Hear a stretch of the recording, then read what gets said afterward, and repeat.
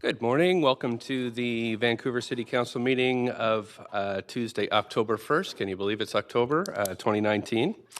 Before we start the council meeting, I'd like to acknowledge we're on the unceded traditional territories of the Musqueam, Squamish, and Tsleil-Waututh, and we thank them for having care for this land for thousands of years while we working forward with them in partnership as we build this great city together. I also want to thank the staff who spend an immense amount of work making this city a better place to live, work, and play. Can we have the roll call, please, Clerk? Mayor Stewart is in the chair. Councillor Carr. Councillor DeGenova. Present. Councillor Fry. Councillor Swanson. Here. Councillor Hardwick. Councillor Weeb. Present. Councillor Boyle. Councillor Dominato. Present. Councillor Blythe.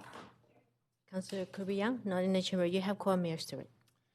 Thank you very much. So we have a sad note to start the council meeting with. City of Vancouver is deeply saddened that Moreno Serra, one of our cherished co-workers, died while on the job this weekend. Mr. Serra worked for the city for 17 years and was a very strong member of the city family. So on behalf of City Council, I want to offer the deepest thoughts of sympathy for his family, his friends, workmates, and the flag at City Hall is flying at half-mast and will do so for the foreseeable future. So I'd like to ask you all to stand with me for a moment of silence to pay tribute to this member of our city family.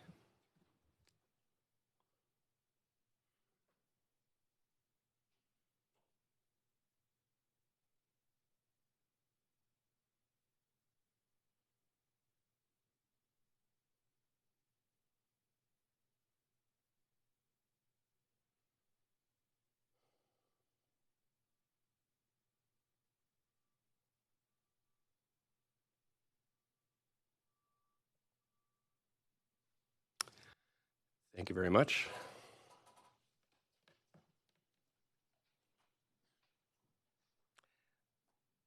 So moving on to the business of the day, pursuant to section 164.1 subsection 2 of the Vancouver Charter, public notice is hereby given that council will give consideration to amend procedure bylaw number 9756 at the Standing Committee on October 23rd, 2019. So I'm going to go through the plan for the day, which is a busy one. We have 3 administrative items. We have 1 report reference with speakers. We deal with up to 1 communication and 1 administrative report, 13 policy reports, and 1 other report if not adopted on consent. We have 12 bylaws. We have 3 administrative motions. We have 9 motions on notice. We have notice of motion, new business, and other matters. In terms of timing, we're going to break at noon until 1 o'clock for lunch, and then we'll go in camera from 1 until 2 p.m., so just an hour in camera. Then we'll come back and into regular council until 5 p.m. We'll have a break from 5 till 6, and then we will go into public hearing. Lots of stuff going on today. I will talk about the agenda in a second, but just let council know there are a lot of speakers lined up for our first report item. So I'm going to remind councillors on the way through today that when we're questioning folks from the public, we're just going to ask questions and not make statements. There'll be plenty of time for statements and debate after we hear from the public. At the March 13th, 2019 City and Finance Services Standing Committee meeting, Council agreed to consider suspending and varying certain provisions in the procedure bylaw for their regular Council and Standing Committee meetings as part of the Council Meeting Procedures Pilot Project. As approved by Council on July 24th, 2019, the pilot project will be extended to meetings into the fall. In order to implement the Council Meeting Procedure Pilot Project, Council must suspend certain rules contained in the procedure bylaw at each meeting. We'll address any changes needed as we come to them in the agenda. In terms of in camera, today we're required to meet in camera later this week. The reasons and authority under the Vancouver City Charter are listed in the agenda. Someone like to move the motion to go into camera? Heard Councillor DeGenova, seconded by Councillor Carr. All in favor? Any opposed? Thanks very much. That's passed.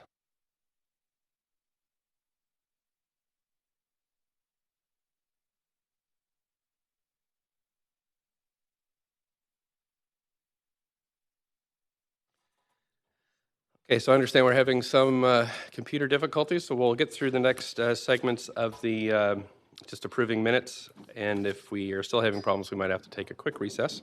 So minutes 1 are the regular minutes, the regular council meeting of September 10th, 2019. Any corrections to these minutes? Don't see any. Someone like to move adoption? Councillor Carr. Seconded. Councillor Dejanova. All in favor? Any opposed? That's passed. Minutes 2 are the minutes of the public hearing of September 10th, 2019. Any corrections? Seeing none. Councillor Wiebe moves the motion to accept the minutes. Seconder, Councillor Boyle, thanks very much. All in favor? Any opposed? Thanks very much. Minutes 3 are the minutes of the regular council meeting following the Standing Committee on Policy and Strategic Priorities meeting of September 11th. Any corrections? Move the motion. Councillor Wiebe seconds. All in favor? Any opposed? That's passed. Finally, minutes 4 are the minutes of the public hearing of September 12th and 17th. Any corrections? Somebody like to move it? I think I saw Councillor Kirby-Yung. Councillor Dejanova, seconded. All in favor? Any opposed? That's good. That's passed. How's the computer stuff coming?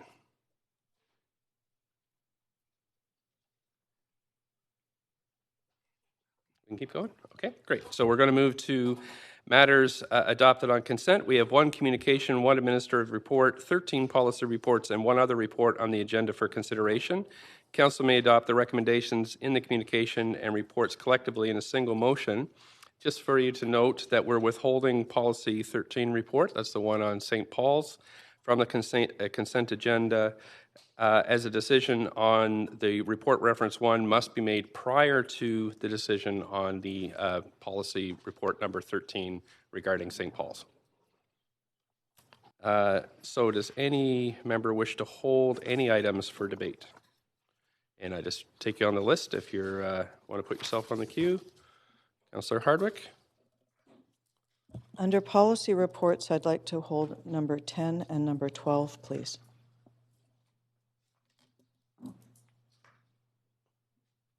Great. Thank you. Anybody else? I don't see anybody on the queue. Oh, Councillor Fry. Yeah, under policy reports, hold 13, please. Yeah, and 13 is held. Oh, sorry. Okay. Anybody else? Does anybody wish to declare a conflict of interest on any of these items? See anybody? Okay. Someone like to move the adoption of the recommendations before council? Councillor Wiebe, thank you. Seconder? Councillor Carr, thank you. All those in favor? Any opposed? Nope, so that's passed. So, following motions have been passed on consent. Let's see here. So, the communication, so the deputy mayor and roster of councillors to represent council. We have the administrative report, travel approval request, livable cities form. In terms of policy reports, we have the CD1 text amendment to Hall Street and East 20th Avenue, rezoning on West 45th Avenue, rezoning on West 31st Avenue, rezoning on Ash Street, number 5, rezoning on Willow Street, number 6, rezoning on West 31st Avenue, number 7, rezoning on East Hastings, number 8, rezoning on East Hastings again, CD1 rezoning number 9 on West King Edward Avenue, and we've held number 10, housekeeping amendments, where we've passed number 11 by consent, the CD1 rezoning on West King Edward Avenue, and we've held number 12, basement and cellar regulations, and of course the St. Paul's Hospital and Health Campus. That's it. Okay, good. Okay, so we're moving on to a presentation now. I'm sorry, Councillor Dominato, missed you there. Thank you, Mr. Mayor. And I just want to briefly just take a point of personal privilege, and it is simply to acknowledge that we weren't here yesterday, but yesterday was Orange Shirt Day, and I know many staff and councillors were wearing orange in recognition of the residential school system in Canada and the atrocities of that. And I just think it was important to acknowledge that because it is one of the devastating parts of our past. And I know we know thousands of children died, and so I just think we should acknowledge that today. So. Okay, thank you very much for that.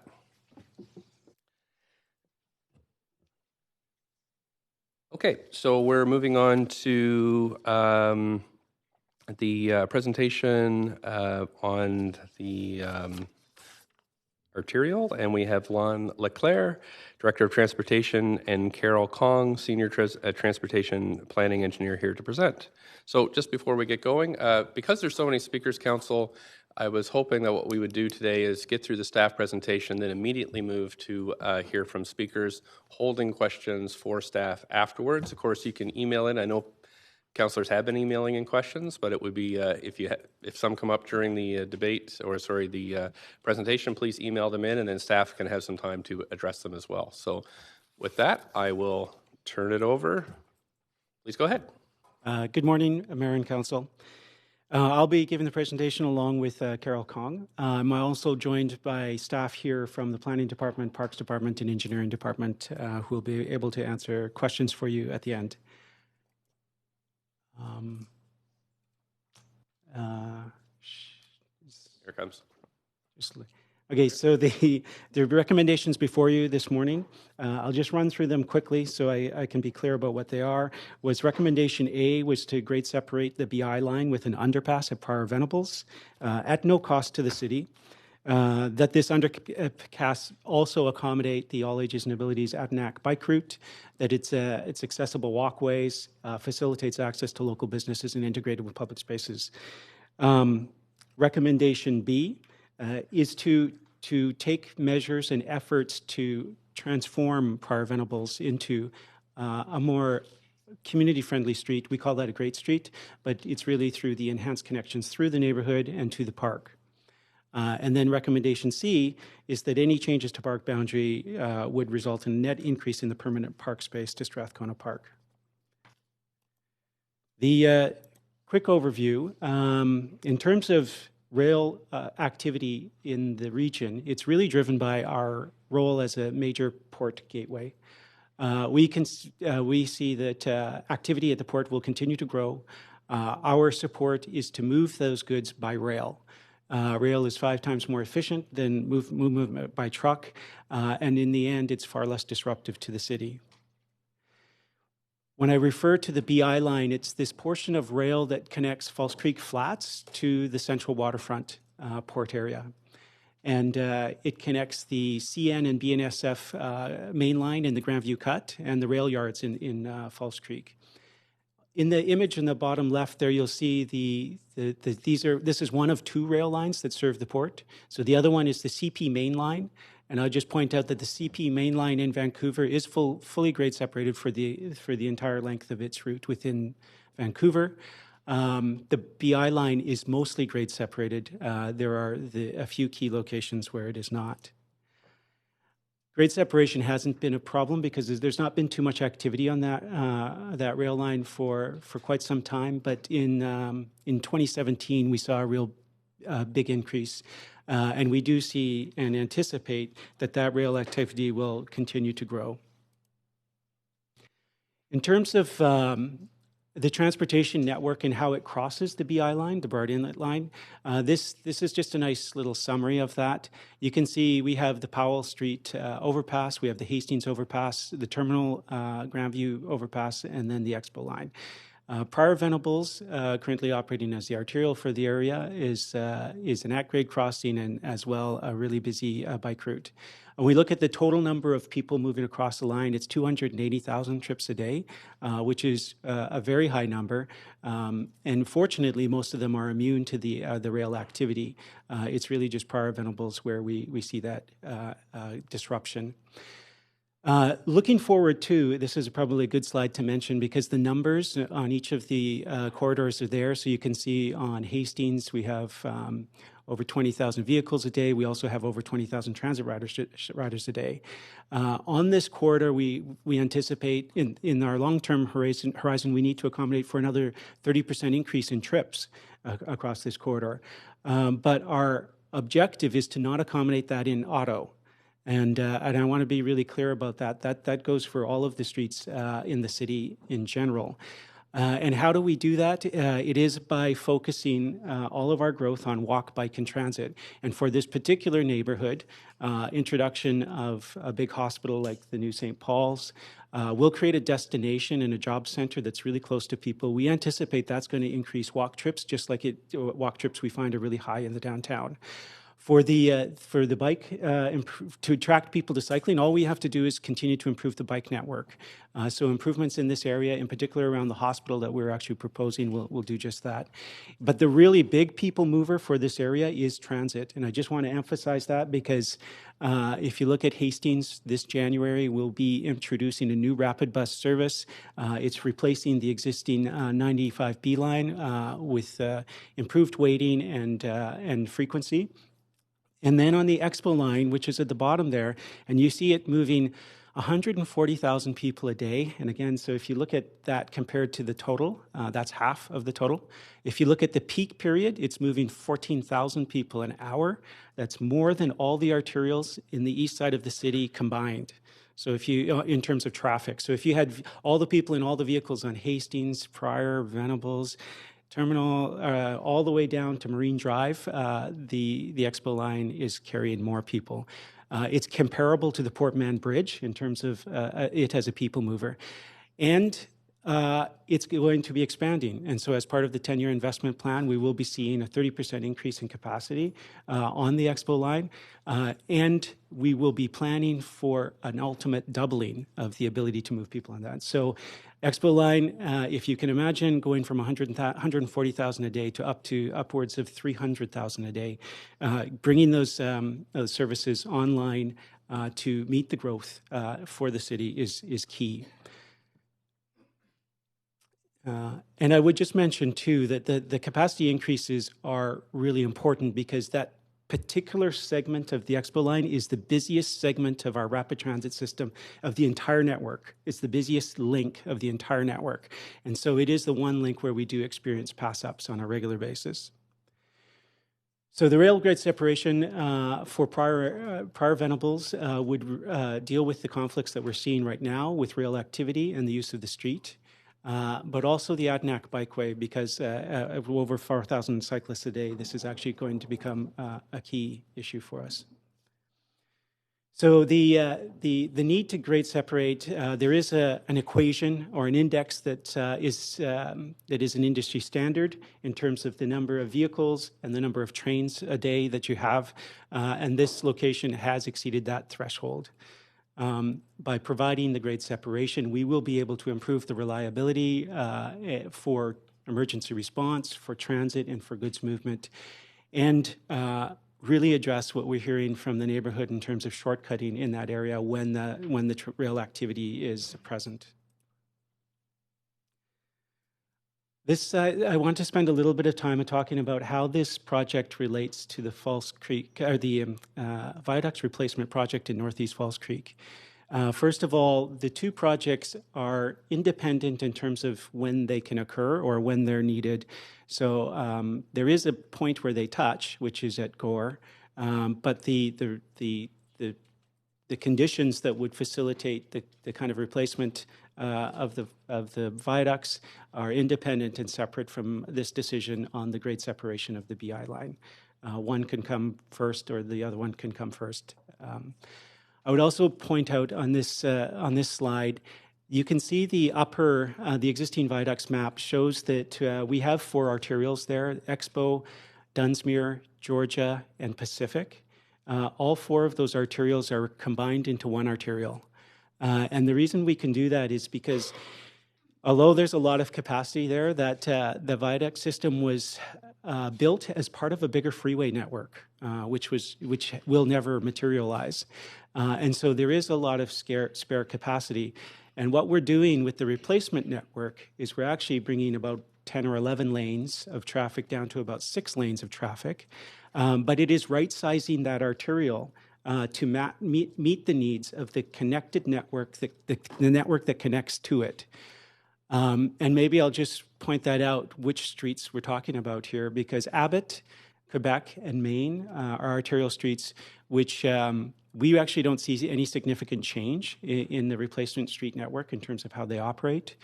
Dunsmuir, you can expect in the eastern portion of downtown, is a big change because the Dunsmuir viaduct is replaced with a walk-bike only viaduct. So the eastern blocks of downtown on Dunsmuir Street are going to become quite a bit quieter.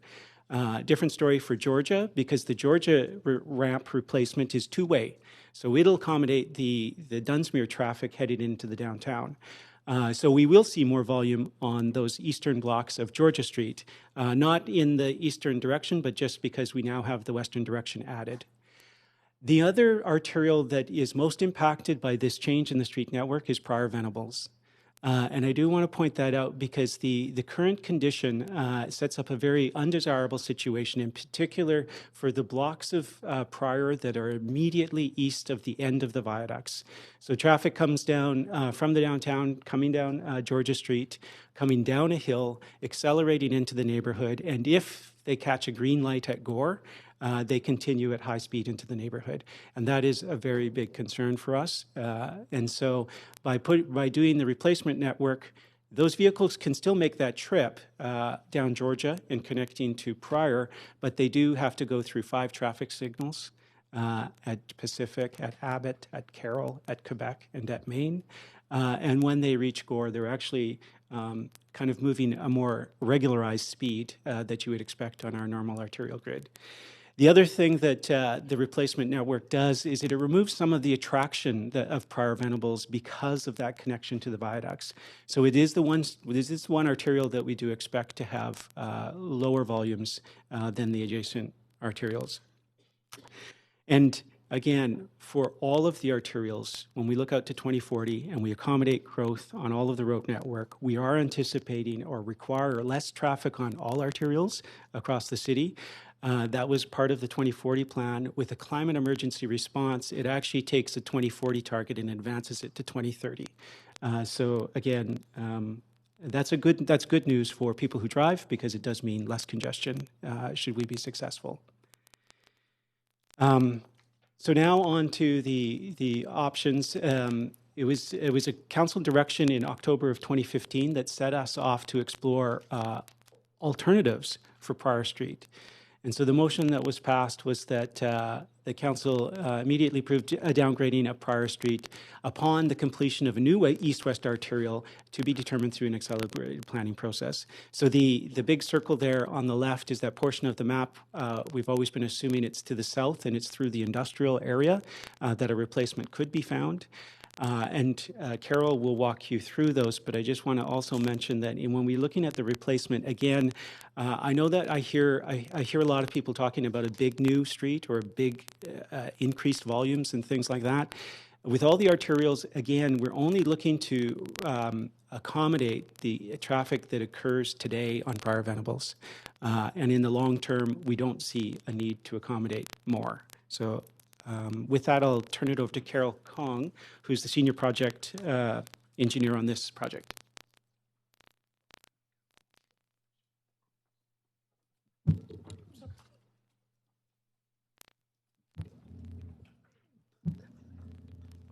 Thanks.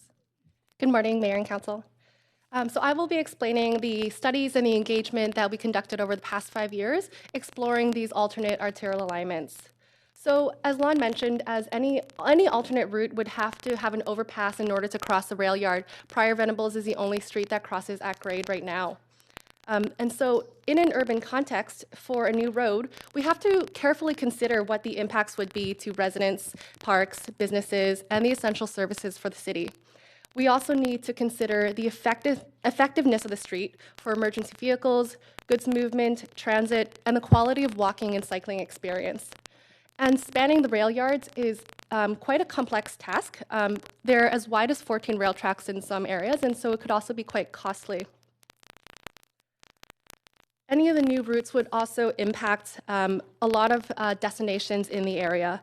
There are residents on Prior right now and other in the adjacent neighborhoods. There is also a proposed regional hospital in development, multiple parks and gardens, a lot of businesses and jobs, a food supply chain, one of 2 engineering works yards that serve the city, fire halls and training centers as well. So over the past 5 years, we worked with a community that included residents, businesses, and all the others that would be impacted by this decision to explore a very long list of potential alternate arterial routes that could be grade separated the rail tracks and also allow Pryor to be downgraded.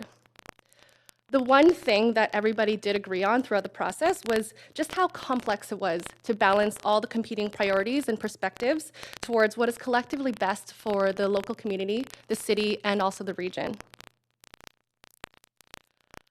Through the False Creek Flats area plan from 2015 to 2017, we assessed many variations of routes on Malkin, William, and National, and over 4,000 people were engaged throughout this process.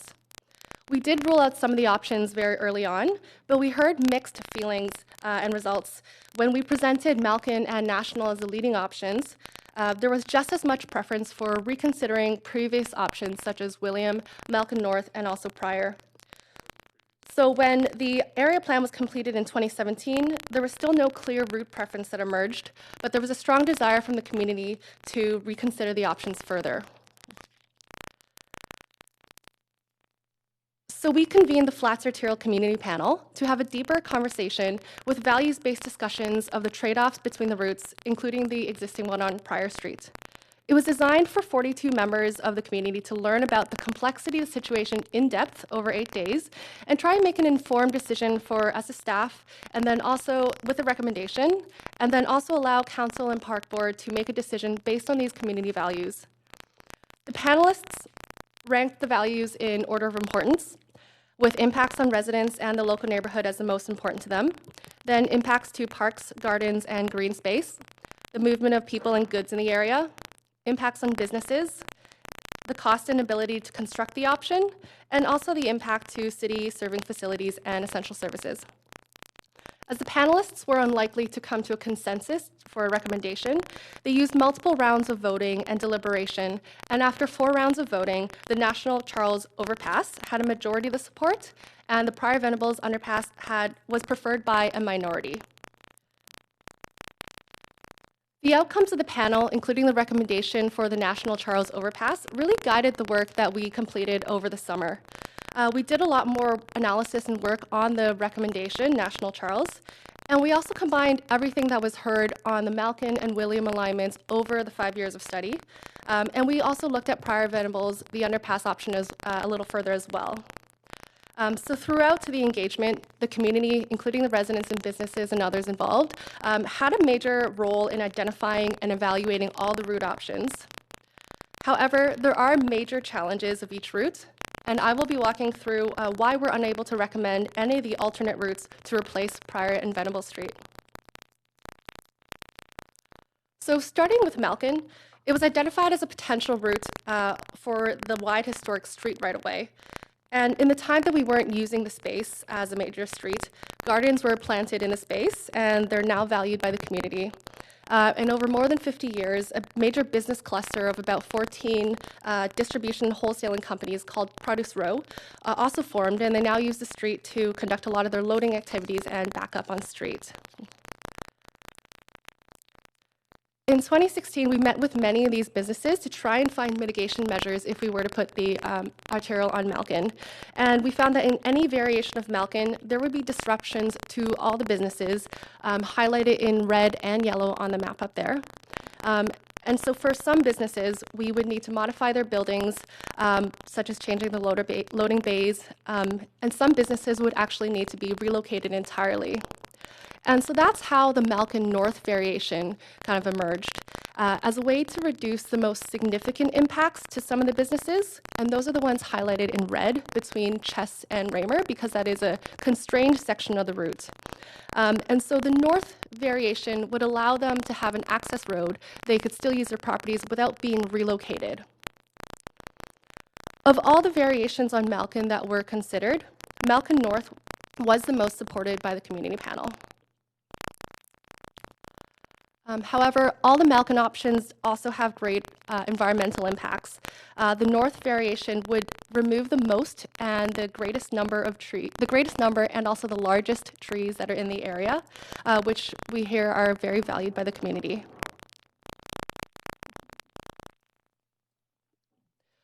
And 3 years ago, we did propose Malkin as one of the leading routes, but there was significant community opposition that was heard, and this was consistently heard throughout the community panel process as well. So we heard from Produce Row companies, Charles Street businesses, the Gardens, BC Trucking Association, Board of Trade, and the Vancouver Economic Commission. So in summary, we don't recommend any of the variations on Malkin to replace prior because of the low overall community support. As well, from a cost perspective, the overpass would also need to span 11 rail tracks, and it's roughly twice the cost to grade separate at the existing location. So the William overpass option.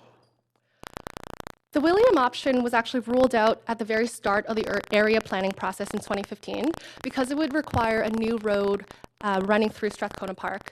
And throughout the Flats area planning process, the community actually requested that we reconsider it as a way to mitigate the most significant impacts to the Produce Row businesses, the ones that were highlighted in red on the previous map, as well as the Cottonwood Community Gardens, and because there would be fewer impacts to the trees in Strathcona Park.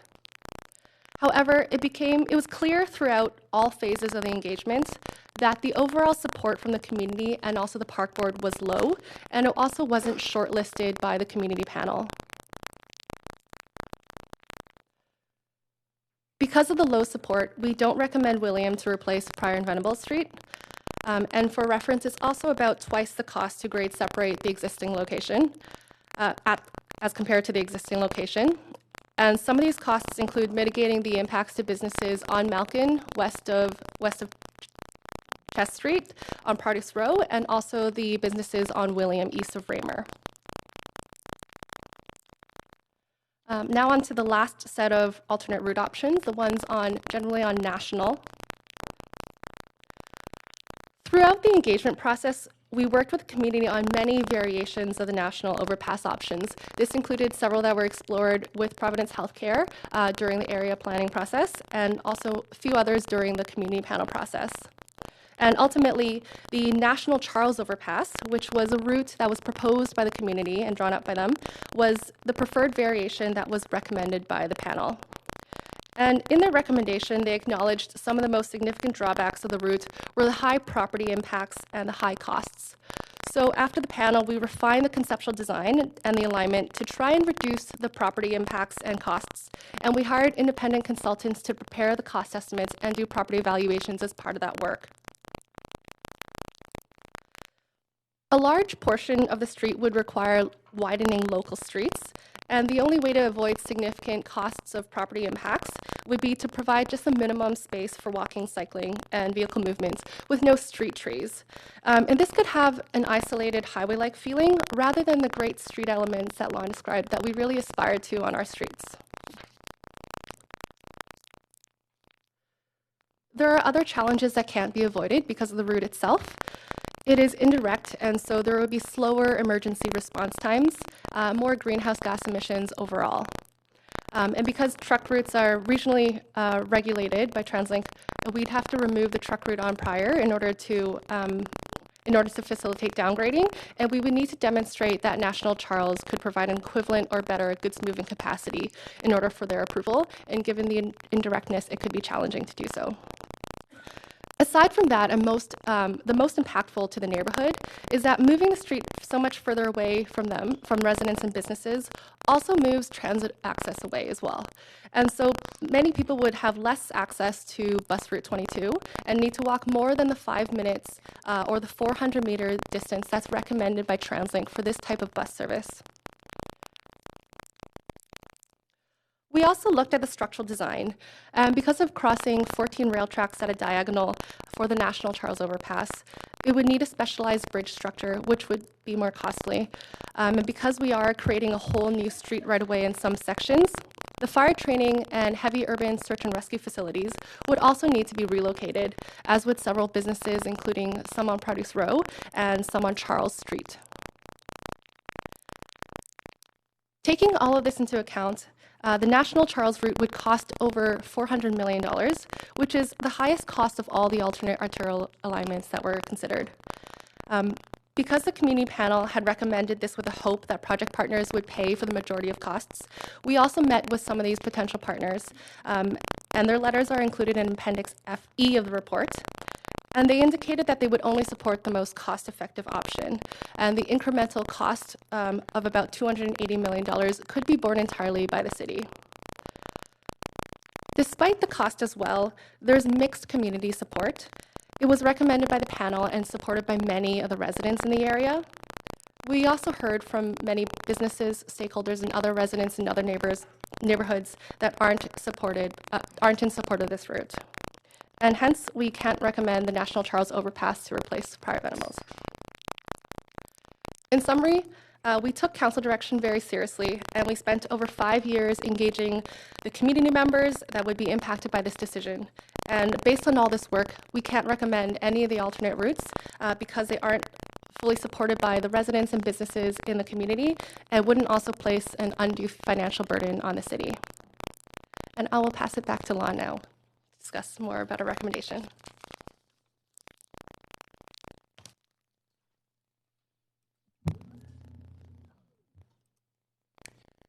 So recognizing that there is this strong desire amongst the residents to really tame Prior Street, the changes that we're proposing really speak to that. First of all, further to Carol's comments, Prior Venables did have a lot of advantages to it in terms of it being the most direct, the best transit service for the area, and connections between and to all users. This is a view looking southeast of a potential underpass and showing how the Union-Adanac bike path can actually be incorporated into it. So you would swing down and pass under the same rail bridge as the vehicle bridge. We're specific on the recommendation of an underpass versus an overpass, primarily because of the community impacts. And the first one, vehicle speed. When we go up and over the tracks, we have a similar situation that we have on on Georgia Viaduct, where you're coming down into the neighborhood at high speed. You're at the touch point where you actually are really concerned about it. With an underpass, you gain momentum as you're heading under the tracks, and when you come up the hill, you're back at the speed that is appropriate for the neighborhood. That goes for cycling as well. And so, again, for the Union Bikeway, cyclists moving at high speed would be a concern for us, and especially if they're coming down from a hill through that neighborhood, we would actually want to mitigate that. So the underpass has that effect. More comfortable for walking and cycling. Accessible because you only need to go down as far as the clearance for a pedestrian or a cyclist. So even though the roadway, this is just a little snip to the right there, you can see the roadway has to be dug deeper because the clearance required for trucks and buses, but the sidewalks and bike path can be at a higher level, meaning that the total elevation change for pedestrians and cyclists is less. Better connections to businesses and opportunities for improving connections to the park. Again, with the underpass, we can see that we can do a better job of that. We've already had some people request that parallel to the rail track that we have a pedestrian bridge over the road, which would create a new connection across Prior Venables without having to cross at a signal. That is a possibility with an underpass. The less visual barrier. The overpass requires, in the exact location in front of Strathcona Park, would require a ramp. So ramping up to that elevation, and that means that you wouldn't be able to see across to the park. By having the underpass, you have that sight line straight across to the park, and the roadway is out of view. And the final point there, more open and fewer hidden spaces. This just relates to the width of an overpass and its need to accommodate vehicles, walk, and bike, and that underneath it, often those are areas that are challenging for us. And in terms of managing and keeping them lighted and safe. With the rail overpass, the bridge structure itself is narrow, and the actual activity below it is actually all movement. It's all transportation. This is just a few images of what the integration could look like. Ultimately, this isn't a proposal. We'd have to work with the park board. We'd have to work with the community as to what the actual design looks like in the interface as the street goes down and under the tracks. One last thing on the underpass of value to the city is actually the fact that the bridge itself would be a railway structure, a railway owned and maintained structure. So that wouldn't become a new obligation for us. All of our bridges are a responsibility that we hold in terms of maintaining them, and they tend to be expensive over time. So there's a benefit to the fact that we would not own that structure. We would, however, own and operate and maintain the roadway as it passes under. We heard really clearly from the residents in the area about the ability to kind of feel that Prior Street was a neighborhood street, that it was easy to cross. We have a number of proposals that we are looking at to kind of achieve what they're looking for. In this particular location, this is an image of a concept at Hawks. So where we can, this is a location where we'd bring the sidewalk back away from the curb. A lot of locations, the sidewalk's at the curb. We'd create a landscape buffer between the sidewalk and the roadway. Decorative sidewalk crosswalk treatments, that's something we're doing more and more in our city. And of course, corner bulges, in this case, you can see those on Hawks. This is an image of what the Prior Street would look like over at Gore. And so it's hard to communicate what this image is showing because it's showing the absence of the viaducts. So that little dotted rectangular square that you see on the left, that is the location where the viaducts come down right now at the intersection of Gore and Prior. And just showing that this would actually be a very much a regular intersection, a regular signalized intersection. Through a number of processes, we had the Downtown East Side Plan, we had the False Creek Flats Plan, and through our own process, we've identified a whole host of, a long list of community mitigation measures that we can introduce to the neighborhood. So we've listed those here. These are the changes, many of which we could start on as soon as we start a process with the community. There's nothing holding us back from implementing many of these improvements in the neighborhood today. Some of them would be coordinated with the underpass work itself.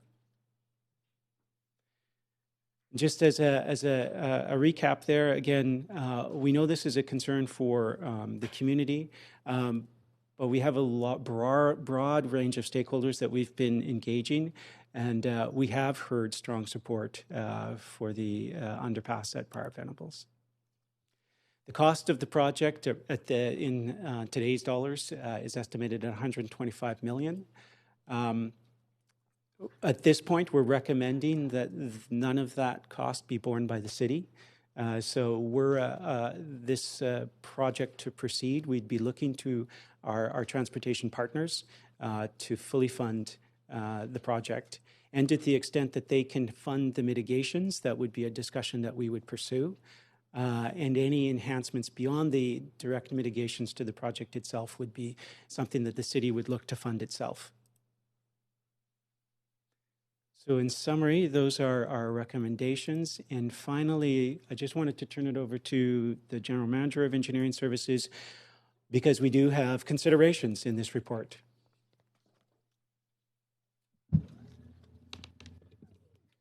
Thank you, Lon. I'm Jerry Dobrovany, the General Manager of Engineering Services.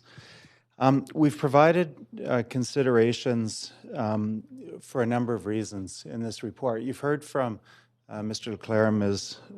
Kong, and you've undoubtedly received lots of emails.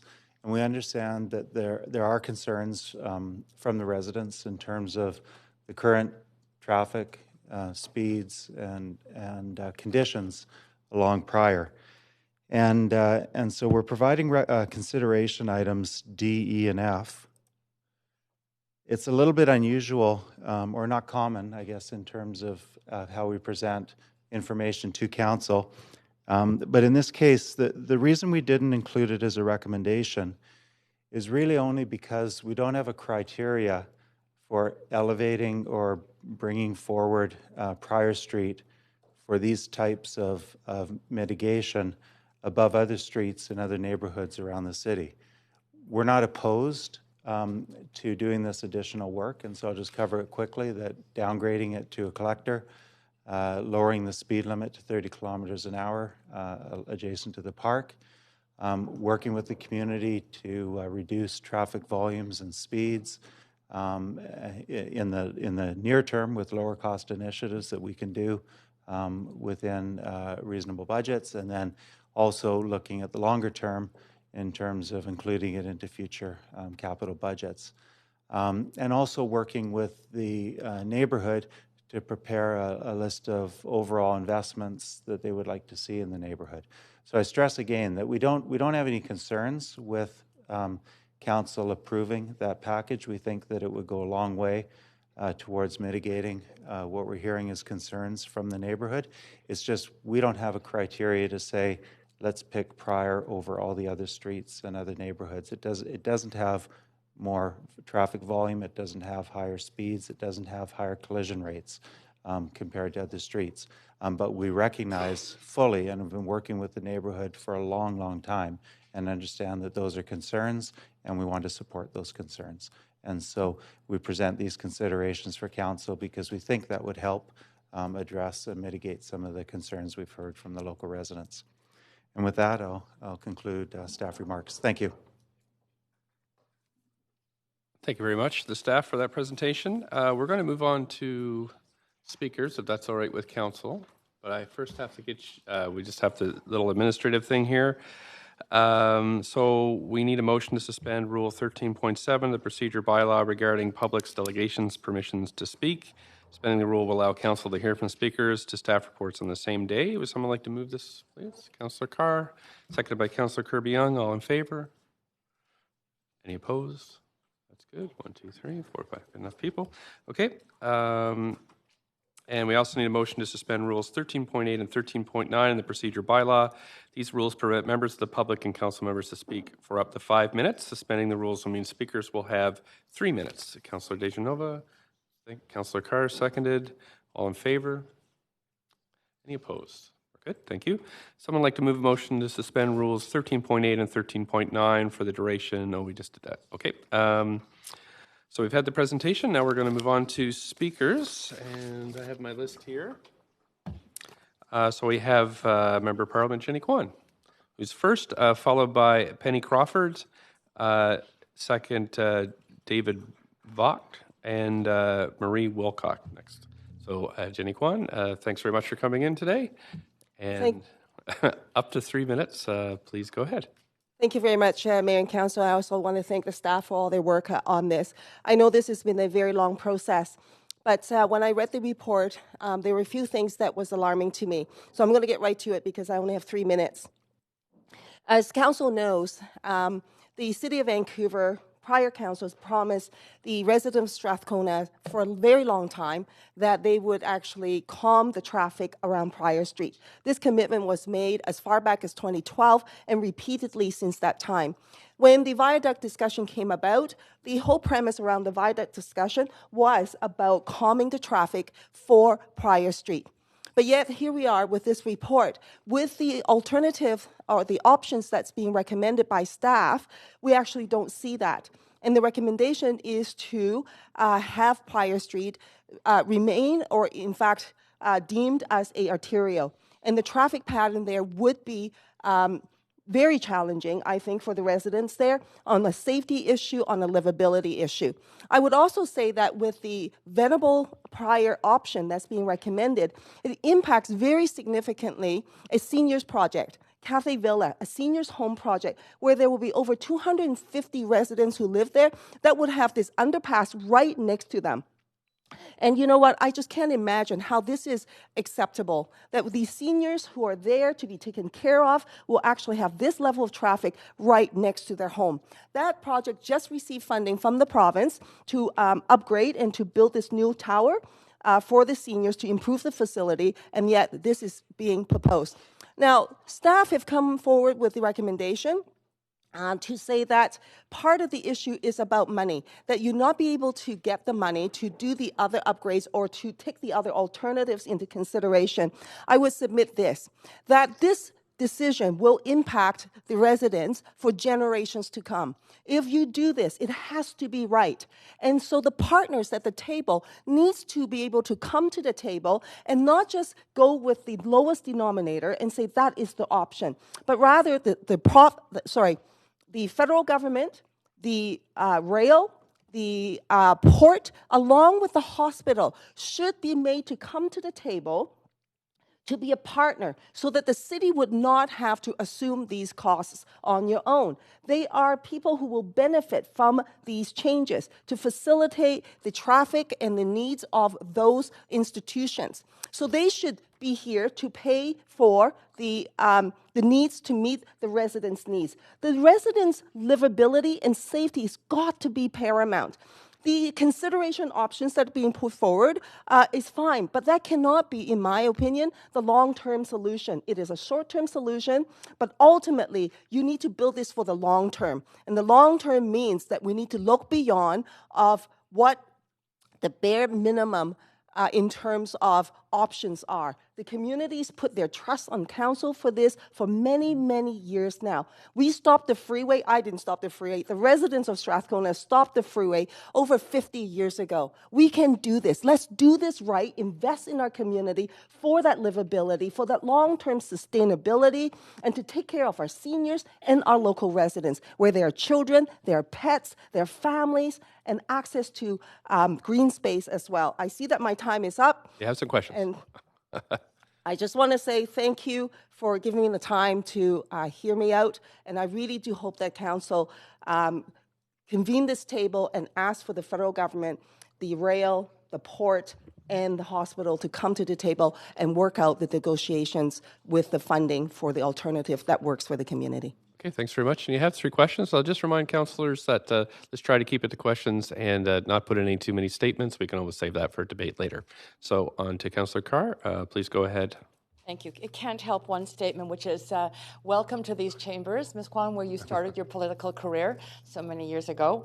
The report does offer potential considerations by council, the first of which is to downgrade Prior to a collector street. I haven't had the chance to ask staff yet, but my understanding is a collector street is a local serving street. It is not a thoroughfare. It is not a street that would be an arterial with traffic coming from other parts of the city. Would you take more comfort if that was pursued by council? Yes, I read the report, and the consideration is being offered, and it is suggested that it would be a pilot.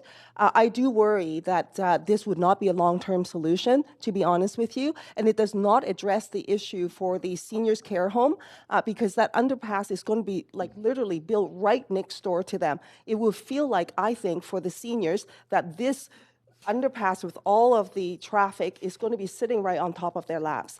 The seniors have been waiting for such a long time to get that upgrade, to get that funding in place. They finally got it from the province to build this new building. And yet here we are, we're going to build literally this underpass right next to them, sitting on top of their laps. That's the wrong way to go. I will ask staff that question, so that won't come to the end, but I will ask that.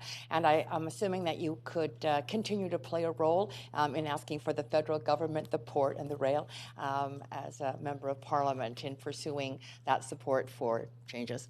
Absolutely. I would be more than happy to work with council, to work in partnership with you to pursue federal money, infrastructure money from the federal government, from the port, to which this is actually to facilitate movement of goods for the port, for the rail as well, and then for the hospital too. And I think that all these partners need to be at the table to make this work. This is going to be a lasting impact. Right? And it can't be just to say we can do the bare minimum to get by, because the residents are here to stay. Strathcona is the oldest neighborhood in Vancouver. And we have to recognize that historical root and the significance of what Strathcona means for all of the city of Vancouver. So I'd be more than happy to work with council should I be successful after October 21st. Thanks for coming to speak with us. Thanks very much.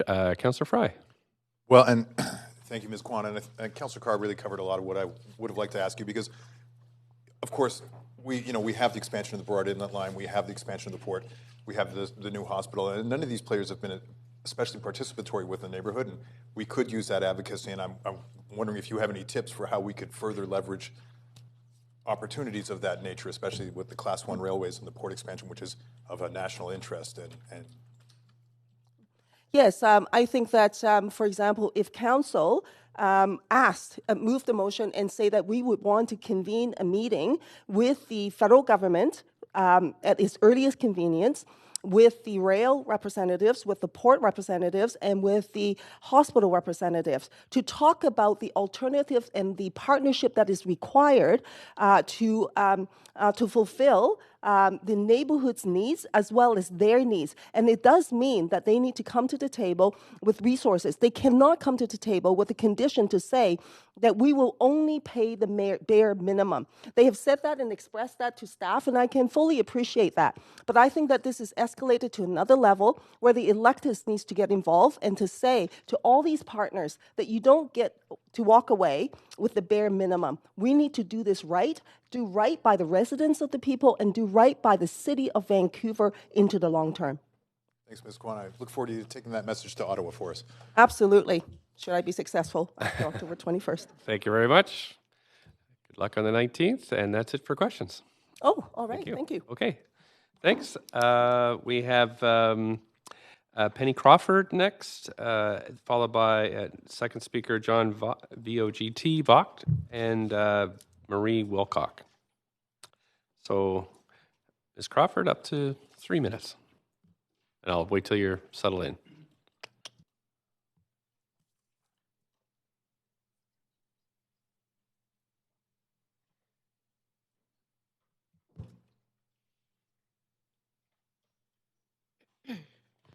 How's that? Can you hear me? Yes, please go ahead. Good. My name is Penny Crawford. I'm a director with Strathcona Residents Association. To begin, there are 4 important facts I want to highlight. First, Pryor is about 12 meters wide. It was designed as a residential street, not an arterial. Second, city councils have committed 4 times to calm Pryor, 2012, 13, 15, and 18. Third, Lon Leclerc, Director Transportation, advised the community panel on February 9th Pryor Venables was only being used as a benchmark. And fourth, Pryor Venables was never the community panel's second most preferred option. I'm drawing your attention to this significant error that's repeated in the report. It's reiterated by most stakeholder letters. Presenting this misconception may have unduly influenced opinions in favor of Pryor Venables as the arterial. It's noteworthy that nearly all stakeholder letters are dated August and September. I'm left wondering if these letters were solicited by city staff to support the recommendation of Pryor Venables. Today I'm here because communities are depending on you, elected officials, to listen and protect residents. It's time to make Pryor Venables safe for everyone. We deserve meaningful action that permanently and immediately calms Pryor. This is a one-time opportunity to access that funding Jenny mentioned. This will ensure impacts on communities' health, safety, and livability are mitigated, not made worse by a project that twins the tracks between the port and the flats, closes the at-grade crossings, creating that exclusive corridor for the railway. City staff are not prioritizing the safety of a growing community. They are recommending the status quo. Vehicles travel along Pryor's at 80 to 90 clicks, right next to a very narrow sidewalk. The city's own road safety report from 2015 notes the percentage of collisions involving vulnerable road users is higher on Pryor Venables than other comparable corridors. The engineering report acknowledges that the sidewalks along Pryor are not ideal for pedestrians today, yet it states the walking experience on Pryor Venables will be similar to today. This report is offering the status quo, which is not safe. The renderings in the report show features to make Pryor a great street. It's not wide enough. Those renderings are showing areas of Pryor that are not where the residents live and walk. The renderings rely on space that doesn't exist. The sketches are using creative liberty. Widening Pryor can't be done without property acquisition costs. These are glossed over and not fully costed in the report. City staff is not listening. 4 commitments have been made to downgrade Pryor. Staff is recommending upgrading. Residents are depending on councillors to provide safe and healthy communities. Please calm Pryor. Thanks very much. And you have a couple of questions. Councillor Dominato, up to 3 minutes, please. Thanks, Mr. Mayor, and thank you, Ms. Crawford, for coming in today. I'm just wondering if you could expand, because the staff sort of went through the additional considerations that I've included, including some downgrading as well as reduced speed around the park. I'm just curious, could you expand on what your vision is for that calming? What would that look like for you in the community? I'm just trying to sort of drill down. Thank you. Happy to expand. So calming to us would result in parking on both sides of Pryor 24/7. That parking would provide a bit of a buffer for us walking down the sidewalk, so we're not right next to that traffic that is whizzing by and making your hair stand on end. We would also want the speed limit lowered the entire length of Pryor, where residents are situated and wanting to access the green space across at Strathcona Park. Another idea we had would be, I think they're called bump outs or bulges. It basically shortens the distance that you're actually crossing a busy road. So those are some of the measures that we're looking for that would be meaningful and permanent to help calm Pryor. Thank you. Thanks very much. Councillor Kirby-Young. Hi, thank you. Appreciate you being here. I have a similar question, Ms. Crawford, to Councillor Dominato, and that was really what you're speaking to, I think, is the considerations in the report. So I want to ask this to be really clear, and I'll probably be asking this of a few speakers today. All of the things that you've described, such as downgrading to a collector street or implementing, and I'm looking at recommendations D and E, which are the optional components that council has to consider. And so my question very specifically is would you support this report if council did adopt considerations D and E that are listed in the report that involve downgrading to a collector street with a 30K speed limit and other elements that you have mentioned that include reducing traffic volumes and parking on both sides of the street all day? So a collector street, to my understanding, is a street that collects traffic and moves it from A to B. It's going to continue to have trucks, buses, vehicles traveling along it. If the current report goes ahead with an underpass at Pryor Venables, traffic will be flowing across Pryor Venables as it is today, impacting communities in Strathcona and Grandview Woodlands, and rat running through the neighborhoods as they please. So we are not, the report is not talking about downgrading Pryor Venables to the residential street that it was. Okay, so just for further clarity then, so the language that says that Pryor Venables Street be downgraded to a collector street with a 30K speed limit, and if that was a two-lane street that had the enhanced streetscape, and in the rendering, for example, you see a wider sidewalk and a buffer that being accomplished through slight configuration of the edge of the park and having a bike lane, for example, before pedestrians to create that experience, you do not support that? I do not support that. I believe they're talking about a reduced speed limit just in front of the park. That's not what we're asking for. Okay, thank you. Thank you. Thanks very much. Councillor Weep. Yeah, thanks for coming in today. The trucks, are you looking that we as a city try to prioritize a route so the trucks don't need to go past the neighborhood? Is that what Sorry, can you repeat that? Are you looking for us to, as a city, kind of prioritize that maybe the trucks come in from National and down Raymer so that they stay away from the section of residential components of Strathcona? That would be ideal. Today, trucks have access to getting out of the flats area, the produce row area, going across different at-grade crossings. If all of those at-grade crossings get closed and their only option is the underpass at Pryor Venables, that's going to bring upwards of 4,000 trucks a week traveling on Pryor Venables. That is not a calm street. Okay, and then in some of the early reports, it talks about a walk the line, like a greenway to connect Strathcona residents to the ocean and having the parks connected. Is that something you're hearing from residents, that it'd be nice to have a safe way to walk from Strathcona to connect to the seawall and to connect to Trillium that is safe for kids in all ages to cross? Absolutely, because at the moment we're not feeling safe to even get as far as Strathcona Park. Okay, and then you're hearing from the bikers that this route rerouting might make it more difficult for bikers, and obviously Union Adanac has a lot of conflict. So you're looking for a better, I guess, road network for us to deal with the cyclists kind of through Strathcona. So keep in mind, this report was just issued last Thursday. Yes. We haven't had a lot of time to do solicitation from bikers and walkers. But just looking at the map that Lon had up there today and the S-curves that the bikes are now going to have to make to get around, that doesn't seem safe. That doesn't seem enjoyable at all.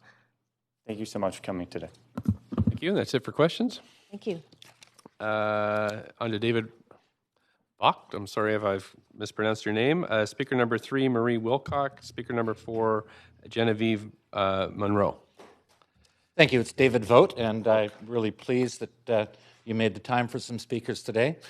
I'm a UBC professor and long-term kind of leader of the tech and innovation community. I'm currently CEO of 3 startup companies in Vancouver. So that's my background, but I'm here today because I'm a resident of Strathcona. I love that community. I chose to live there. And I live on Union Street. But the second reason I'm here is that I always make a long-term commitment to community in some kind of way, and that's being realized now as being the chairman of the board for the Strathcona Community Safety Association, which provides governance for the Strathcona Community Policing Center, which is on East Hastings Street. And obviously, safety is in that line. That's why I'm here. The report that you've got in front of you and the recommendations got in front of you are kind of, well, deliberately callous to both what the city has heard, the staff has heard, what the recommendations of council has been having for many years. The health issue with all of the pollution from there is well known. The safety issue for crossing Pryor, how that is broken the primary greenway from that community to its residents' use, and the overall sense of well-being that every community needs in order to grow and thrive is always been challenged by that Pryor route, simply because it breaks it up. And the trains are going to break it up more as more of the level crossings are there. Strathcona is a wonderful community. There's no question about that. But it has threats from all sides. It has threats from the port expansion. It has threats from the rail expansion. It has threats from the new the viaducts coming down, the new hospital, and so on. And it's a bad time for a community that's bravely kind of facing some of the most challenging socioeconomic conditions in the world, not just North America, for putting more challenges on it in terms of its health and safety. I really appreciate the work that council has done in terms of, or staff has done in terms of making the recommendations, but I find the report, as a scientist and critical analyst, one that is really poorly constructed in terms of putting the information in a straight way. It is misleading. It is selective in how the material is put in front of us. And it's really difficult for Strathcona residents to trust what's coming from staff in that way. So given this is complex, given where we are now, there's actually a very simple way of going forward with the recommendations that you have in front of you right now.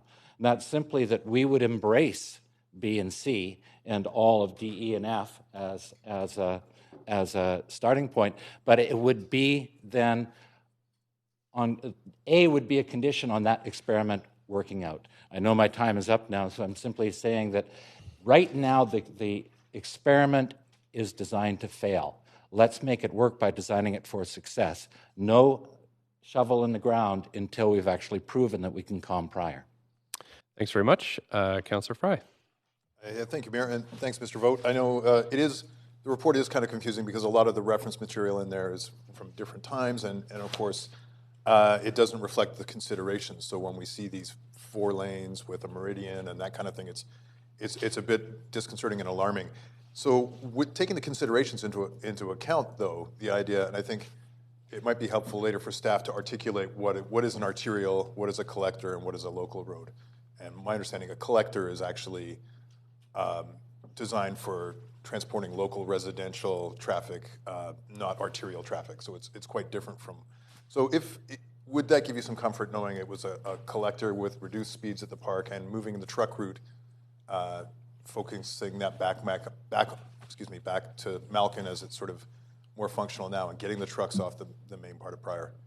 Yes, I think it would. I think there are a number of things that we can do to call the bluff of what we see as broken promises, which is we put forward all of these considerations. We calm Pryor, the reduced speed limit all the way through, parking on both sides, taking the trucks off of Pryor, putting them onto Malkin for that route, and proving that experiment before shovels go into the ground for anything else. I think we can also call the bluff and say that if there is ever an underpass there, make sure that that underpass only has one way or one traffic lane going each way. If we end up with an underpass that has 2 traffic lanes each way, it shows that the city is not serious about the commitment of calming and making that well. It'll be an arterial for life. We have one chance here to move forward on a significant investment in what this community means because of the federal and the port expansion. Let's get it right. Okay, now if that underpass was to accommodate some of the traffic coming from Malkin by way of Raymer, though, and completely bypassing, so trucks would bypass, would that make a bit more sense? That would make a lot of good sense. Okay, lastly, I know where you live. That did not sound good. Do you Same here, Pete. Yeah. So but your proximity, you're not on Pryor Street, you're off Pryor Street. Yeah. Do you find that you get soot from Pryor Street? Is that a manifestation? You know, to be honest, the noise from Pryor is not significant where I am. I don't smell the soot. What I feel is the traffic that comes off it as it breaks through. You know, the biggest traffic concern we have on Union Street is actually just the bikes going back and forth, which we love. But I'm a grandfather. I have 2 grandsons who love to go to the fire station, good old fire station number 1, right across Heatley, you know, or across Pryor, you know, Heatley. Great place. You know, firefighters are always just, you know, delightful to see us. I don't want to take my grandsons across that street. That is so bloody unsafe. It's scary. You know, and they want to go there, but I just won't even get close to that street. That's the issue. Thanks very much. Thank you. Councillor Hardwick, you have up to 3 minutes, please. Dr. Vogt? Hi, Klein. You'll have to forgive me. I'm a bit concussed still. I was in a car accident recently. You said that the report you felt was poorly constructed and misleading. Would you elaborate on that, please? Thank you. I mean, there are a number of things that have already been referred to, the kind of fantasy, you know, illustrations that are in that piece that doesn't do, there's no renderings of what it's going to look like from basically Gore to Hawks, because it's impossible to make that look usable or possible. No artist could make that happen. There are all kinds of, what you're led to believe, both in the report and in the statements here, is that the reason we're going to have the rail and the double rail is all of a sudden all of the traffic is going to go, you know, all of the containers are going to go by rail, reducing traffic. But that's complete fallacy. The port's own recommendations, their own projections are that the amount of container traffic that's going to be coming on trucks plus the rail is going to double, triple what's there already. And so all of those trucks, all of that diesel, all of those things are going to go straight through Strathcona with no mitigation on environment, on air quality, on anything else. None of the players are wanting to talk about that. That's why we care. I'm also interested in the framing of this. We're deliberating over one route or another. This, to me, is in a larger context, which does involve and is predicated on the takedown of the viaducts. Have you considered the larger context of this outside of the framing of the individual choice about the routes? Yes, I have, although I can't say that I'm an expert in that, but I think the viaducts coming down are probably inevitable and a good thing for Vancouver. But what I don't think is inevitable is that we need the kind of arterial that we have right now for Pryor and Venables. And I honestly think that the bluff, calling the bluff I'm suggesting, which is putting B, C, D, E, and F as a as an absolute requirement for going forward with A in any form is simply that I think by the time we get that calming proved, we will have found that we have understand what we need to do with the other traffic much, much better. And so I think the other alternatives will arise quite easily. If I had more time, I would ask about, since the city is not the main beneficiary of this, it's the port, it's the railway, why is the city driving the bus on this? That would be a question. We're at 3 minutes. Okay, thanks very much. And that's it for questions. Thanks for coming in. Okay, so we have Marie Wilcock, Genevieve Monroe, and then speaker number 5, Andrea Glickman.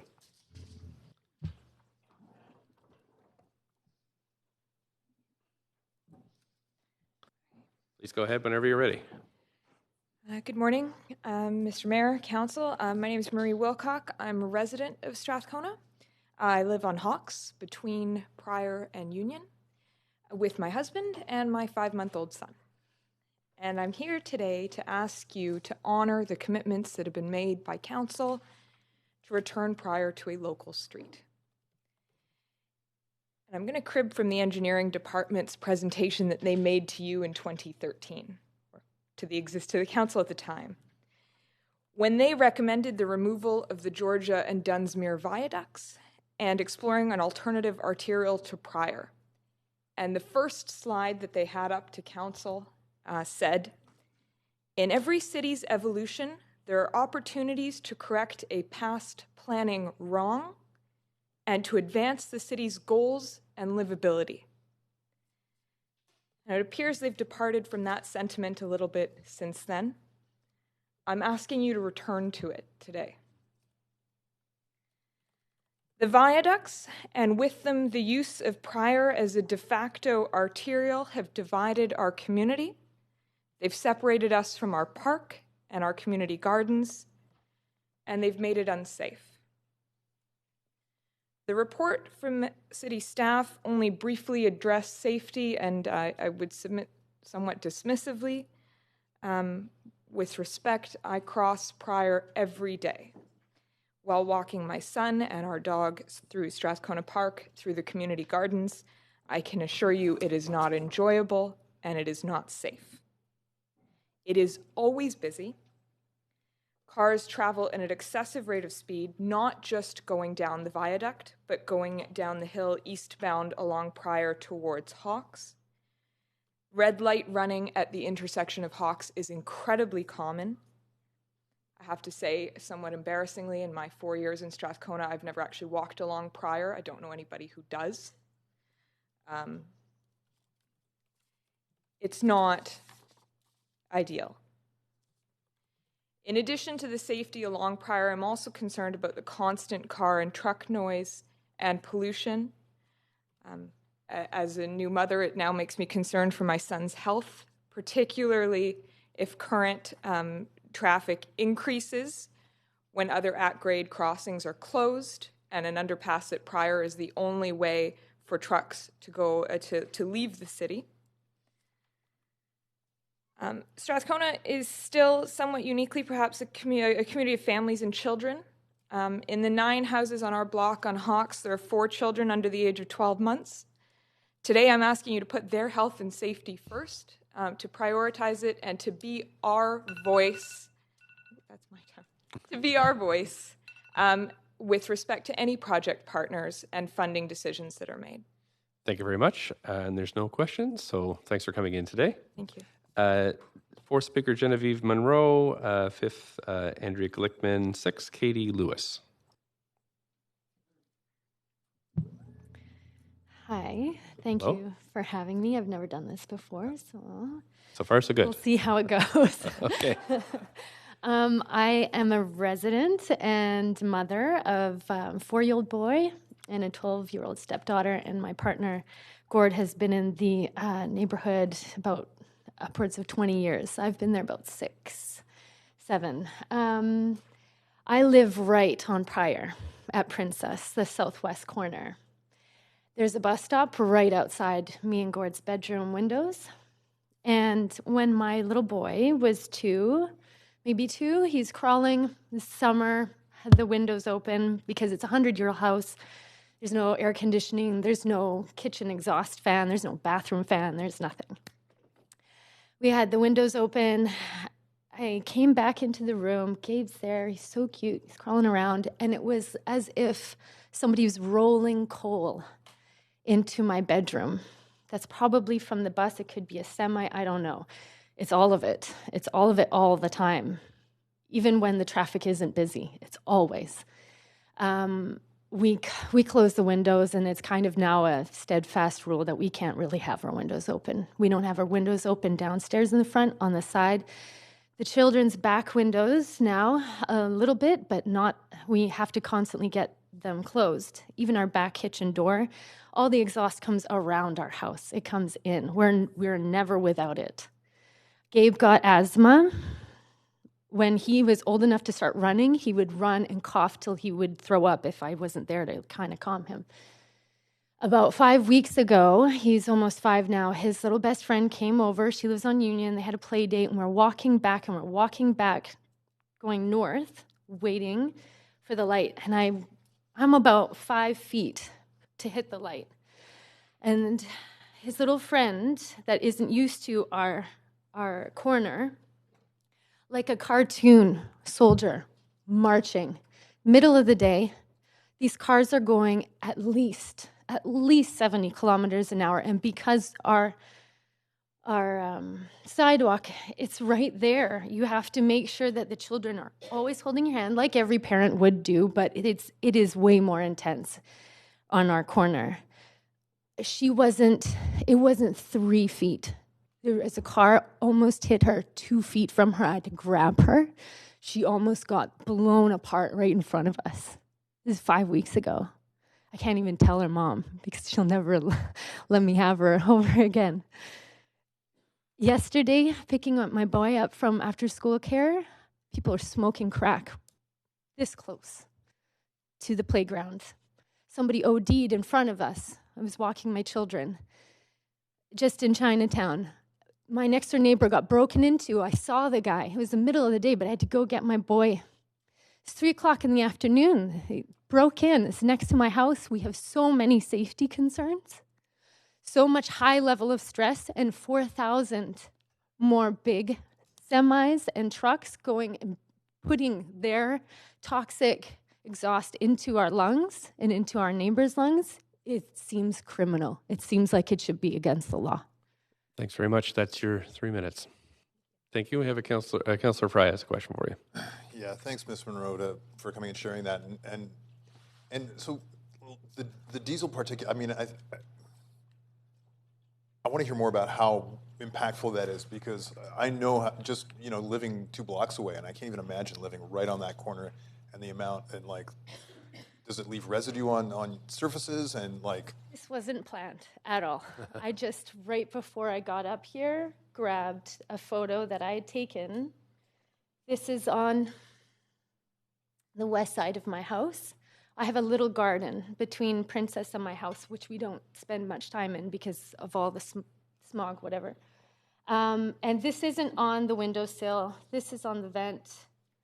You can see all the black particles that are sitting there that collect constantly. I don't know if you can see any of this, but that's just it's a 100-year-old house. There's black mold. There's single paned That's what's known as diesel particulate matter. Do you think there's a correlation between that diesel particulate matter and your son's asthma? Oh, I am not a respirologist. I wish I was, because then I would have a definitive answer. But you cannot deny that could be a huge and the most contributing factor to if his we could asthma. eliminate some of those diesel-producing vehicles like the It's incredible. We're right there, and people are stopping and starting because it's a four-way, it's an intersection, so people are idling right there. I mean, you got to, once in a while open your window so there's some air in your house. But you can't leave it open. I mean, we love our community and we love where we live, and we're so lucky. We're so lucky. I'm so lucky that I'm complaining about this, that I'm worried about this, and not getting killed. But 4 times in the last week, there were shootings in our neighborhood. There's a cop There's a cop in the courtyard. My 4-year-old son goes to school. It's I a know, lot. but we There's gotta so focus much. on- I'm so sorry. Yeah. It's okay, but I just really, I want, yeah, Yes, thank you. Yes, I diesel particulate definitely matter. feel like it's definitely contributing to that. Okay, thank you. Thanks for coming in. That's it for questions. Okay, Andrea Glickman and Katie Lewis. Ms. Glickman? Oh, okay, thanks very much. Katie Lewis, sixth speaker.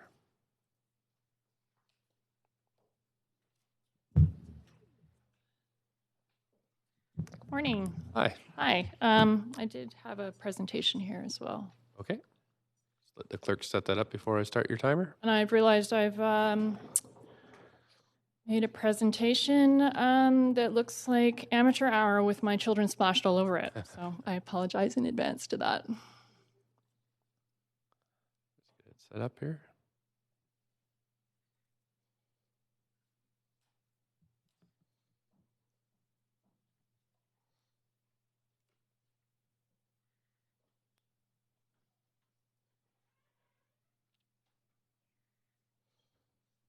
Already?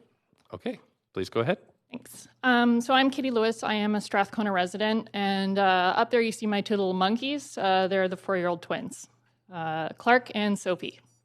I could spend a lot of time here telling you that that road is unsafe. It is unsafe. What I'm not going to talk about, I'm going to leave others to do that because I'd like to talk about air quality concerns and pollution because that is a chief concern in my family. So there's my daughter. There she is at Children's Hospital after an asthma attack. I live with this every single day. And the idea of sending 4,000 more trucks down Prior Street every week is one that is terrifying and real. I spent this weekend at an air quality forum in Strathcona where I learned a lot of information, which simultaneously was fascinating, but also terrified me. We know there are real and serious long-term health effects from exposure to air pollution. 1 in 5 childhood cases of asthma are caused by traffic pollution. And that was from a study done by Vancouver Coastal Health. The planned port expansion will already increase airborne pollutants, and I believe that we need to talk about that a lot more than we have. So now we're proposing to add a traffic arterial right smack in the middle of where people live. These are all kind of ideas that until you're living with it, my kid can't run without wheezing and puking. And the fact that we're back here is just so disappointing. I really feel like we need to do a lot more study. We need to take a break. We need to think about this, and we need to realize these concerns. Residents aren't telling you this. I live 2 blocks away, and I can wipe up the pollution off our back windows. I can barely let my kid go play in the park there because after 10 minutes, she's wheezing. I live with inhalers in every purse, in every pocket. I can't believe that we're here and we're going to talk about making these things worse. Okay. Lastly, I'd really like to draw attention to this because Strathcona as a community has felt this burden so incredibly unlike anywhere else in Vancouver. So the red lines here, these are car and truck arterials. The brown lines are rail lines where significant shunting and train assembly occurs. The fact that we are going to move more traffic through an area where there's tons of, the most population seems absolutely insane to me.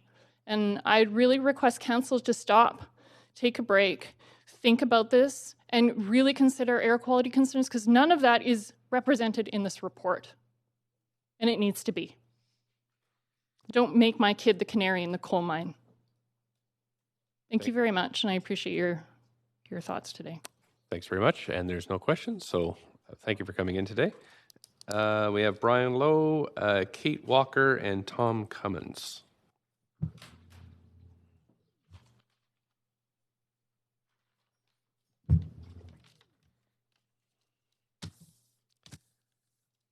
Mr. Lowe, go ahead anytime you like. Thank you.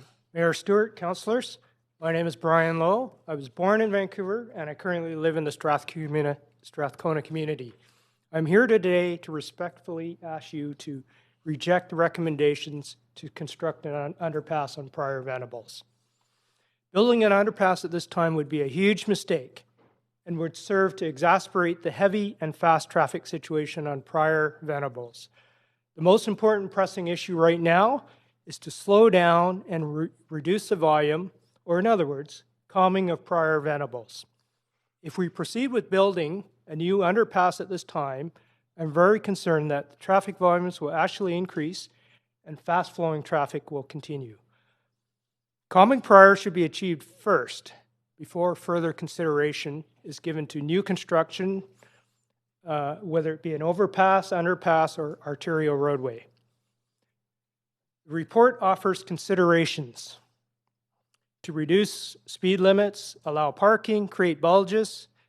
If these measures would work after a new underpass was built, why would they not work now, before anything is built or constructed? The report also talks about installing additional pedestrian activated traffic signals. Currently there are 4 between Gore and Clark. Why not change the sequencing of those pedestrian controlled lights to the regular green, yellow, red? And this would generate some immediate effects of calming traffic on Prior. City Council can give the city direction to immediately start work on these simple and relatively cost-effective changes. With calming of Prior Venables, the city would also be well-positioned to take down the viaducts. Building an underpass at this time would also potentially bind the city to a less than ideal agreement with the Port Authority, the federal government, the railways. The city is right now in a very strong negotiating position with them. If we build that underpass, we lose that leverage that we have to negotiate that now. Let's make those organizations pay their share to construct something that works for the residents, for the businesses, for the city. I ask you to reject this report today and immediately implement calming measures for Prior Venables. Be the team that gets this done. There will be no second chance if you build an underpass now. Thank you. Thanks very much. And there's no questions for you, so that's it for today. Thank you for coming in. We have Kate Walker, speaker number 9, Tom Cummins, and then speaker 10, Elaine Toy. So Kate Walker.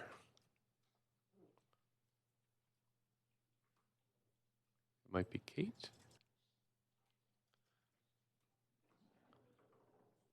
Nope. Kate Walker? Nope. Okay, thanks. That's all right. Tom Cummins.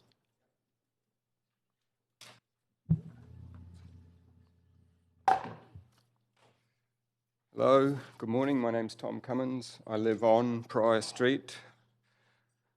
There are at least 2 council resolutions to downgrade Prior, to restore it to its locally serving function and to reconnect this community to its green space. Reducing traffic on Prior Street was number 6 of 11 guiding principles in the adopted NEFC area plan, the Northeast False Creek area plan. This reconciliation with the neighbourhood, calming Prior, the reconciliation with the neighbourhood was consistently presented throughout many community consultations.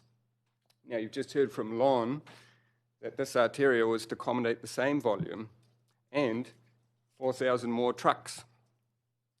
The Burrard Inlet line is being twinned as we speak. I recognise the need for Canada to move its product.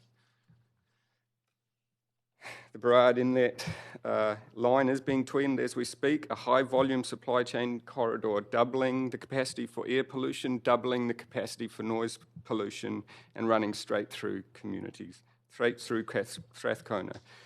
And now, to add insult to injury, Prior Street, the street that was promised to be downgraded and returned to the community, is now being presented as the clear no-brainer. For arterial traffic and increased truck traffic, a designated truck route running directly through a residential neighbourhood. What happened to guiding principle number 6? Well, if you could direct your statements up this way, that would be Principle great. number 6. Council directed city staff to identify a new arterial alignment to allow Prior Street to be downgraded. They did not task the engineering department to weigh Prior with pros and cons against other arterial alignments. To sneak in Prior Street under a benchmarking pretext and then present the community panel with 2 floor-blown at-grade separation possibilities was a blatant misrepresentation of the options. I have to wonder if this was any other community, a community without a history of freeways blowing through neighbourhoods, whether the engineering department would have the audacity to submit such nonsense. Again, we're not imputing anybody's motives here. Just okay, the city own a 12-lane right-of-way on Malkin Avenue. The Prior Street arterial is not a zero-cost option as presented. There are significant health and safety issues that come at huge cost to my community. A recently expanded seniors complex, social housing units, families, all of whom need safe access to green space, and measures that mitigate the negative impacts of the increase in rail traffic, not exacerbate it with more arterial exhaust.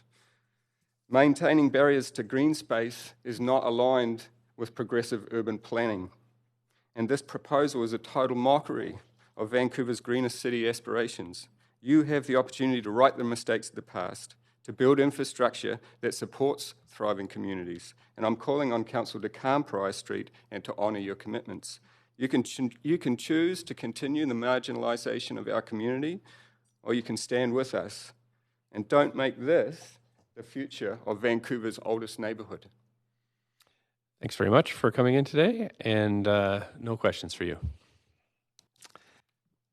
Thanks. Speaker number 10 is Len Toy. I'm sorry if I've mispronounced your name. I'll lower the box there for you. There you go. Whenever you're settled in, 3 minutes, please. Sorry, I have a cold, but I still come down to do my speech about... Okay, thanks. Whenever you're ready. My mom is in a care home in Villa Cathay. I lived in Vancouver for the longest time. I work downtown, too. I wish you guys don't tear the bridge, the viaduct bridge. It's easy for us to ask it to go to work downtown. But I'm speaking on my mom's behalf on Villa Cathay. I belong to Family Council. I'm speaking for part of the family there, too. If you guys put the artery place where all the truck, everything go through, it's very hard for the senior care there because there's 124 residents in a care home. And I do use Prior Street Venable to push my mom to go to Gelato for ice cream, or I take my mom for dim sum. And if you put that there while the traffic going through, it's hard for me to get my mom out, plus the other resident too, that family do go out and take the family to the resident to the park. And across the street, I noticed that there's Raymond Project too, and I see kids playing around the corner there. If you guys put the artery there, it's going to be very, for the air pollution for the resident for the Villa Cathay, and it's like dangerous for the truck going through back and forth, and it's hard for us to go out with our parents. I think that's it. Okay, thanks very much, and no questions for you today. Thanks. Thank you very much for coming in. So speaker number 11, Treeforce Smith, followed by Dustin Harrison, and then Sushi Lee, number 13. Thanks for coming in, and whenever you're ready, I'll start your timer.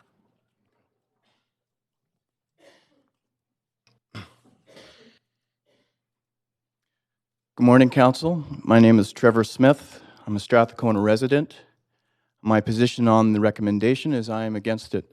My rationale, today I'm going to speak to 3 documents that should have been included as appendices to the staff report. First, the city submission to Transport Canada dated December 3rd, 2018. On page 5 of this document, it is recommended that Transport Canada take action to directly mitigate and offset impacts of port activities on local communities that end up shouldering the impacts of emissions, traffic, and air pollution. The second document is the Port of Vancouver submission to Transport Canada, also dated December 3rd, 2018. On page 27 of this document, it similarly recommended that Transport Canada redirect port revenues to local communities to offset, quote, the day-to-day impacts of trade, such as proximity effects, pollution, and congestion. To bring us back to the topic at hand, I want to mention briefly what is hiding behind this entire discussion today. CN Rail wants to transform the formerly quiet Burrard Inlet line, what was a spur line, into a twinned, high-capacity, 24/7 supply chain corridor in order to meet the demands of the Centerm and Vanterm container terminal expansions. These terminal expansions are so immense that even after the massive build-out of the Burrard Inlet rail line, the port anticipates it will require an additional 650,000 truck trips per year to meet its operational objectives. If you can envision Deltaport being dropped right on top of the downtown east side, you get the picture. Which brings us to document number 3, which is the port's funding proposal to Transport Canada for the Burrard Inlet Line Overpass and Upgrades project dated September 1st, 2017. This proposal, supported by the city at the time, envisioned a project that would help to offset impacts on Strathcona residents. The proposal clearly states that one of the benefits of the project's selected route would be to move traffic away from Pryor in order to address, quote, long-standing livability and safety concerns in the Strathcona neighborhood. This map here, part of the proposal, clearly shows an arterial route located south of Strathcona Park. This proposal was priced at $225 million, with the feds and CN Rail paying by far the lion's share of the costs and transferring the asset to the city. In contrast, the current staff proposal, if implemented, will worsen our community's health and safety by inducing an increase of commuter traffic onto Pryor and diverting 4,000 diesel trucks a week onto Venables and Pryor. We're just at 3 minutes, but you do have some questions. So can I just conclude? Sure, a sentence or two. Okay, so in conclusion, the staff recommendation stands at odds not only with the intent of the original federal funded project proposal, but also with the city's own publicly stated policy decisions calling upon Transport Canada to fund measures to offset national trade activities on communities like Strathcona. And for this reason, the staff recommendation should be rejected. Thank you very much. You do have a couple of questions, though. Councillor Swanson and then Councillor Hardwick. Thanks for coming. I can see the steam coming out of your head. So people are talking about 4,000 more trucks on Pryor. Where are they coming from? Do you know? My understanding is that these are the vehicles that access Produce Row currently by turning off of Clark Street at Parker. That's a street that's just a couple blocks to the south of Venables. And they go on Parker down to Raymer and then on to Malkin. And so if and when the railway, so really what we're talking about is the Burrard Inlet Line upgrade project. And so you remove at-grade separation on Venables, you're also going to, the railway company is also going to remove at-grade crossings at Parker. So that's going to push all those trucks onto Venables in order to access Produce Row. So staff is saying that they'll come on to Venables. I think this is what they're saying. And then they'll get out of the underpass and then they'll turn left onto Raymer, hopefully avoiding Strathcona. Is that? Well, I mean, where I live, I'm actually off of Glen, and you know, I don't think they're actually going to bypass Strathcona. Those trucks are now actually going to be closer to residents who live on like the Vernon and Glen routes. The pollution effects of a diesel arterial is 250 meters away from the arterial. No, you're diverting a whole bunch of trucks right into the neighborhood, and then they're still going to have to turn along Raymer and go past the park. Before there was a greater distance of those vehicles from our community. Would you be okay with the considerations D, E, and F if we didn't go for recommendation A, which is the underpass? I would just echo the last speaker who said if it was possible to actually implement calming measures so easily, why hasn't that been done yet?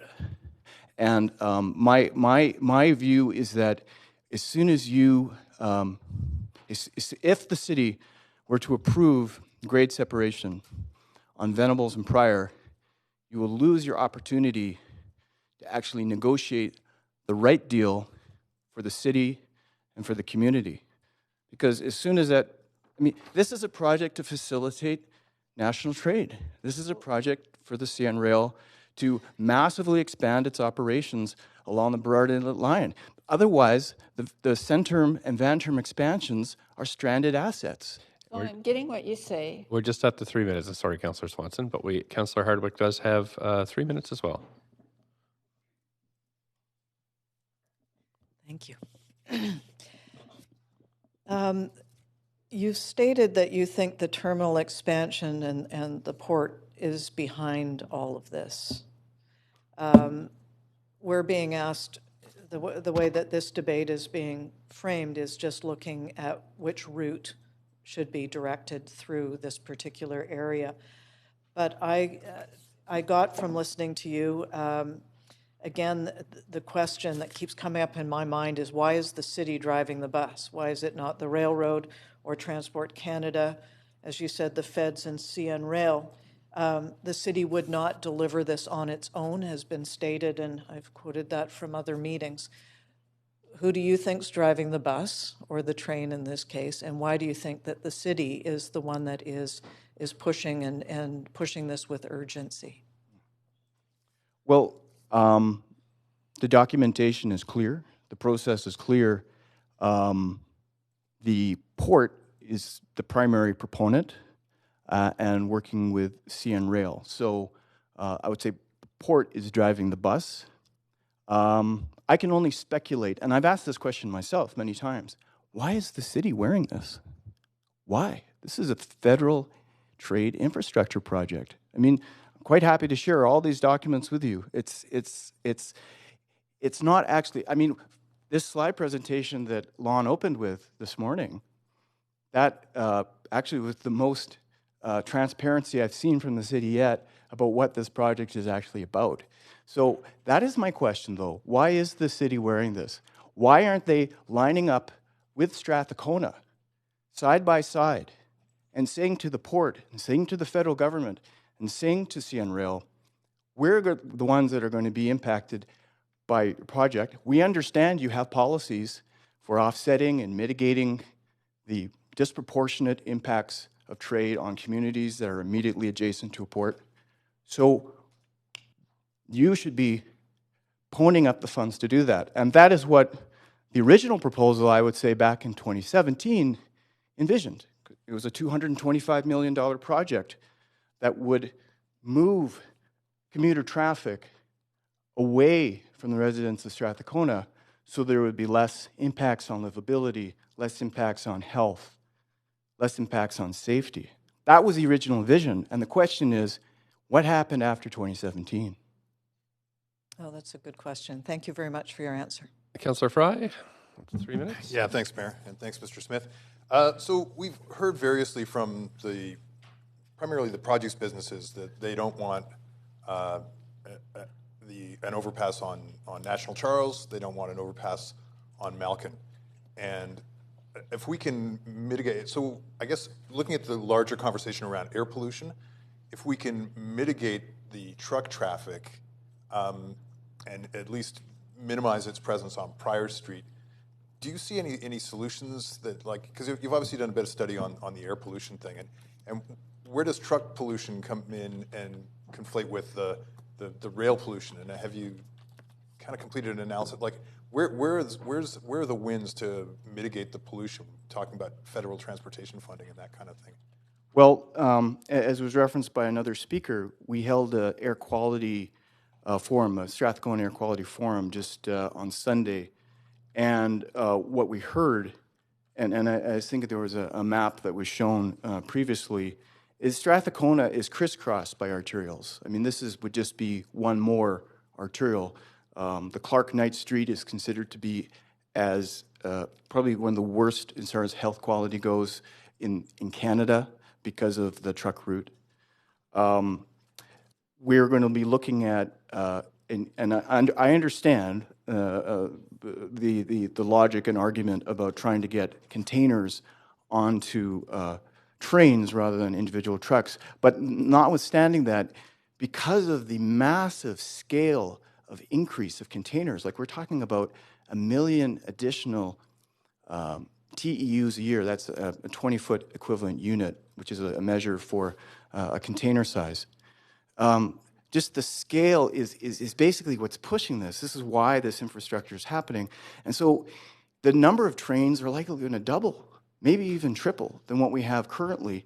And the reason that CN Rail wants to have all this grade separation is they actually want to be able to park and idle and shunt and do train assembly on the Burrard Inlet line. So that means that all the pollution from these diesel locomotives is going to be blowing back into Strathcona. We're going to be living with that.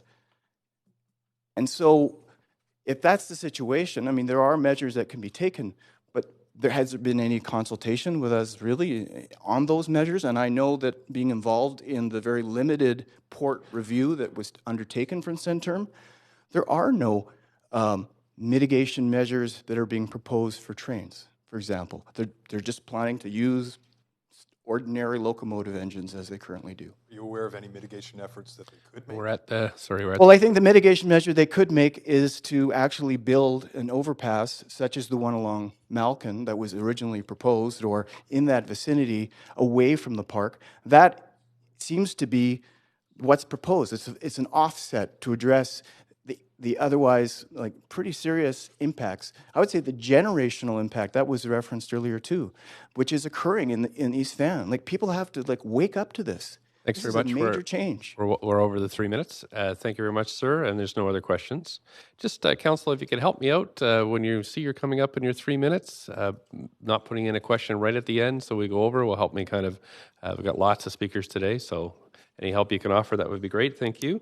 We have Dustin Harrison, speaker number 12, followed by Suchi Lee, and then Richard Taplin. Mr. Harrison, whenever you're ready, please go ahead. Thank you, and good morning, Mayor Stewart and Council. My name is Dustin Harrison. I served as a panelist on the False Creek Flats arterial panel, and today I want to present a position where I propose a modification to recommendation A, so from an underpass along Prior Venables to an overpass on Charles. And then as far as considerations B through F, I'm generally in favor of those. So why did I participate in the panel? I wanted to participate in the panel because I have been in Vancouver for quite a while and really believe in the vision of Vancouver. At one point, I was perusing the website and I found this statement that said, "The sidewalks of Vancouver are the living room of the neighborhood." And I just was like, wow, this is the principle that we build our city on. And I really believe in that. And then followed by that, we have Transportation 2040. These are the guidelines that aim to get the city down to 33% car trips by 2040. That's amazing. That's really amazing. So this is what's in my head. So I joined the panel looking for solutions for this controversial issue. But what I found at the panel was everybody was just really afraid of the problems it was going to cause. And for good reason, because there was a lot of uncertainty around that. So I'm just going to propose, why does an overpass at Charles make sense? So starting with the railroad, in 2008, the False Creek Flats Rail Corridor Strategy identified Malkin as the appropriately sized right-of-way with a crossing at Charles Street. That was almost 11 years ago. And of course, this achieves the railroad benefits of an overpass and grade separation. The next is Produce Row. So I know that there's been some discussions around how their business might be impacted, but I see it as an opportunity to improve the impact. An overpass at Charles means that truck traffic can come directly off of Clark right into the heart of Produce Row, which we all know right now is single-story buildings that at some point is going to become Produce Hub. and is going to be multi-story and support much more truck traffic. So the sooner we get that traffic, that truck traffic into that area in a meaningful way, the better. And then finally is Strathcona. So like I opened up with, the sidewalks are the living room of our neighborhood. It doesn't make sense for an arterial on Pryor, which is why I support Charles. Thanks very much. And you have a question from Councillor Kirby-Young. Hi, thank you. I was struck, I received a lot of, I really appreciate you being here as a panelist. I got quite a few emails today that came in from fellow panelists, yes. And they all seem to be sort of affirming or kind of subscribing to the same thing, which was really to do the Malkin route. And there was an interesting comment, and I'm paraphrasing, which was about they felt that the process of voting during the community panel had actually not reflected the panelists and the panel's priority for the Malkin route. Do you want to comment on that? Because I was struck by how many emails I received from panelists and the fact that they all indicated the same perspective. The closing sessions of the panel, where everyone kind of presented where they stood, I don't want to speak for other panelists, I'll speak for myself. I think the one thing that we felt was underrepresented in the panel was an explanation of Charles as a route. Like, how can that be a good solution? And so the thing that echoed throughout the room was, let's vote for National Charles because we want to see the research, we want to see the study, we want to see that option explored more. And so I think the voting just demonstrated that by 73% voting for a national route. And so basically a no to a private route. I was referring more specifically to a Malkin variation. That's the feedback that we got back. So Malkin and National both crossed at Charles. Yeah. And so I guess I'm focusing around the Charles as the overpass. I think after that, it gets a little bit fuzzy. But I think the interest was to see that Charles overpass interest. So, but the Malkin option was seen as sort of a third party. So it was kind of like the strategic voting of was it National or Pryor. So I think a lot of people cast votes in order to, not necessarily, they would have casted for Malkin, but they voted against Pryor. And how do you mean by seen as a third party? What do you mean by that? We were presented with 9 options. There was a 10th option that wasn't actually tabled, which was a no arterial option. And so with that amount of variation, it became almost impossible to sort of understand and map out all this multidimensional data. And so it really came down to sort of simplistic arguments. And so things like there was 3 different variations of Malkin. They all had to be voted on individually, as opposed to just I see. So Malkin. Do you feel, from your experience in the panel, do you feel that the Malkin variations were given enough consideration? No. Okay. No. Thank you. Thanks. Thank you. And there's no more questions. We have Suchi Lee, number 13, speaker number 13, followed by Richard Taplin, and then Lance Lim, number 15. We have Suchi here? Ms. Lee? Oh, okay, thank you. Richard Taplin.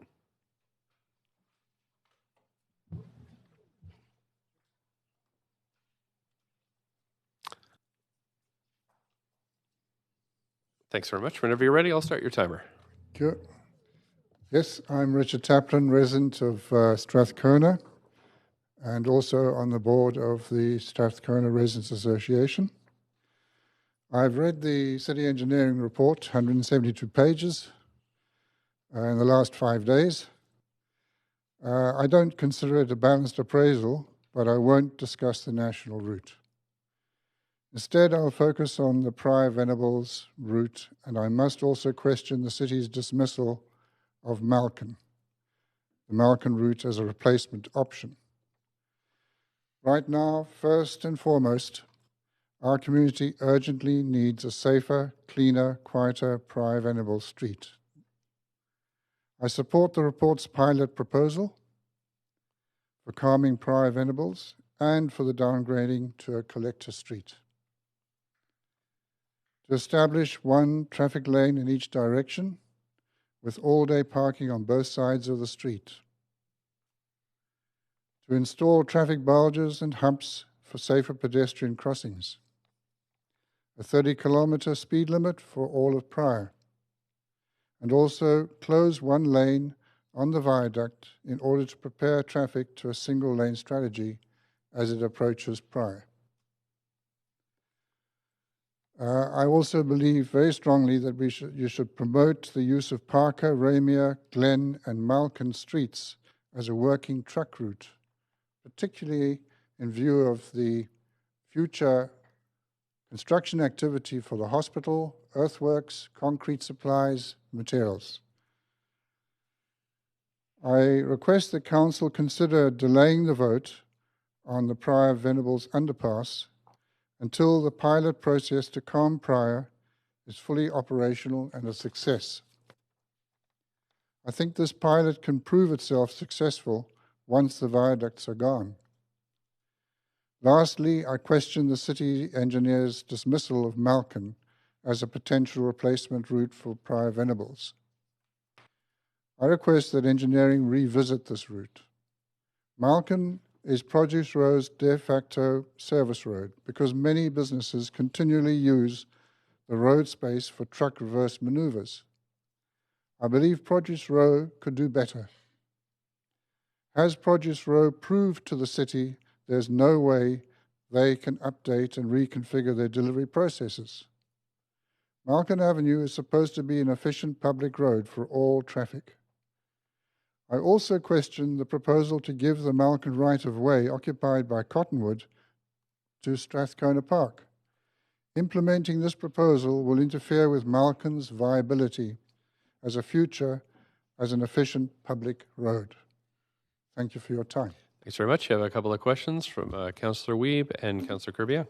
Yeah, good question, and thanks for coming today. You talked about a designated truck route. So you think that we should have the Raymer National be recognized as a TransLink truck route to ensure that we get as many cars or trucks as possible off the... As a TransLink, then would that suggest that Prior no longer has a bus route on it? No, for bus route, but for the designated truck route, that there would be an option, because right now trucks have to go certain routes because it has to be designated or not. So if we could designate a back of house service road to be a designated truck route, then it would allow more trucks to have the ability to use. I think that would be very necessary. Thank you. Thanks very much. Councillor Kurbia. Mr. Taplin, thanks for being here. You touched on something that I'm quite concerned about, and it's also referenced in language in the report, and that is giving part of the street right away on Malkin, potentially, excuse me, to expand green space in the park, so there's a net increase versus a no net loss. So am I hearing correctly that you share the concern that giving up street right away would limit viability and flexibility of how Malkin is used in the future? Yes, very important. It must be preserved. And there's no gain in park space for the moment. And do you have a perspective from the Residents Association as it relates to the Cottonwood Gardens and their use of that street right-of-way? Well, we haven't really had a detailed discussion on that with this latest proposal because it never really showed before. But we would obviously consider doing the least harm to everyone. That's our view. So if Cottonwood could continue in the meantime, that would help. But relative to priority of maintaining a contiguous space in the park and calming for the neighborhood and all of the other concerns, you would see that retaining Cottonwood Gardens as being a lower priority, or retaining... Not a major priority. Not a major priority, unless Malkin was looked at seriously as an alternative route. Great. Thank you. Appreciate it. Thanks very much. Councillor Fry has some questions for you, too. Yeah, thank you. And with regard to just teasing out that Malkin thing, obviously you, and I know that you actually have an engineering background, so you know a bit about these kind of things. And as you observed, the inefficiencies with truck radius turning and that kind of thing, are there quick wins for efficiencies along that Malkin route that might not impact the gardens as much, just to facilitate better truck usage? Well, I do think that currently the truck maneuvers are not done in a very efficient, even professional way. There could be a much better organization of gate entry, exit. I think some boundaries should be shared between properties which have a very reduced forecourt area. I think most of the trucks should be approaching Produce Row from the west so they can rotate around Chase National and come back onto Prior. So they're always turning into the properties, not turning across the road.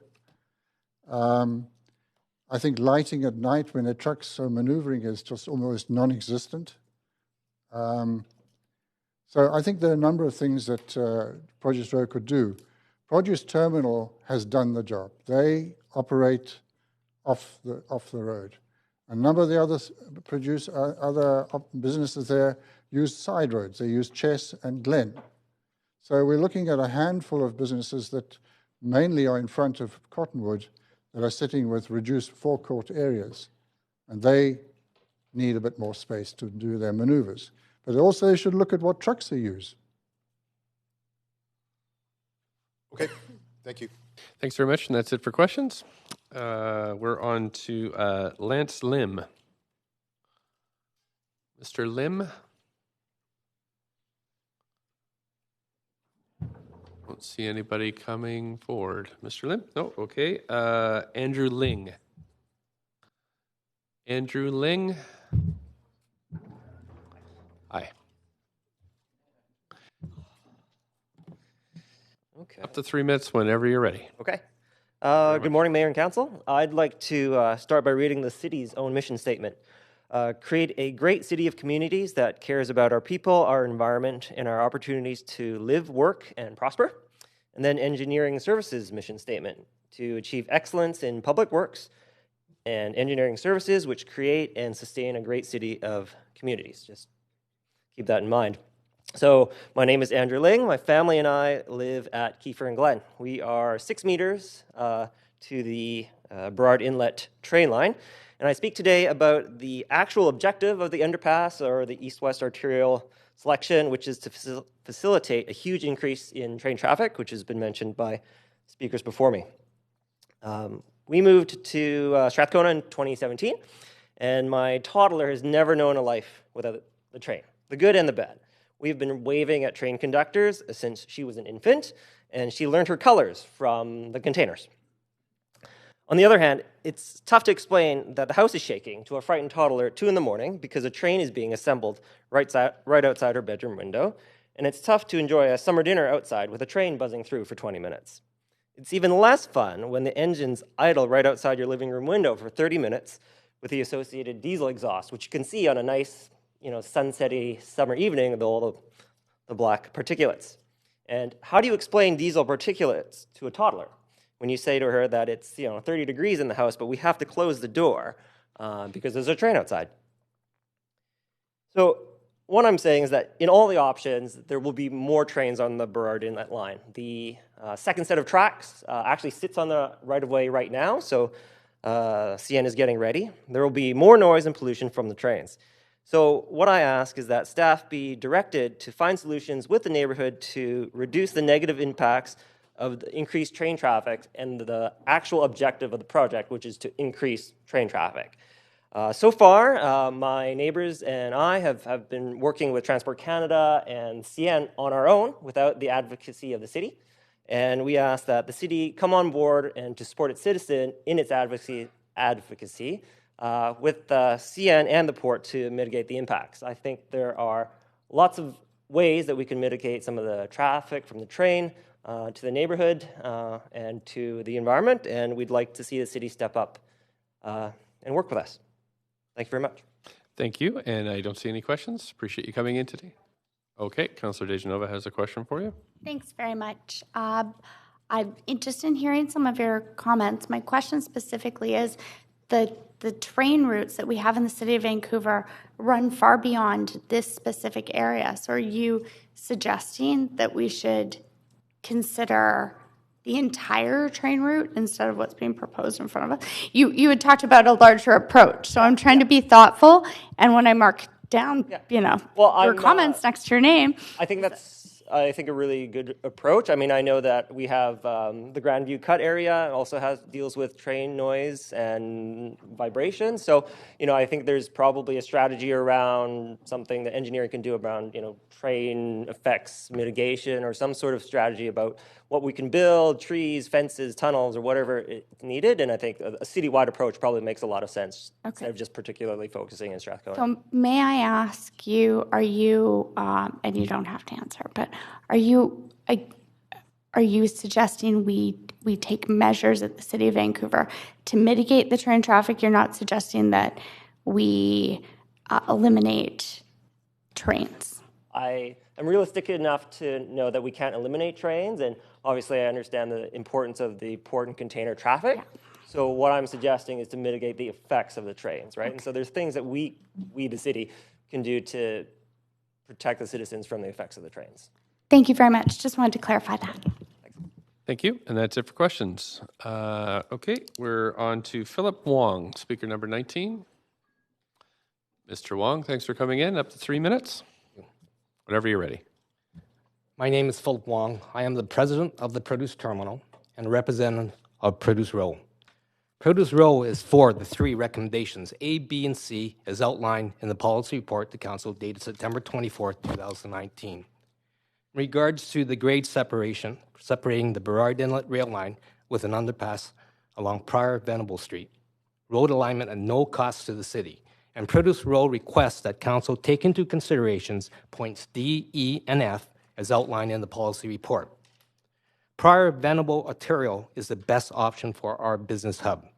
The east-west route has worked for the business hub for the past 40-plus years based on my career working on Produce Row. All 14 wholesale businesses in the hub will remain intact and continue to provide $700 million worth of fresh, healthy food annually, representing $1.2 billion in retail sales to hundreds of independent grocers, ethnic food stores, grocery chain stores, and the food service sector in Metro Vancouver, throughout BC, and as far as Montreal. A centralized location increases efficiency and reduces emissions. The many groups that rely on Produce Row are employees, food retailers, restaurants, local farmers, local fruit growers, and local food brokers who sell us the goods. Local charities, social enterprises, local schools, and others will continue to sell and source product from the central hub. 2 of the oldest produce companies that currently supply the cruise ships were under threat of closure due to the other Ontario options. They will be able to continue to supply all the cruise ships in our port and keep business in Vancouver. Our history will continue. The produce distribution network can be traced back to over 115 years. The business on Produce Row organically grew to form the central business hub. The relationships and operational synergies that develop over 60 years are unique. It cannot be replicated and it can be lost. Keeping the hub together maintains this rich piece of Vancouver's living history. Today, the hub is the most diverse produce wholesale distribution cluster in Western Canada. There is no other hubs close to this market that can replace what we do. After 5 years of comprehensive studies and engagement, the companies and its 1,000+ employees, the majority living in Vancouver, can move forward, grow, and prosper, knowing that the hub will remain intact, providing job security for them and for future generations. Produce Row is an important part of Vancouver's history and economic vitality. For these reasons, we support the city staff's recommendations and considerations. Thank you very much. Councillor Fry has some questions for you. Please go ahead, Councillor Fry. Mr. Wong, nice to see you. Pete. Just referencing some of the conversations that we've been hearing earlier and concerns about diesel particulate matter and inherent pollution with the trucking industry and those impacts on the residential community. And recognizing that some of the larger produce companies like Cisco are huge players in the industry, are there roles and mitigation techniques that you think your industry could take to sort of help mitigate some of those influences of serious diesel particulate matter pollutions on residential populations? And might that be in the consideration of like truck routing or what have you? Right. I like the idea of council supporting the climate change emergency and to reduce CO2 emissions. I think in the future, when it comes to technology, we're a few years away. We're considering looking at changing our truck fleet down the road to electric trucks. Right now, we're working with BC Trucking Association.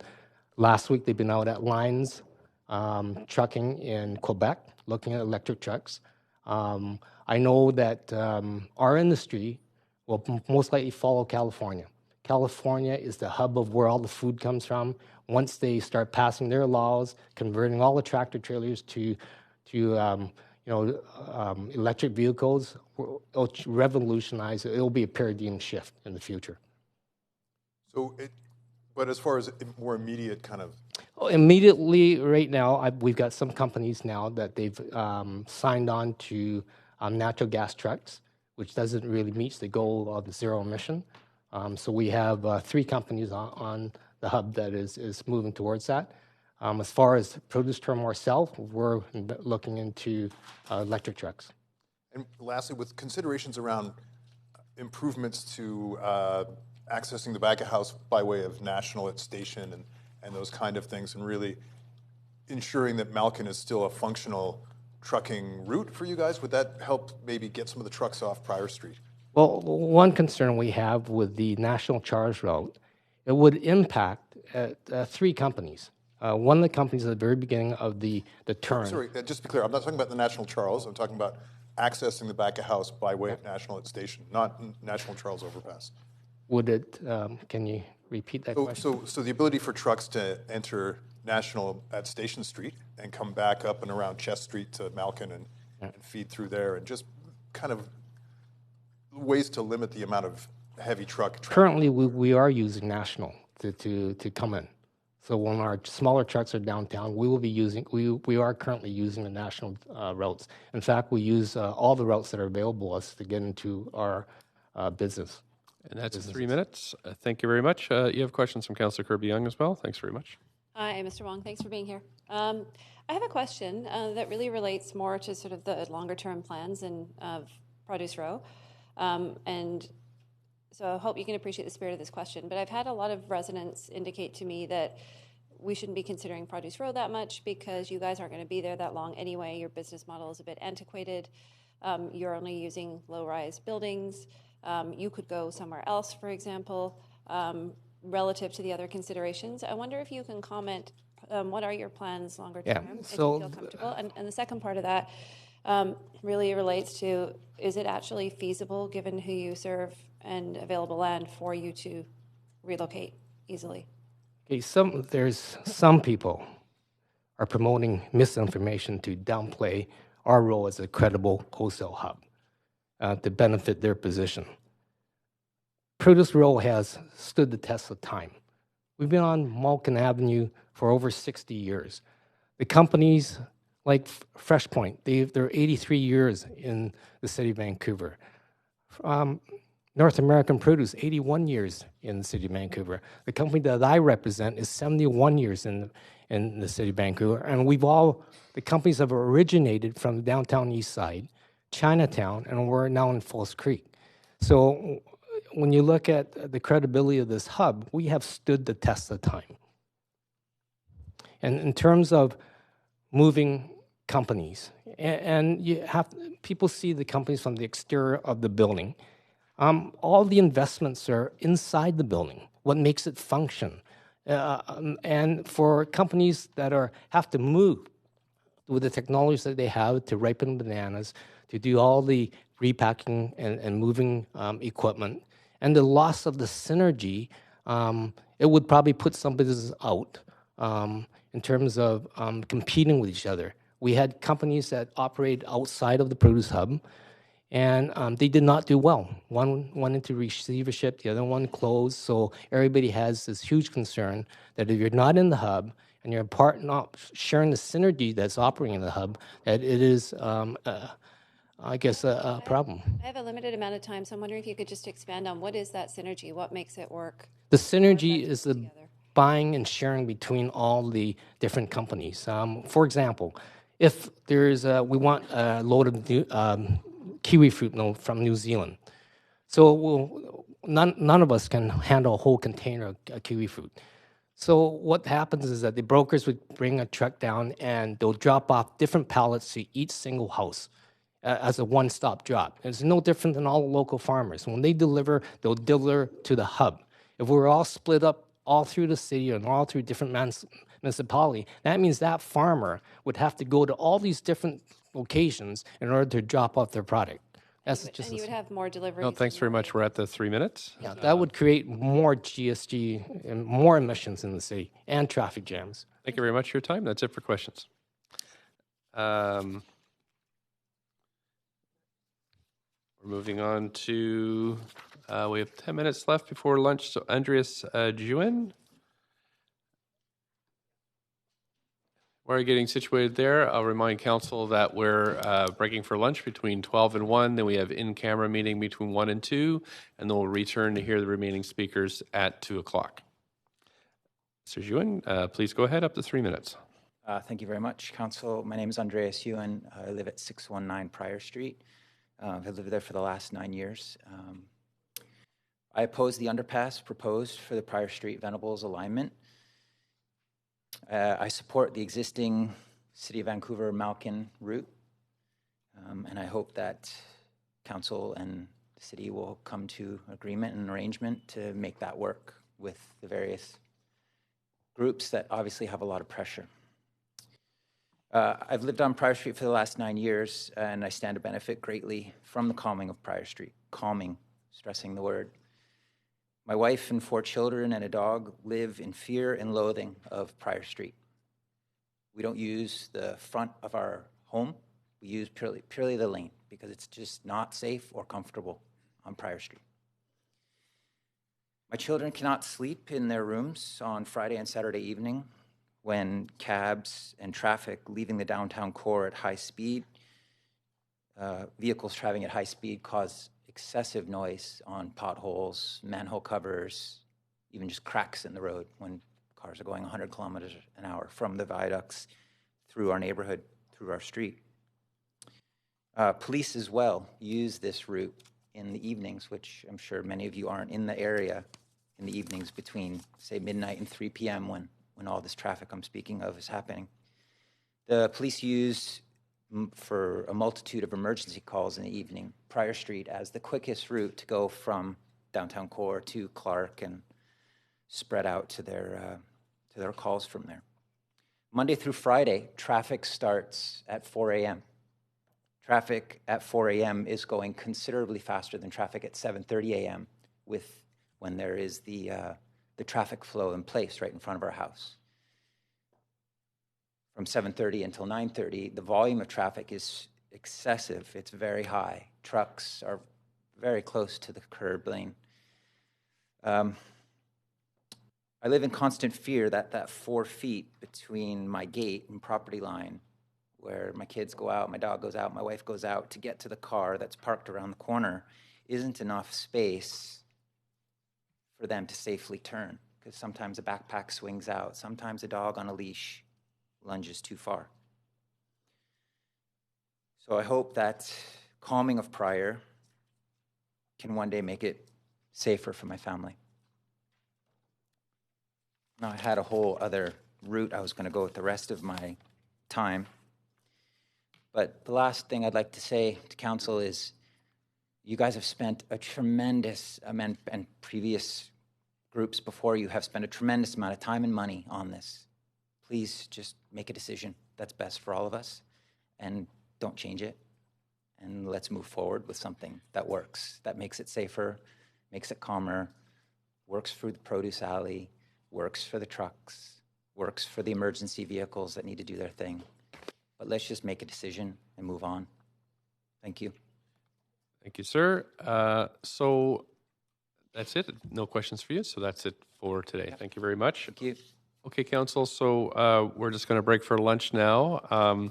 We'll come back. We have about an hour's worth of speakers, so that's without question. So if we have questions, it'll go longer than that. We start with Devin McClelland, and then Devin Dewitz, and then Phil Wong will be the next 3 speakers.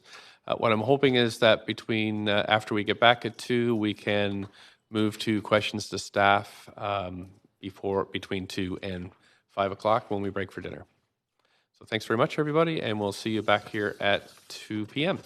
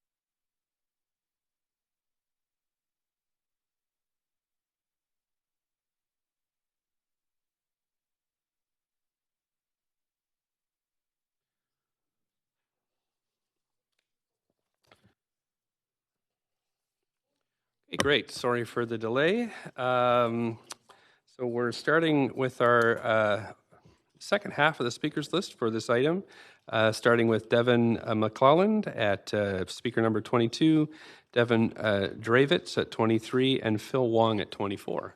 So we have Devin McClelland. Great. Up to 3 minutes whenever you're ready, and you might have questions.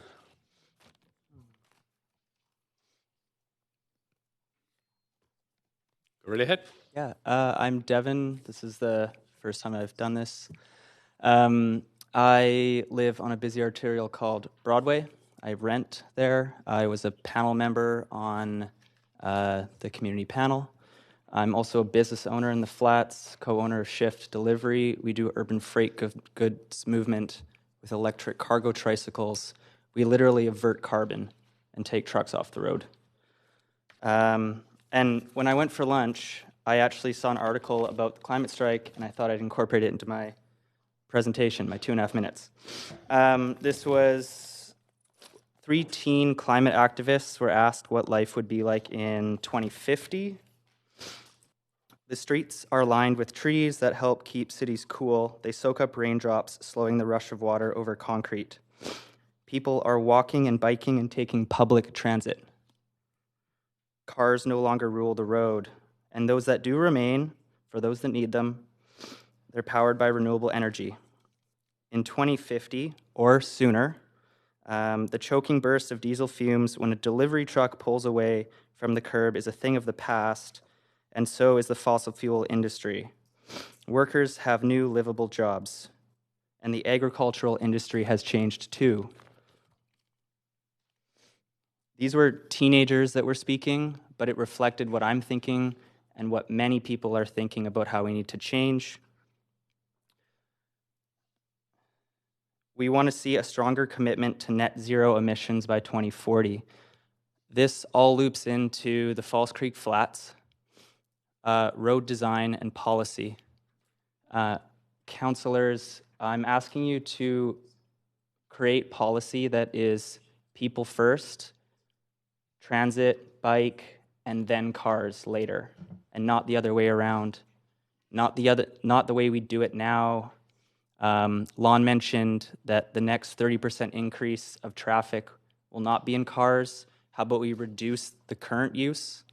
So I do support using Venables Prior as a collector street. I support the considerations. I actually only support this route if those considerations are made permanent, and that we design for people first, and that comes from council and policy. Yeah. Great. Thanks so much.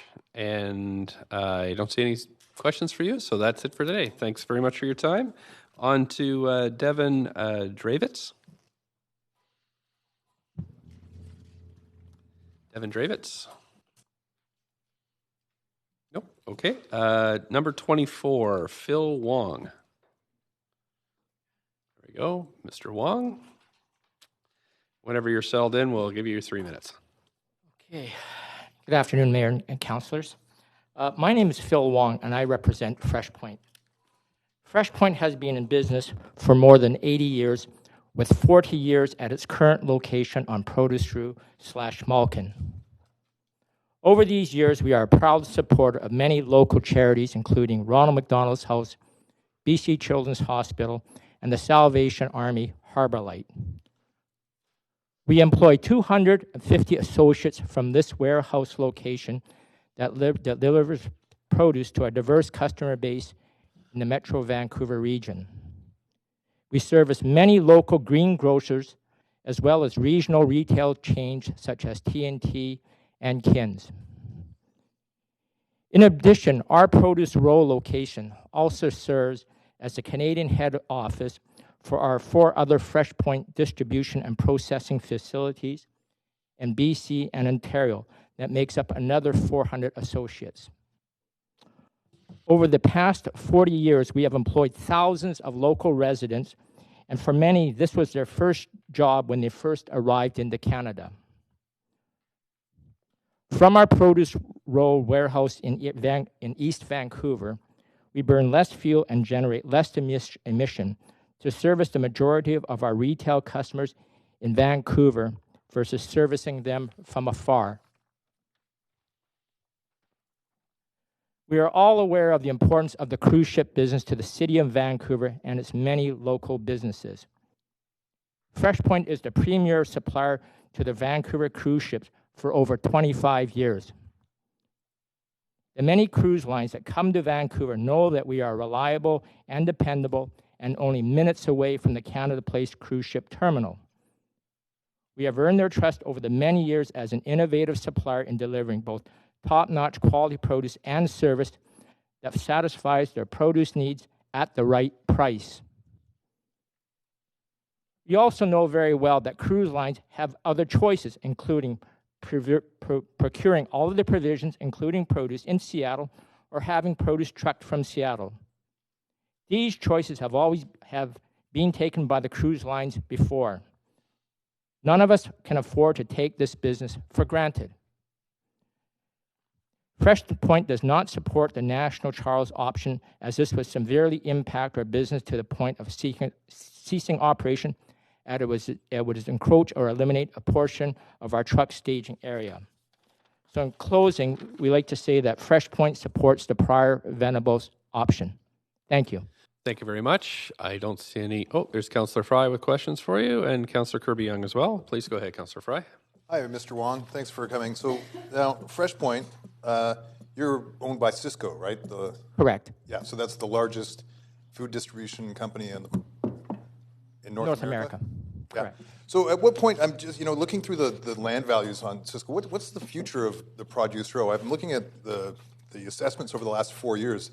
They've gone from about 10 million to 42.27 million. Tell me about it. Yes, it has increased dramatically in the last 4 years, and so has the property tax as well. And so we have a public hearing coming that is talking about St. Paul's Hospital and relocating the St. Paul's, the whole new zoning package, giant towers, a lot of land value increase theoretically. What is the future efficiencies that we can consider when we're looking at the whole produce row and the flats and Malkin and all that stuff? Sorry, I really, that issue matter is kind of beyond my scope of understanding, quite honestly.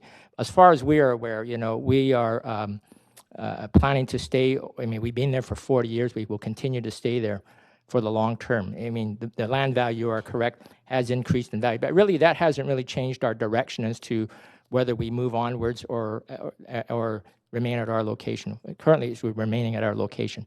Sure, but as a publicly traded company, theoretically, that would be up to the stockholders at what point they might. At some point, I guess they'll have to determine what they want to do with the asset valuation of the property. It's not for me to decide that. Okay, no, fair enough. But no improvements you could suggest for the Malkin interface now, or just. Well, Malkin Avenue. I mean, I've been working over there for 28 years, so I'm very familiar with Malkin over there, and the traffic congestion that is there that arises from trucks there continually throughout the day. But I have no other suggestion for that Malkin at this time. Okay, thank you. No problem. Thanks very much, Councillor Kirby-Young. Hi, I actually wanted to just touch on Malkin a little bit more and just ask kind of what your perspective was on Malkin as an option if the street right away were reclaimed where the gardens sit currently, for example, and whether you saw that as a viable alternative to prior Venables. Well, the City of Vancouver approached, because I was there 5 years ago when the city first approached us, and they came to visit our location. I think some people from the transportation department came to visit us, and we talked about Malkin at great lengths. But we told them that right now, as far as we're concerned, Malkin, as it is, cannot serve as a major artery, just because even at the best of times during the daytime, there's continual tie-ups along Malkin Avenue between Raymer all the way down to the west end of Malkin, because the streets are so narrow there, and we have parking on both sides of the street for customer parking, employee parking, and so on. So it's a very tight street, Malkin.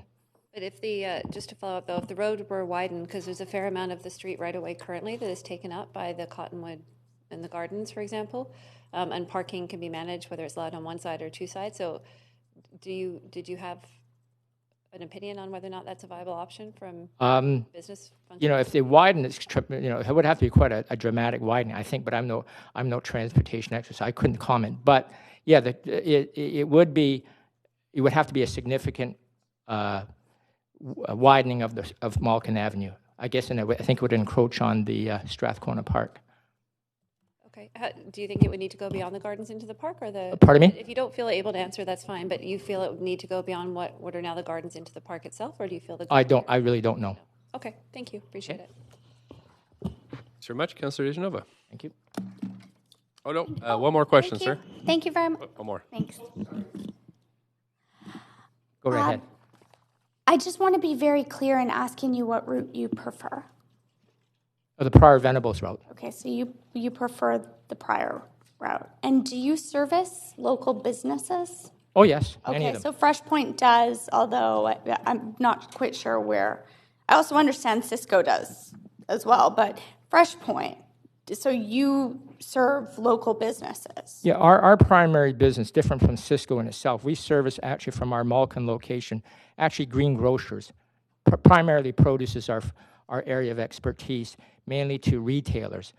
As I said, a lot of the independent green grocers, whether they are on Granville Island, East Vancouver, East Broadway, we service all those customers over there, including Richmond as well. Okay. So it may be cost prohibitive for them if they couldn't get their orders from you. Well, that's what gives, I guess, a lot of the companies on Produce Row more of an advantage, I guess, is because we are so close to our customers. And then as well, as I said, you know, one of our very important customers is the cruise ships. We're only a matter of minutes from the Canada Place terminal. But you also, I'm wondering, you also do supply local independent stores in Vancouver. Of course we do. Yes, that's a lot of, actually, a significant portion of our business. Okay, and I mean, can you give me numbers? If you can't, that's fine. But I mean, in the hundreds of businesses? Yes, hundreds. Okay. Yes, we all compete. All the people on Produce Row, we all compete for the same customer base, anyways. Okay, thank you. Thanks very much. One more question.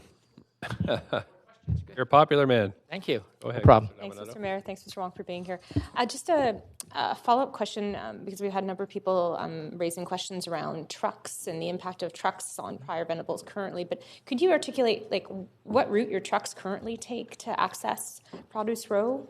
Could you speak to that? Well, we have to take, I mean, the size of trucks that we have, we can only go on certain roads. There's certain roads that we are prohibited from going on. So it has to be the major ones like your usual Clark Drive, Venables, and when we turn down back into our warehouse, we go down mainly Raymer, because it's a straight line down. Okay. Okay, thank you for clarifying that. Thanks very much. That's it. Any more questions? Okay, no, that's it. Thanks. Okay, we have Craig Allenberger, speaker number 25. Whenever you're ready. I'm here representing the Grandview Woodland Area Council. Many of you will know we're the community residents organization representing Grandview Woodland. You know, 50 years ago, a really bad decision was made to start building a freeway into downtown. And I think staff would likely agree that one of the best things we ever did for Vancouver in terms of transportation is not build that freeway. The unfortunate thing is that that freeway did get built all the way through Strathcona and even into Grandview Woodland. And they've been living with it ever since. And they've been living with that kind of bifurcation of their neighborhood and that unsafe, unfriendly environment ever since. It really does feel like a freeway when you're down there. And I think many of you have been down there to see it. It doesn't, you know, particularly during rush hour, but even otherwise, people just fly through there. It feels like a freeway right from Victoria and Venables all the way down through onto the viaducts. You know, in the afternoon, you know, Strathcona has been separated from their parks, you know, for 50 years because of it. It has effects in Grandview Woodland as well.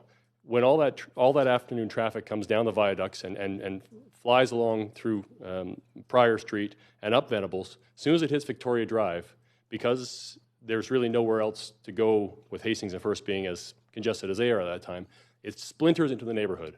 And just, I walk through there, walk my children through there every morning. We have everybody coming through to get to Victoria and Venables, to fly down that route, and every evening we have everybody flying out and just all through the neighborhood, and it really feels unsafe, uncomfortable. You can tell people are just trying to get from point A to point B. They're driving too fast, and a lot of people don't feel comfortable living in their streets the way they should, using them as things that are public space that's not just for cars, playing in the streets, walking comfortably there, letting your dog run around, all these sorts of things you might use a street for. Strathcona's been separated from their park in a really unjust way for a long, long time. And I think if we're going to bring it back to them, in the strongest possible terms, I'd appeal to you to accept the consideration terms, because those are the only thing that are going to have any effect on really calming that street. And any other thing you do in terms of downgrading it in name will be in name only. Unless you change the shape of that street and how it holds traffic, nothing will change about how it's used. We've seen that with Victoria Drive. I mean, we've been downgraded to a neighborhood collector. Nothing's really changed because that traffic still flows through every day. So, I'd appeal in the strongest possible terms for you to accept the consideration items, because many of those, including the curb bulges and the parking on both sides 24 hours, will make a real difference in making that street feel a bit more connected to the park and feel a bit more like a neighborhood street. I think there's more to be done, and we'll certainly be dealing with staff on that and having a lot of discussions around that. I mean, this is really your chance to finally put the nail in the coffin of the freeway, and to take that section of Prior Venables back for the neighborhoods who've been living with it like a freeway for the last 50 years. And so I'd really strongly encourage you to make that decision. Thanks very much. And you have a question from Councillor Dominato. Thanks, Mr. Mayor. Thank you, Mr. Ollenberger, for being here. I'm glad you actually raised the subject of Victoria Drive. And what I heard from you is that if moving forward with this report, that we accept the recommendations, we accept the considerations that are proposed. So there is that calming that's articulated in terms of curb bulges around one lane each way, full-time parking on either side of the road. But you did mention Victoria Drive, and I was going to ask you, because I do live in that neighborhood, do you feel, because I believe that road was downgraded, and there's 30 zones along the park area, and you have parking, full-time parking on either side, I think, of the road. It sounded like you didn't feel that was effective. So I'm trying to marry up. You're saying accept sort of the considerations, but you didn't feel Victoria Drive's been effective. So can you speak to that a little bit more? Sure. I think staff would be able to articulate it well, that if you don't change the shape of a street, it's just going to continue to carry the traffic it always carried. And again, if you don't change what feeds into that street, the same is true. So the fact that the viaducts still feed all that traffic in there, and the fact that nothing really ever changed about the shape of that street, means that you can post 30 kilometers an hour, you can enforce it until you're blue in the face, but it's really not going to make any difference. You have to change the shape of the street and really make it feel like a neighborhood street. And I mean, a big part of what will make Victoria Drive a healthier and better place is to shut down the viaducts and to constrain that traffic coming through Prior Venables. There's probably other treatments we could do. I doubt there's other treatments we could do on that street. We talk to staff from time to time about that. They were still working on that one. No, that's super helpful. Thank you. Great. Councillor Harbuck, please go ahead. Hello there. Just to confirm, I just wanted to confirm what I think I heard you say was that we should accept the considerations being D, E, and F, and reject the recommendations A, B, C. Is that accurate? No. I mean, I think at this point, if we can calm that street, if we can calm Prior Venables and make it feel like a neighborhood street, which it can be done. I mean, if staff is willing to, and council are willing to go far enough in terms of making that a neighborhood street, it's all about design. It's all about the shape. But there's more in this motion, this recommendation, in this report, than just the calming of Prior. Mm-hmm. And that's why I was trying to differentiate between the consideration and the recommendations through the lens of Grandview Woodlands. Which item are you seeing? Well, the recommendations are supporting the grade-separated rail line and directing staff to work with the neighborhood to design a great street, and that council recommend changes to the park boundary. Those are in broad that we don't lose any brushstrokes. parkland. Yeah, no, I mean, I think all 6 items, the resolution items and the consideration items, are something that we'd be comfortable with, but the devil's going to be in the details in terms of how that final street treatment is done, how much it facilitates cycling and pedestrian walkways, how much it narrows that street down to make it feel like a neighborhood street, and then that will in turn have an impact on how people drive through that area. So really, we need to restore that the safe feeling of north-south, connectivity with that park for Strathcona, and I think that will make the difference for Grandview Woodland in terms of our relationship with that traffic that comes through, as well as for Strathcona. Appreciate it. Thank you. Thank you. Councillor Fry. Yeah, thanks, Mayor. Hi, Mr. Ohlenberger. I recall from years past there was a Grandview Woodland Area Council vision for a Venables Pryor Greenway. I'm wondering if you could speak to that at all. Yeah, I mean, it has, it's essentially what we're looking to move toward with this sort of a motion. It's a way of connecting our neighborhoods so that it feels like a nice, comfortable, walkable, bikeable street all the way between Grandview and Strathcona, so that Grandview Woodlands can use that park, which we do, of course. And so the Strathcona can feel connected to our neighborhood. And right now we have what is effectively a freeway running along Pryor Venables and Clark Drive. And that area there, it doesn't feel connected to anything. It's a really solid wall between the two neighborhoods. And so putting in place the kinds of street treatments we're talking about down on Pryor, all the way up Venables, making both those areas feel like neighborhood streets that are comfortable and connected will make a real difference in terms of connecting those neighborhoods and connecting everyone to downtown in a very walkable and bikeable friendly manner. Venables is obviously quite bleak on a tree canopy kind of level. It is. And you mentioned bikeability, though. So part of that vision had the AAA bike route kind of incorporated on Venables to Pryor? I mean, certainly, I know there's been sort of some back and forth about what's happening with the Adirondack bike route versus Pryor Venables, but it looks to me at this point from what's being proposed that there's not going to be that much separate bike infrastructure at Adirondack and Union. So maybe Pryor Venables could be a very good connection if it was calm to the right extent so that you really felt comfortable on there and like you say, all ages and abilities bike route was incorporated along there. It could really be a benefit. Okay, thanks. Thank you, and that's it for questions. Thanks for coming in today. We have Rhonda Louis, followed by Richard Tatro and Harvey Orick.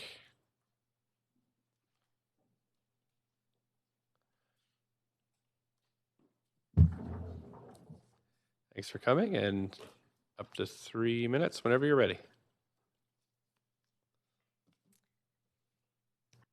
I wish to thank the mayor and the councillors for providing me the opportunity to speak on behalf of Providence Healthcare as it relates to the arterial decision and the new St. Paul's Hospital. My name is Rhonda Louis, and I'm the Associate Project Director for the design build of the new St. Paul's redevelopment project. I would like to be clear in saying that Providence Healthcare supports either of the arterial options.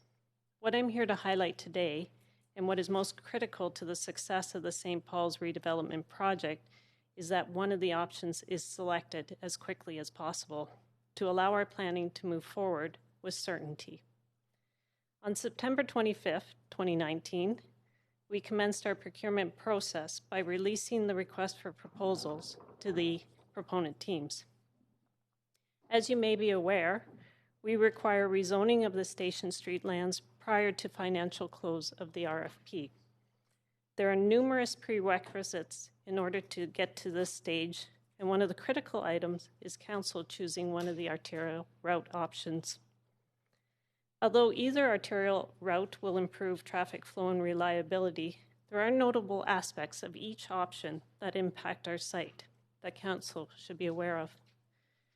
The Melkin Overpass arterial option requires the maximum area of our site to be dedicated to roads, and therefore has the greatest impact on the delivery of healthcare services.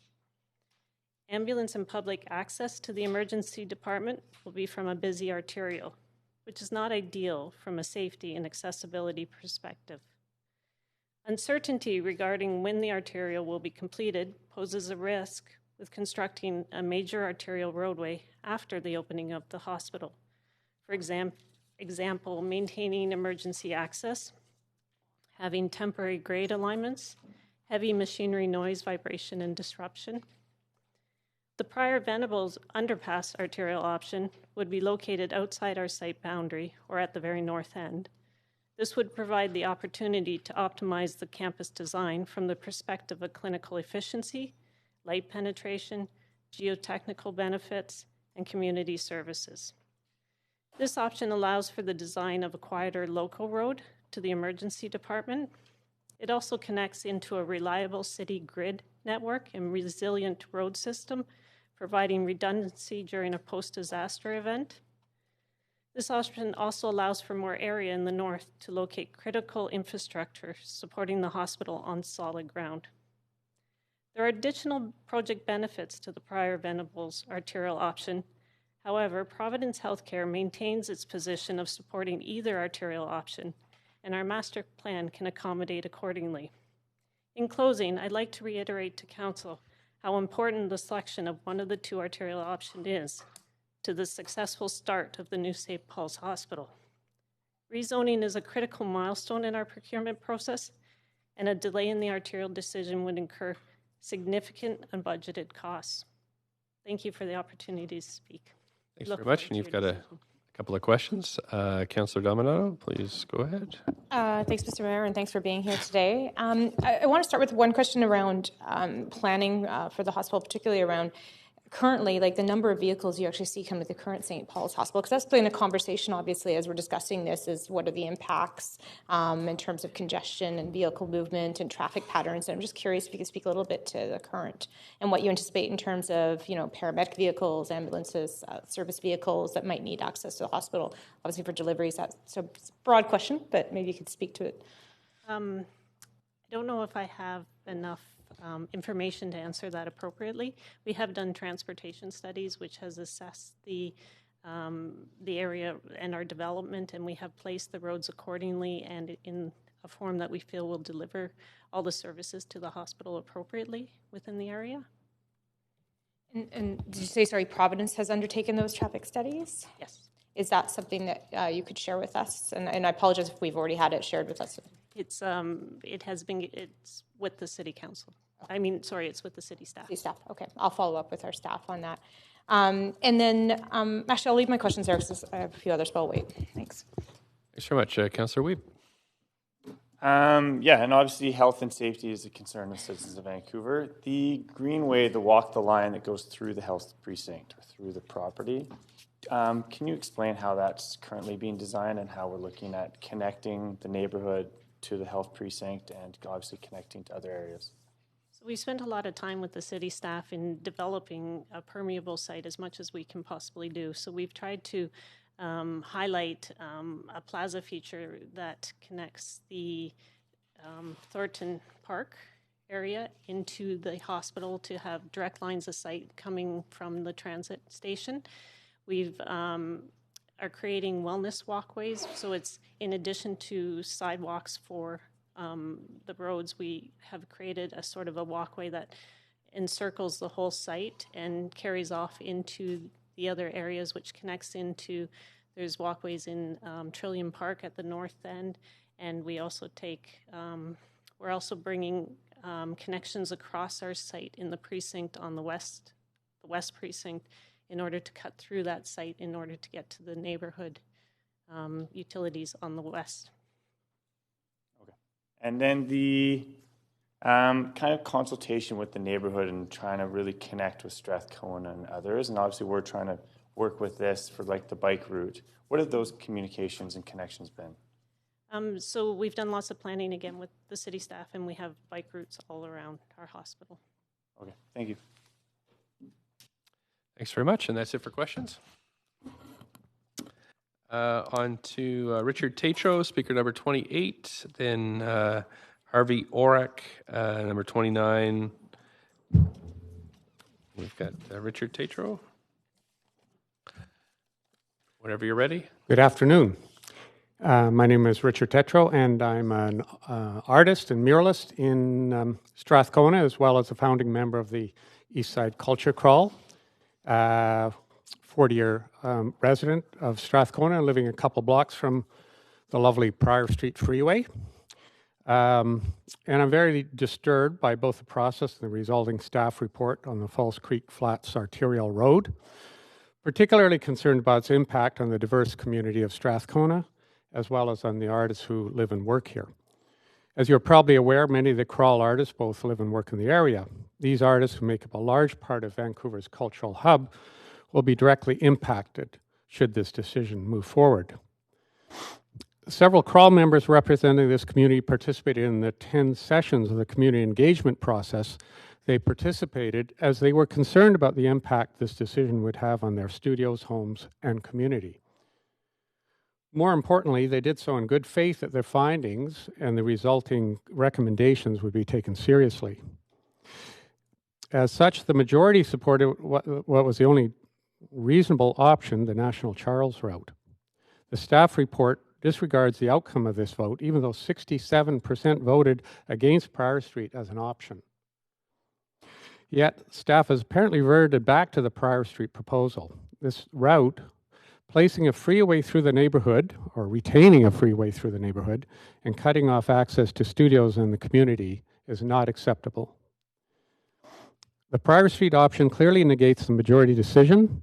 Their revised recommendation flies in the face of the recently passed cultural shift plan to blanket the city with arts and culture. In a community already impacted by a lack of green space and overburdened with housing issues and social challenges, the affront of the staff decision indicates the profound callousness to the community's problems. Their recommendations will have a direct negative impact on the artists who work in this area, as well as to the citizens who visit the Many Crawl Studios. It will cut an even deeper rift through this neighborhood. I am supportive of the SRA stance on calming Prior by not adding an arterial road to the neighborhood.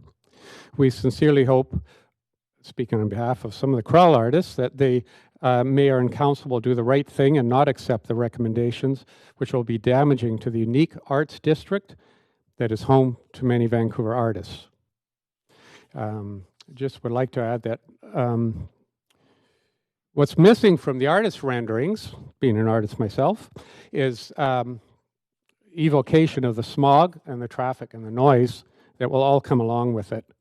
It's obviously easy to make a rendering that makes Prior Street looks like the Champs-Élysées, but it's not going to be that, and we know it.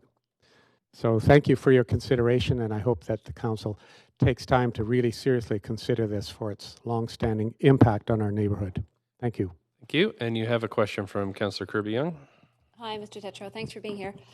You mentioned that it was important to not develop a new arterial in the neighborhood or to calm Prior. So I just want to be very clear, very simple question. You do not support any of the recommendations in the report, A, B, C, D, or the additional considerations of D, E, and F? Do you support any of them? I am supportive more of the National Charles option, as it seems like a more direct route to First Avenue and circumvents the congestion at Clark and Prior, as well as calming Prior Street. So I think that intersection is a major obstruction in our neighborhood, and as many people have alluded, destroys a sense of community and integrity between Strathcona and Grandview Woodlands. And whereas the National Charles route seems like, though more expensive,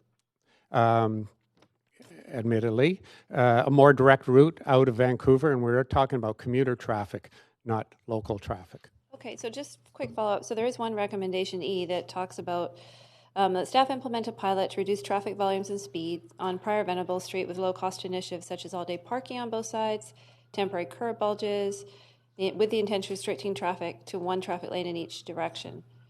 So you're not supportive of that piece. That is more acceptable as a way to calm Prior Street, but that doesn't solve the problem of the commuter traffic, in my opinion. So you want to be more of a locally serving By street increasing instead of- parking on Prior Street, Yeah. there's no place for it to expand to, unless we're talking of taking more park space away from Strathcona Park, and in a neighborhood where it's already there's a shortage of park space. I don't see that as a viable option. Reducing park space for parking or for other amenities. And where do you see the commuter traffic going then? Sorry? Do you see the commuter traffic going along with the truck traffic on National and Charles? Is that what you're envisioning? My preference, yes. Okay, thank you. Thank you. Thanks very much. That's it for questions. On to Harvey Orrick and Joseph Hubremen, and then Yun Lee Riley. Afternoon, Mr. Mayor, councillors, fellow speakers, civic attendees, including my favorite offensive lineman, and observers. I come today, I'm convinced I'm going to be swimming upstream. My views are not going to be popular with anybody lately, and I don't expect them to be particularly impactful. I come from a different perspective. I was born in Vancouver. I lived along Granville Street, Oak Street, Arbutus, Burrard Street all my life until 2 years ago. All busy streets. Went to school along there. That's where my children went to school. When I was 5, 6, 7 years old, we used to collect pop bottles and coat hangers and take them up to 41st and cross Granville Street. So yes, there are busy streets everywhere, and there are lights everywhere. I support Venables as far as and Prior, and I support it on a different basis than other people do. And I say, what is the alternative? What is a reasonable alternative? Certainly not Hastings Street, First Avenue, Broadway, 12th. If you drive down Hastings Street and Cordova, there's a good likelihood you can hit somebody that wants to be hit. So I say, as far as I know, along this, we'll call it a tributary, there's about 7 lights that are pedestrian activated. Between Oak Street, 54th and Oak, and 30th, a distance of 2 miles, there's 2 lights. Between Granville Street, between 16th and 57th, 3 miles, there's 3 lights. As far as traffic calming is concerned, whenever I come across, almost whenever I come across the viaduct, there's policemen there. And I think we're all aware of that. And because we're all aware of it, we don't speed. So we go down the hill there onto Venables. We encounter a rough street that if you go too fast is going to do something to something in your car, and potentially a pedestrian activated light every block. And the light is long enough, given the narrowness of the street, for people to pass safely. I must be missing something to me that's counterintuitive here. If we're eliminating the viaducts, are we not eliminating 4 lanes of traffic that are coming on at Venables and Prior? Aren't people going to be coming from different tributaries from downtown and dispersing through other neighborhoods? So again, to me, it's counterintuitive. There's going to be less traffic, not more traffic. And from a safety perspective... Just 15 seconds left. From a safety perspective, we need the ambulances and the police departments, and everybody would like to live on a quiet street. People on Knight Street would like to not live there, and we all do a cost-benefit analysis when we choose and where we choose to live. So my perspective is different, and I thank you for your patience. Thanks very much for coming in today. I don't have any questions for you, so again, thanks for coming in. Thank you. We have Joseph Habruman. Sure, I've mispronounced your name. Okay, Young Lee Riley.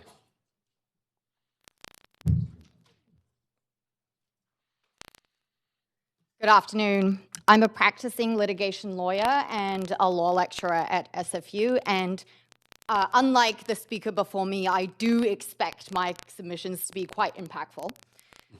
You've heard a number of submissions regarding safety, traffic accidents, pollution resulting in significant health issues.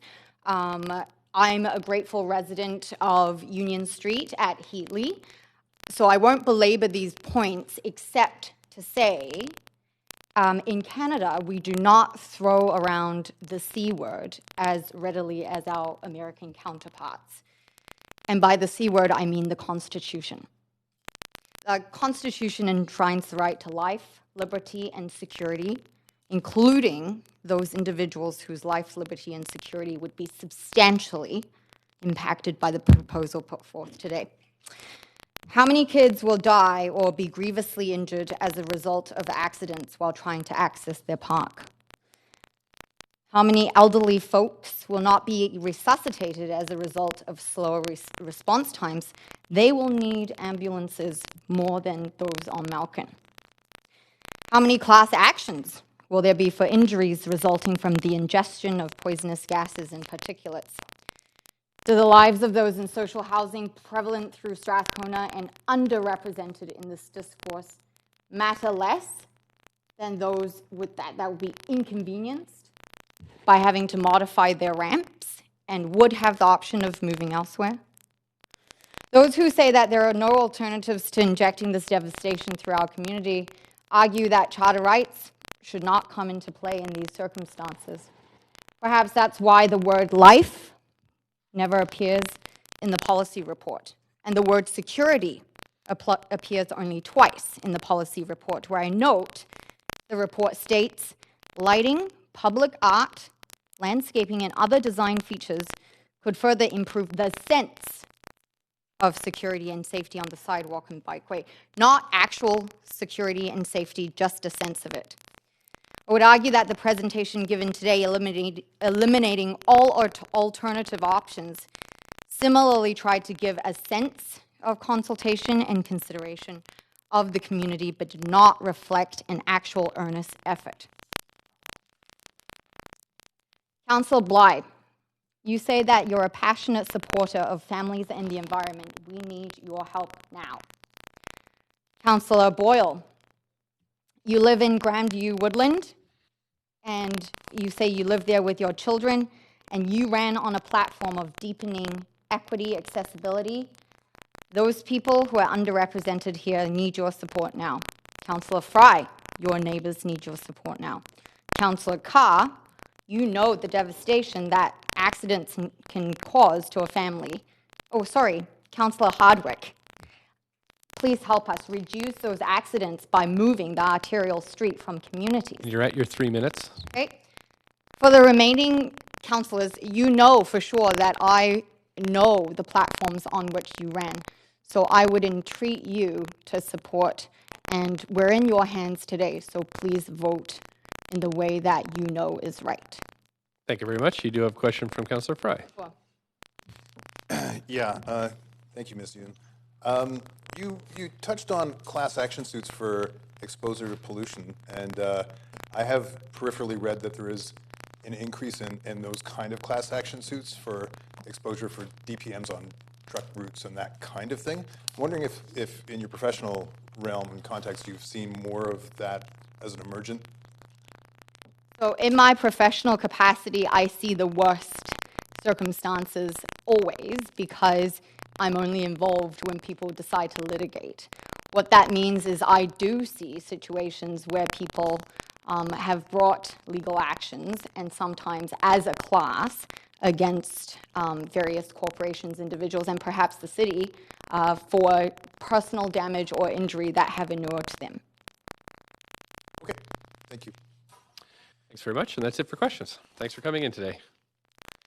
Alex Stursberg, number 32, Grace Wong, 33, Richard Campbell, 34. We have Alex Stursberg. Nope. Okay, Grace Wong.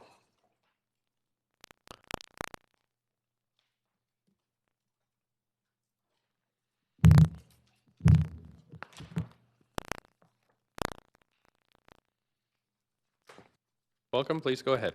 Good afternoon, Mayor Kennedy and councilors. Thank you for the opportunity for me to speak on behalf of my mother. Could you move a little closer to the microphone, please? Thank you. I'm the daughter of a senior who lives at the Villa Cafe Care Home on the north side of Pyro Street. Thank you. It has recently come to my attention that Engineering Department is proposing a grade separate Pyro Street from the Burrard Inlet Railroad with an underpass. From their September 4th report to the council, I understand that much time and effort has been spent on finding a good option to replace prior renewables, which was a council decision made a decade or more ago. I would like to draw the council's attention to concerns shared by many families of the Villa Cafe Care Home residents. The concerns arising from the arteriary's proximity to the care home include 1. Safety to the residents within. Please refer to my attachment number 2.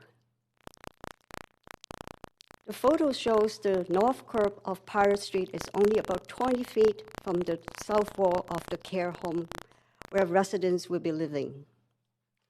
In recent memory, motor vehicles have jumped the curb, smashed, and damaged the property twice. Having future increased traffic will definitely increase such risk. 2. Safety to the pedestrians. referring to my attachment again, number 2. The photo shows that the north curb of Pirate Street is only about 6 feet from the care home property line. And such narrow sidewalk will be threatening, if not outright dangerous, to pedestrians using the sidewalk. It is certainly against page 16 of the engineering report that states, provide wide and accessible sidewalks and include landscaping, public art, greens infrastructure, lighting, active building frontages, and other design elements that respect both the residential and industrial characters of the area. The solution supported by the engineering is shown in figure 3 of the report. It shows a generous sidewalk on page 17. Please see my attachment number 3. There will be point number 3. There will be increase in noise and vibrations to the residents living in only about 20 feet away from the northern curb of Pirate. This will impact negatively on the quality of life of the many seniors in the care home. We're just at the 3 minutes, so if I get you to last couple of sentences, please. Okay. I'm calling for the council to reject the prior vulnerable option. Council can choose an option that has a higher cost but will allow for better life quality for the residents of the community. It would be safer for the families and seniors and pets in the neighborhood. It would be healthier for the community too. I urge council to not forget the seniors who did not come here today to raise their concerns. Thank you for your time and attention. Thank you very much. And there's no questions, so that's it for today. Thank you for coming in. We have Richard Campbell, followed by Larry Crema, and then Lauren McKenzie. Mr. Campbell, whenever you've...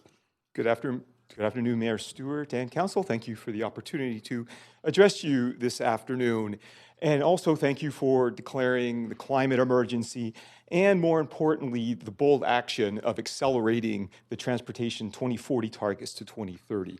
Now, this opens some really exciting opportunities in relation to all the decisions that you make from now on. And this one is certainly no exception. So over the past 100 years or so, there's been a prioritization of peak hour traffic over pretty much everything else in communities, and that has had a horrible impact on people's lives, on people's safety, and even for folks driving.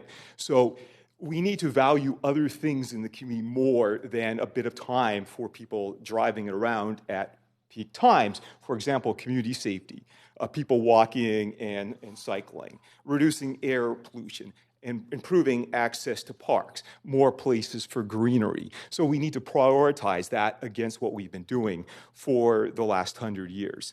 In respect to Prior and Venables, I think this is a great opportunity now to commit to making it just one lane in each direction and move forward with a project like that. Now, this might give a chance to look at some of the other options. So if you're only building a 2-lane viaduct and some of the other options, that may reduce the impact and that may reduce the cost to a point where it's more affordable.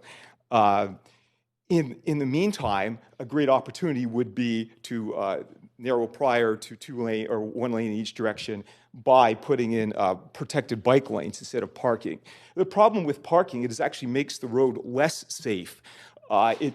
While speeds slow somewhat, it actually makes sightlines worse, meaning people crossing the street are more likely to get hit. And this is especially a problem for children. It also increases the congestion and people pulling in and out of the parking. That increases the chance of collision and also congestion as well. So this would be a bold move to take now and move forward with that. Now, certainly another opportunity is maybe look at something like some other cities are doing. Barcelona is creating the concept of super blocks. So these are large areas where only local traffic is allowed. And maybe there's the opportunity to do this here. So one could still have a grade separated crossing, but it would only be open for emergency vehicles, transit, and trucks that need to access the local area. Now, one way to do this would be to have the the crossing, whether it be a tunnel or overground, just one lane total, and then have traffic lights controlling which lane, which direction would go. This was done out in New West at the Bailey Bridge. And it works to keep essential access without making it a commuter route, and could indeed make the neighborhood safer, and as well reduce a lot of the other impacts on the businesses and things like that. Thank you very much. Thanks very much. I don't see any questions for you, but thanks for sharing your thoughts today. We have Larry Crema.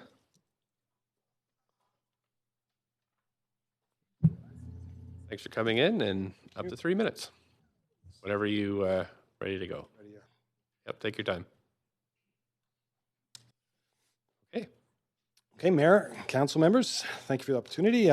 As one of the last speakers, I just wanted to thank everyone who's come to speak today from Strathcona, and everyone who's been involved with the Residents Association and all the work that's been done over the years with meetings, countless meetings, rallies, protests, walks, poster development, posters, T-shirts, and this hasn't happened over the last 5 or 6 years. I've been going to meetings regarding this over 20 years ago, and really it speaks to the spirit of the residents to fight what they think is right and best for the community and the city, and they carry on the same spirit that saved basically the city from the urban renewal project 40 years ago, and proud to belong to the neighborhood that continues to fight for what they think is right for the city, and wants to make it a better city, and to continue the work that was done by those people before. But in any case, I'm making one last emotional appeal. I'm a resident of Prior Street. I live right in right on the top of Prior Street between Princess and Heatley. And I live with my wife and my 2 teenage girls, one who goes to Templeton High School and one goes to UBC. And in light of what's about to happen in the neighborhood over the next little while, the hospital and the removal of the viaducts, I'm asking you to please consider those solutions that will reduce the risk to our health and well-being that Prior Street corridor will bring. We've been at this address, like I say, for over 20 years, 28 years, and I can tell you that Prior Street is a dangerous, frightening street. I invite you to walk, if you haven't already, to walk on the street during the morning rush hour, as my girls do before they go to school. And tell me you don't fear for your life as cars come screaming past you an arm's length away. And I've had there's many cars parked cars been hit by speeding cars beside us, or cars that gone right up and smashed into the trees around our neighborhood. So. Again, the roar of the traffic is incessant. You've heard all this before, but particularly between the rush hours in the morning and the evening, we're subject to freeway like noise, less than 10 meters, 5 or 6 meters from my daughter's bedrooms. Dump trucks, semi-trailers, other large vehicles rumble through and vibrate in the entire house. And every week I'm putting the pictures back in line again, because the vibrations from the trucks that go by shake the whole house. So I don't need to tell you how many accidents we've had in front of our house at the Princess and Prior intersection. The stats speak for themselves, and our house windows, porch are covered in black particulate soot. I have to keep the windows closed for my daughters in the front, because even in the heart of summer, I don't want them to breathe the dust, and we've got air filters on every floor. And we're just at the 3-minute mark. Already, okay. Anyways, we love Strathcona. It's a fantastic neighborhood. My father was born literally in the house next door to mine on Prior Street, but there's no need to make Prior Street an arterial. When we closed down the viaducts for the Olympics in 2010, effectively closing Prior Street, there was negligible effect to the traffic and for that month. And even with all the people that went to the center of the city for the celebrations there. But I say, as you're the council and everything that's about to happen in Strathcona, you have the rare opportunity and power to make real lasting change for the better. Let's not be remembered as a council that pushed more traffic and exhaust and divided the working class heart of Vancouver. I urge you to support the options for Prior Street that reduces the traffic, the danger, and pollution, and increases the safety and health and a sense of community for your constituents. Thanks very much. And you do have a question from Councillor Fry. Mr. Grandma, nice to see you. Larry, I know your family's lived in Strathcona for generations, as you alluded to, and were participants in the old Prior Street reunions and stuff.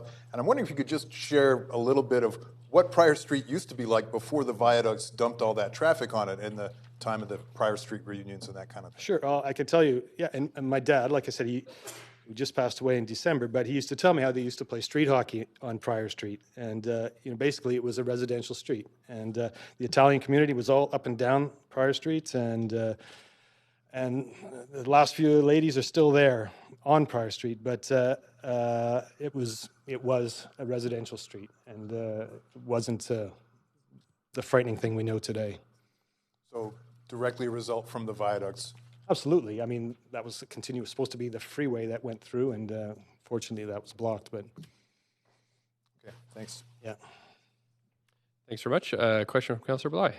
Thank you, and thank you very much for coming to speak with us. Sorry I missed the first part of your presentation, but you said something interesting at the end of it, which is that the reference to what happened with the 2010 Olympics and closing of the viaducts. Could you expand on that? Viaducts were closed for security purposes for the month while the Olympics were going on, their Special Olympics, and you couldn't get onto the viaducts. Yeah.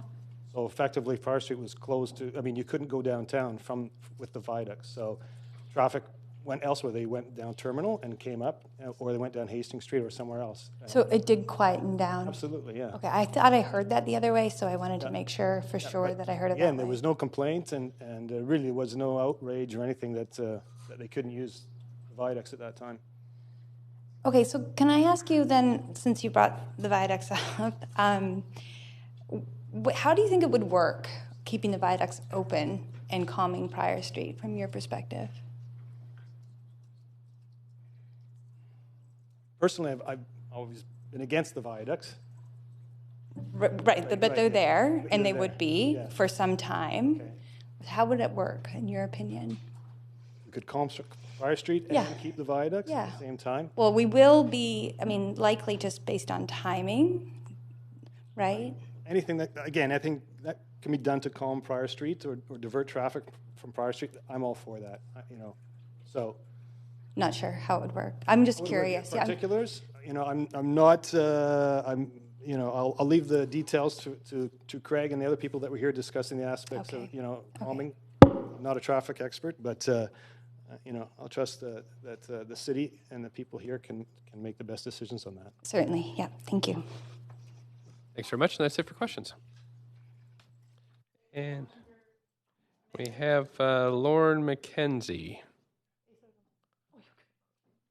I wonder if you can add one more speaker to the speakers list. I'm sorry you had to sign up before, so our speakers list is closed, and we have Mr. McKenzie's next. Thank you very much. No, sorry, we had to sign up previously, and so we're going to go with Mr. McKenzie. Thanks very much for coming in.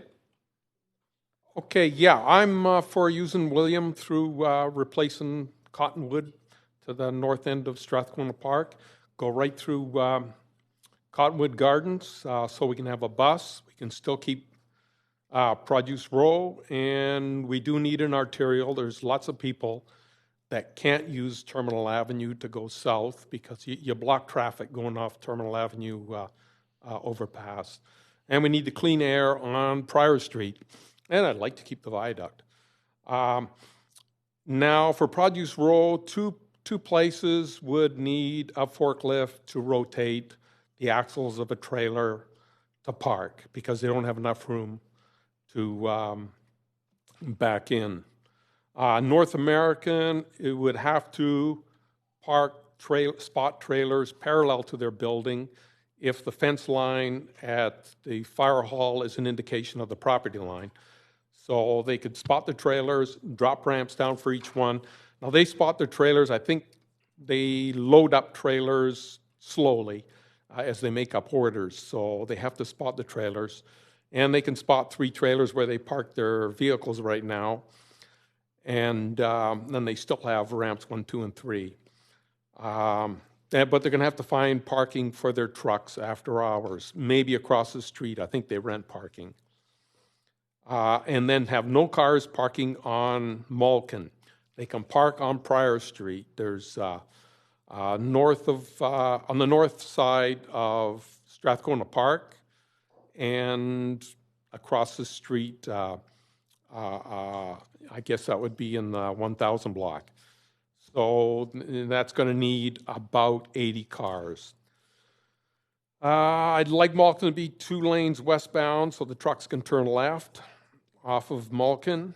And I'd like something like 32 feet for eastbound so the trucks can come out. And I'd like them to have at least 70-foot gates on these yards so the trucks don't have to turn so wide. They can get out on the street, probably using just 2 lanes.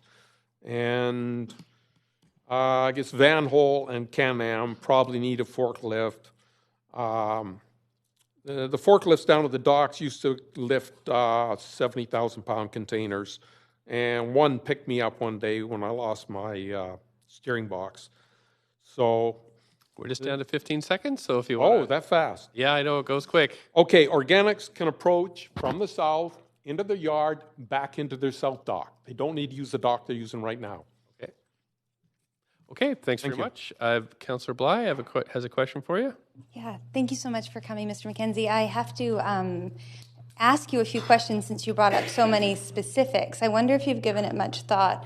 I'm probably pretty certain you have. When people are coming off of, when vehicles are coming off of the viaducts and Pryor's calmed, what would you see to do there? We just don't seem to have a lot of that detail in the report, and I'm curious if you're a fan of the viaducts and a fan of calming Pryor, and you've obviously given this a lot of thought. I wonder what you would see happening. Come off the viaducts, go on to Malkin. That's what I'd like to see, because I think we need the arterial, because people have to come, like you come over Georgia Street, number one, you have fewer intersections, so you have fewer accidents, and less pollution, because you're not on all the stoplights, and people have to turn south on Clark Drive to go over the Knight Street Bridge. So I'm familiar with all that. So, but right now, this report's not recommending Malkin, right? It's not recommending it. Yeah, So we're yeah, I appreciate that. I don't think you're alone. So I'm wondering though, with the recommendations, how you see things going. Oh, as it is? Yeah. Oh, well, okay. I told them that a light was malfunctioning at Jackson and Pryor, so only 6 cars or 7 cars were getting through at each light. Mm-hmm. So traffic was backed up to the middle of the 700 block of Pryor, so 2.5 blocks. They're still going to back up and sit there and idle, and a lot of pollution. Right, so let's say that frustrates drivers enough that they won't go that way anymore. I think that's probably... They don't have a choice. Terminal Avenue is all lined up. Right. You know. Hastings Street, it's a horror show. Yeah. And for people like, say, if you're going to Commercial Drive, it's a short way of going. And yet we suspect that the same amount of cars travel Pryor as they do Hastings currently, and we're going to be diverting 80% of that traffic elsewhere. And so what I'm hearing from someone that's obviously thought a lot about it is there is nowhere else for those cars to go. No, I think they're going to still go through. It might take them an extra minute or something. Or like more. Yeah, okay. I appreciate it. Thank you very much. Thank you, and that's it for questions. Thanks for coming in today. So that's it for speakers today, Council. We can now move to questions to staff, and my proposal is that we go for about 35 minutes because we have another items we want to get through, bylaws and whatnot, before we break for dinner at 5 o'clock. So if you want to put yourself on the list for questions to staff, this would be the time to do it, and we could always have them come back at another time, but we have 35 minutes. So I've got Councillor Bly, do you want to go, or? I think that's a holdover. Okay. Oh, okay, great. Okay, Councillor Carr, then please go ahead. Great, thanks, Mr. Mayor. I have sent my questions to staff, Great, okay. so maybe I don't have to repeat them. They can just answer them. Oh, well, I would like it on public record. So, I mean, I would like it to be out to the public. Is that okay? Yeah, great, thank you.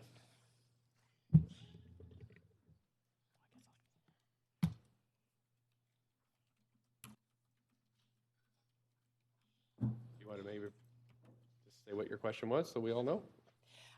First one was that letters from the CN and Port indicate the need for grade separation. Staff presentation said they met with them, and the CN and the Port indicated they would only support the least costly grade separation prior. What does support mean? Does it mean funding?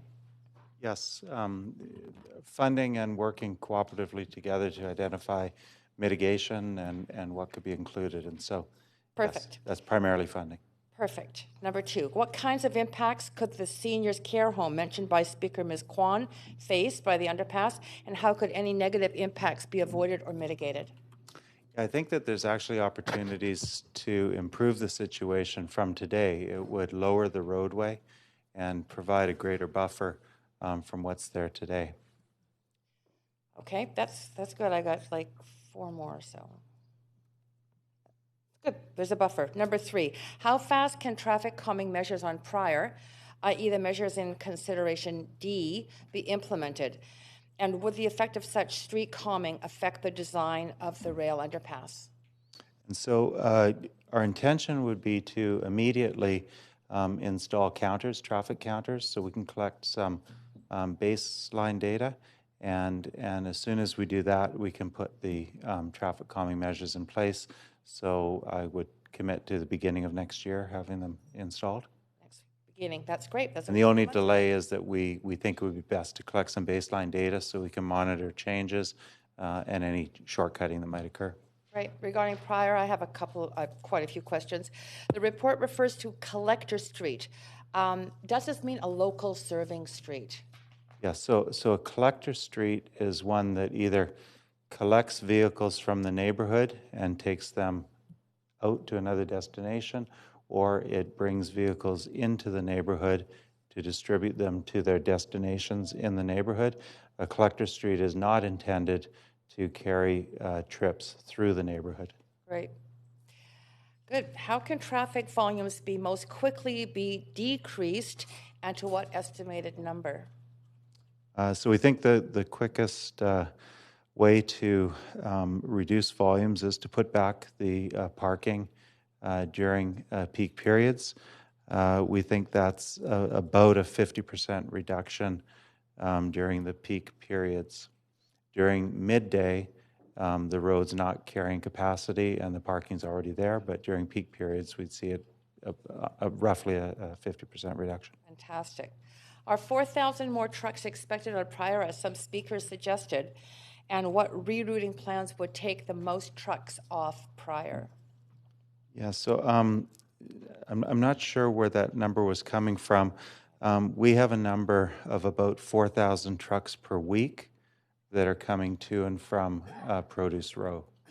And so, and just to flag that does fit within the collector role, because Produce Row is part of the neighborhood. So those are trucks that are coming into a destination in the neighborhood and trucks that are coming out of a destination to the neighborhood.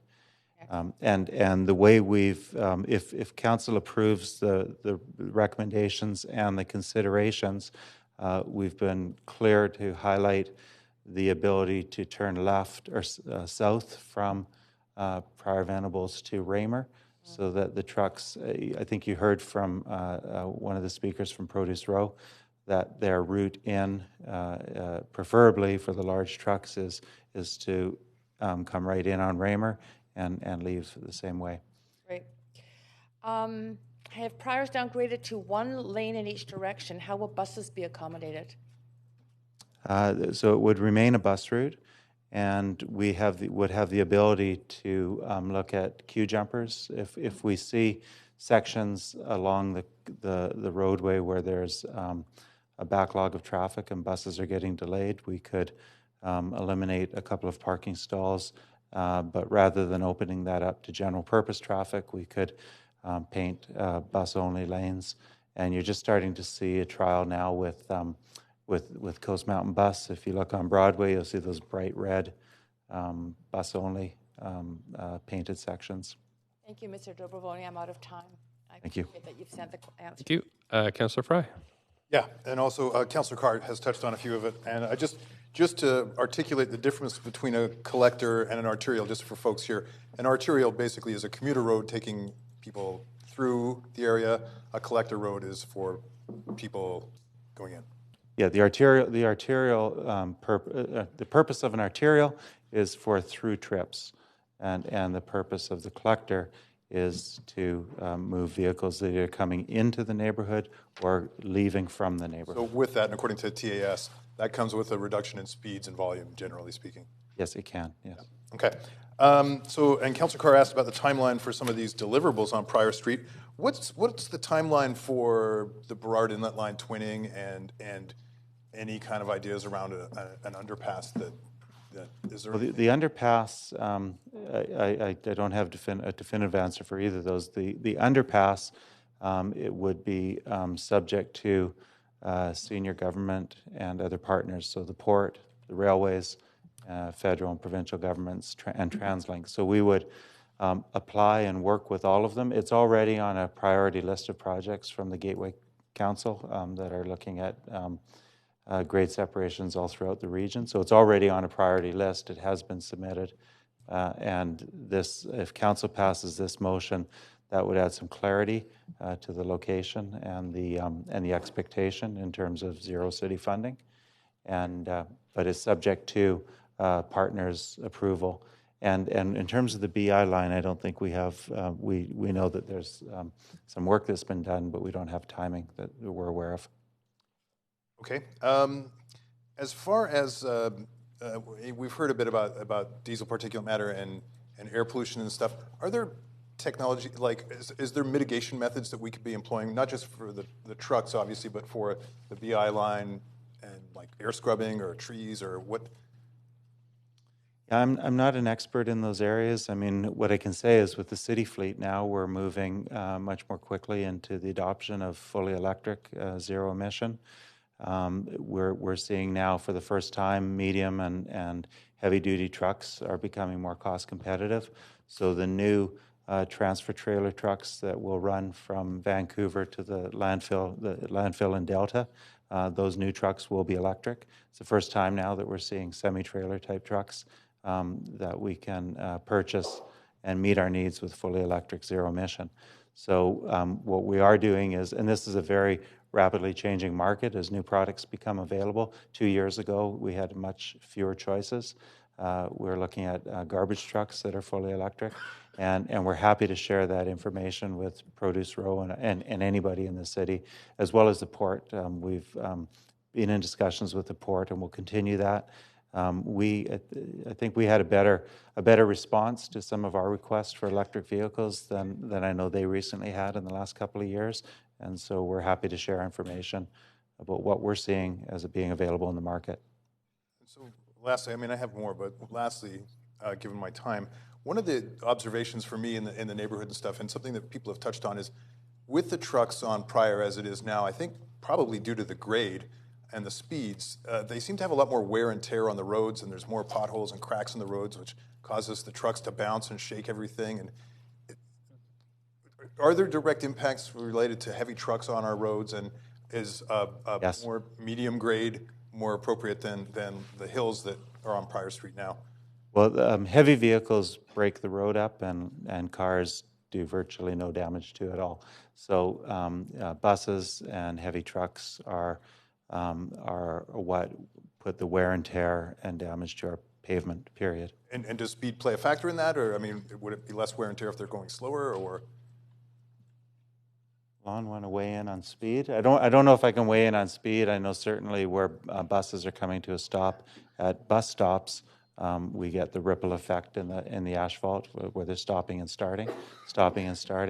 The speed of a truck, does that, we don't know if that adds to the wear.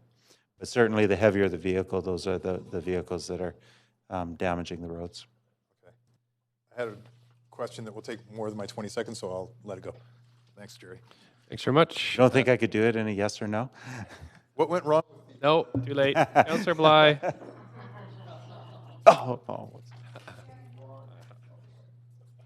Thank I haven't you. answered a question in 30 years with yes or no.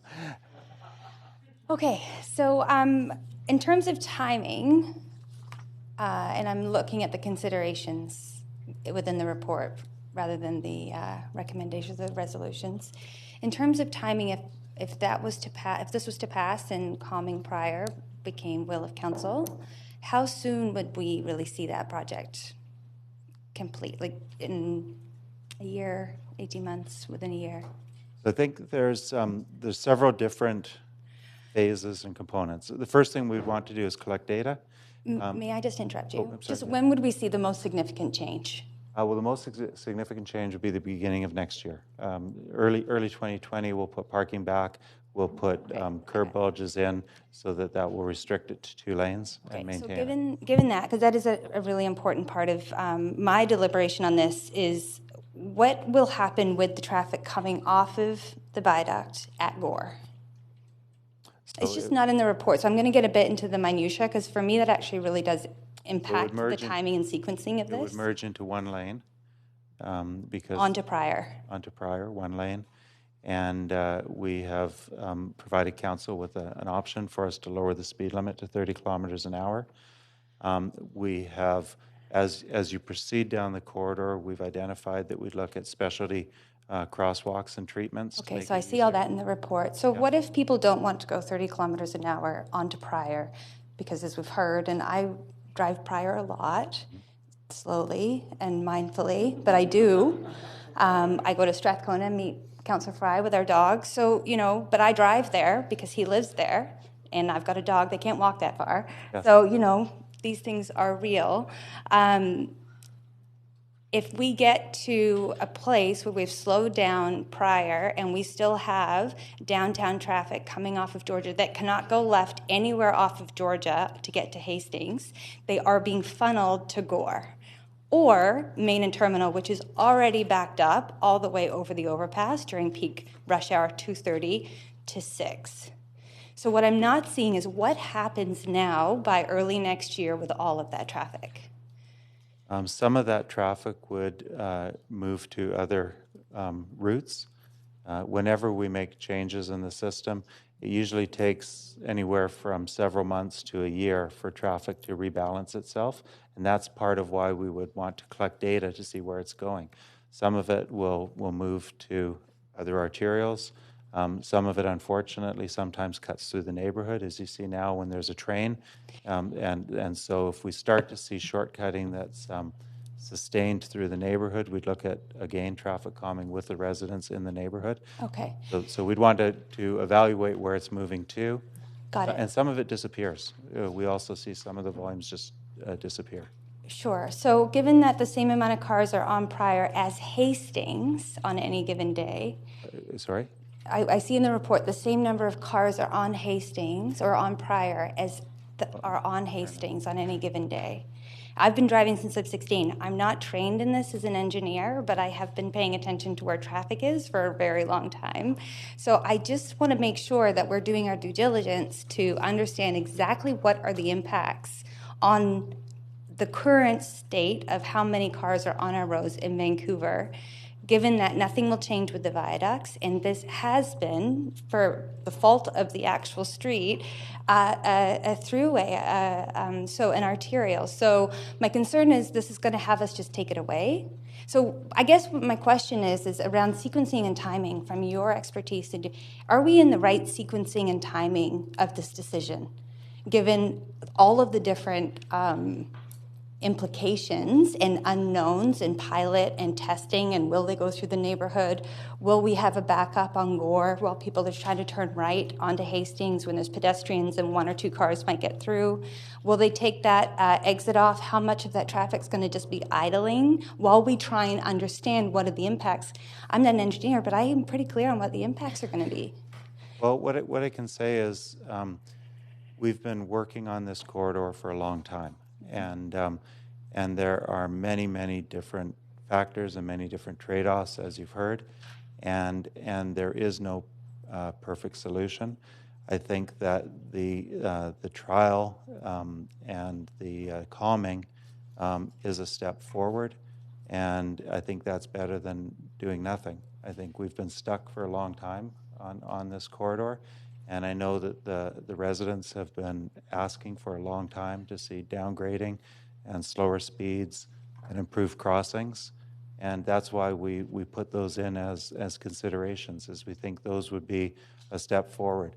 I heard clearly that the residents have some concerns about the underpass, and I also have heard clearly from many different participants that they are supportive of the underpass. Okay, I just have one quick final question. Is it typical when we look at a road network change as significant as this one that we wouldn't actually see anticipated rerouting of traffic in a report? Is that normal?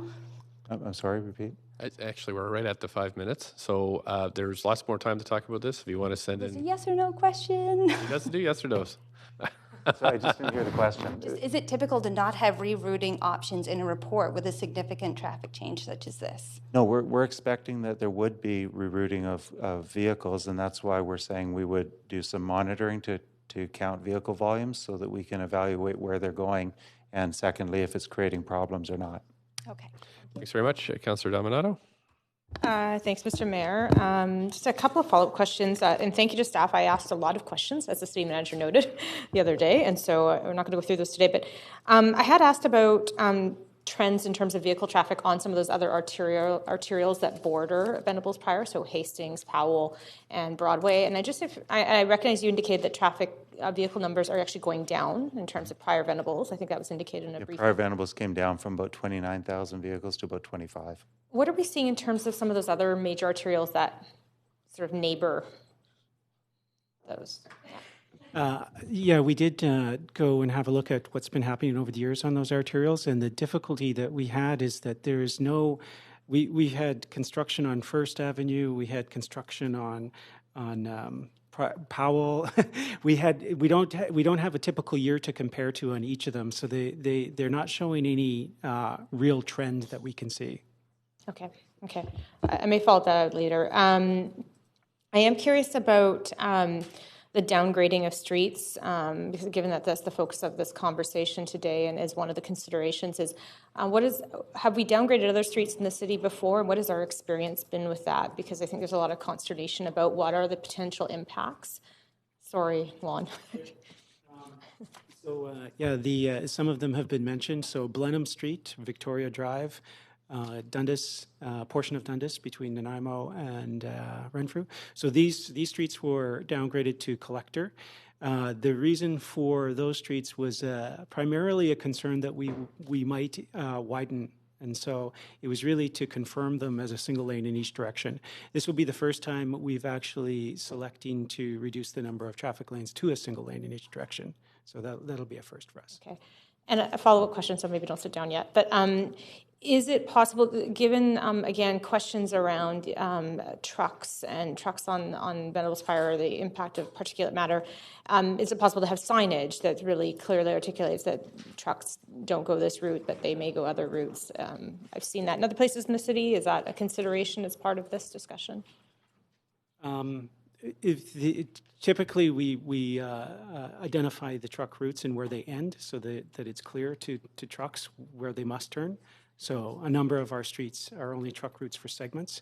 But beyond that, we don't sign for no trucks, typically. So they know that they have to stick to the truck routes. They have the maps. They're broadly available. We sign at locations where the route transitions from truck route to non-truck route. Okay.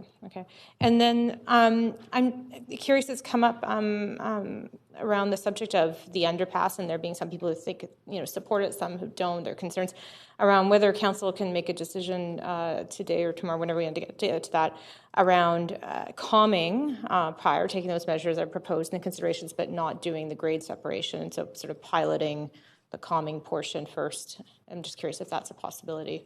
Yeah, the key deadline for that is the relationship with the development of the hospital.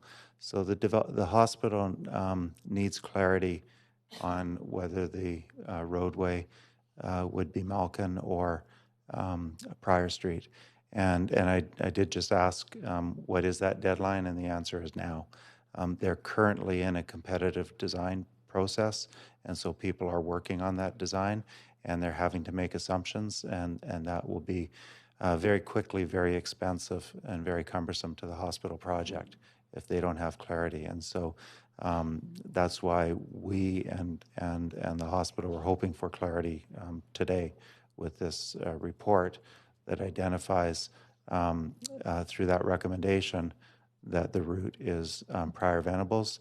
It's fine for it to be downgraded, it's fine for it to be calmed, it's fine for the speed to be reduced, but the hospital needs to know essentially now which is the route, so that they can continue on with the design process that's already underway. Can I ask this? With respect to that, is the grade separation essential to the hospital with the view of life and safety in terms of access? Because obviously, when I've been there, when there's trains, it can be backed up for 10, 15 minutes. Is that a consideration for the hospital? Yeah, absolutely, and also for Fire Hall number 1. So the first question is, which is the route? The second one is, how do we keep the route useful and so that it is accessible for emergency vehicles? So currently now for Fire Hall number 1, it's very difficult because of you've seen on the graph the very high number of trains that are coming, the regular frequency that road is closed.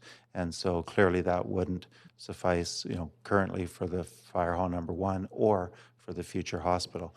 But if we start by identifying the corridor, the second then is, how do we ensure that there's access to the corridor? And we're recommending the underpass as opposed to an overpass because it's a lot less impactful on the neighborhood. And then the third piece of that is the funding partners coming forward. We've suggested in the recommendation that the city not put funding towards that it be fully funded by the partners. And so we would need them to come forward in the same time frame as the hospital and the new fire hall, so that they all come together, roughly at the same time. Great. Okay, thanks very much. And 3 councillors have questions left, and that'll take us to 4 o'clock. So Councillor Kirby-Yung, up to 5 minutes. Thank you. Over here. Thanks, Mr. Dubrovny. I'm going to go through these quickly. Very simple. Can funding discussions with the federal government and CN be initiated without selecting a route for the rail grade separation? We've been having them for a decade. It helps if there's a specific project. So not effectively is the answer to your question, that it needs to be a specific project. Okay, I want to jump onto some clarity around the trucks, because the 4,000 number was mentioned, and I know that there were some questions and we got some written responses back around clarity. It's 4,000 trucks per week that are going various routes. To and from Produce Row. To and from Produce Row. I'm wondering if you have any idea around any additional truck volume. And related to that, because a lot of the concerns I hear around the activity on Prior is specific to truck activity. And so just very simply asking the question is, do we know how many more trucks and or can trucks overall be diverted, and what's the most effective way to have them go other routes? Well, in terms if Prior is calmed. Yeah, in terms of increases, we know there's increased trips to and from the new hospital, and part of that hospital development is the straightening out of National, where it connects through Station Street and to Main Street, and the loading areas for the new hospital are off National so there will be many more trips to and from the new hospital, and the intention is through the design that those would be coming from the south, from National, not wouldn't need to come from the north and be added trips to Prior. In terms of directing trucks, the best way to direct them is to provide easy access to and from their destination, because they want to go as directly to their destination and directly from it as possible. Okay, and that's why Raymer for Produce Row will work well. Okay, so I want to follow up on you raised sort of straightening out of National. So 2 points on that. When would that be anticipated to happen, potential timeline? And additionally, who would be responsible for the straightening of National costs? So we have put that in as a requirement of the hospital project for them to provide that as part of the hospital. So as soon as that project proceeds, and if council were to approve it with those conditions, we've put it as a condition for the hospital. So were those costs, because I hear a lot about the engineering challenge with the S-curve on National, was that factored into or included in the costs for the National option as presented in this report? I.e., do they overlap? Is that cost counted twice, or is it already going to be paid for? 2 different S-curves, I think. I'm referring to straightening out the section of National that connects to Main. Okay. There's a small jog there at Station Street. Okay. When we were doing the estimates for the very expensive overpass at National, that was at the eastern end. That was an S-curve up and over the tracks. Okay. Do you have any modeling? I know that you mentioned you wanted to have sort of the pilot to downgrade Prior informed decisions. Do you have any modeling or anticipation of where traffic would divert to? We've done modeling. We haven't done modeling. It typically goes to the adjacent arterials. So the first two choices would be Hastings and Terminal. There's limited ability for them to take additional vehicles, and then we see people starting to make choices further up. So rather than taking the viaducts, they may take Cambie and use Great Northern Way over to Grandview Highway. So we start to see. That's why we really need to do pilots to evaluate how people's travel patterns change. Okay, and if council, for whatever reason, decided not to support this report or select the roadway today, The recommendation A? What would the magnitude of time delay to the hospital be? It's a question best asked. I can say that I just asked that question, and they said they really need to know now because they're in a competitive process. I don't know if I can go further than that. It would be very expensive, from my understanding of having design teams doing competitive designs in parallel and having changing base cases that fundamentally change where buildings are placed, where floor plans are developed. So, okay. I mean, it's a fundamental part of their design. They really need to know now. Okay, now I want to just jump onto another question, which I think is something that general, unless you have something else on that, because I was just looking for a nod to see if I was off base at all. Okay, I just want to get one more question before my time's up. I'm going to ask a question. I know this is in a lot of people's minds, and they see them as related, but we're being told by staff that they're not. So can you articulate clearly, for my benefit and the public, as to why the street network transportation flow that relates to the proposed or the anticipated removal of the viaducts is viewed as separate from this report? We're just at the 5 minutes, so I'm going to have to move on to the next You'd like to send questioner. an email? And you could just email those in. That would be great. Thanks. Councillor Swanson, please go ahead, up to 5 minutes.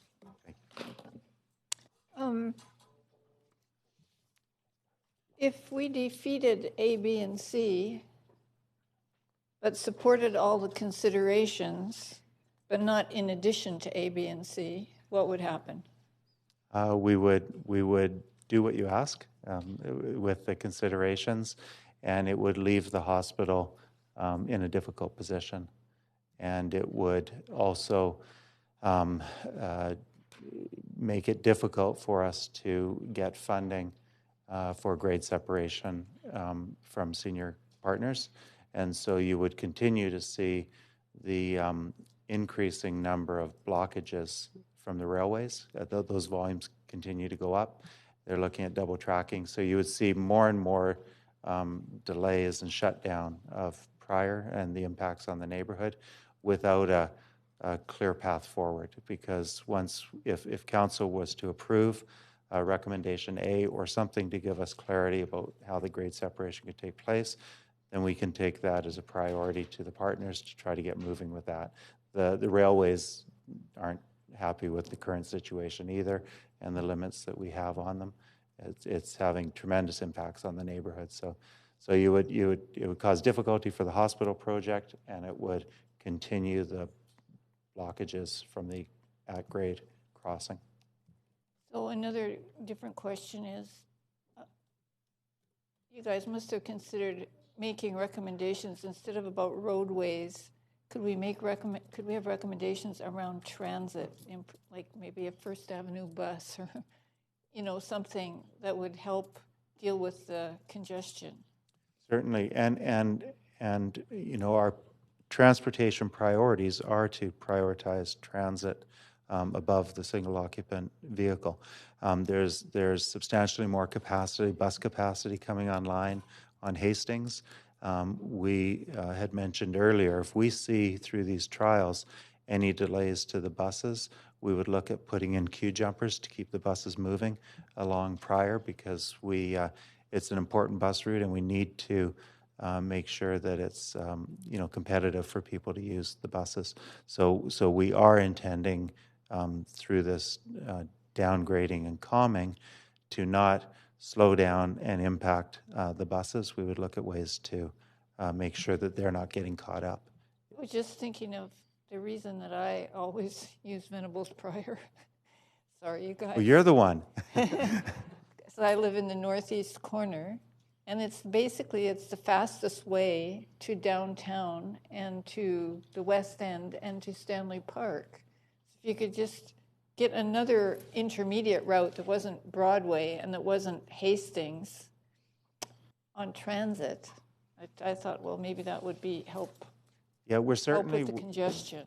Yeah, and we're working with TransLink to figure out how we can speed up the buses. That's a tremendous benefit to our citizens.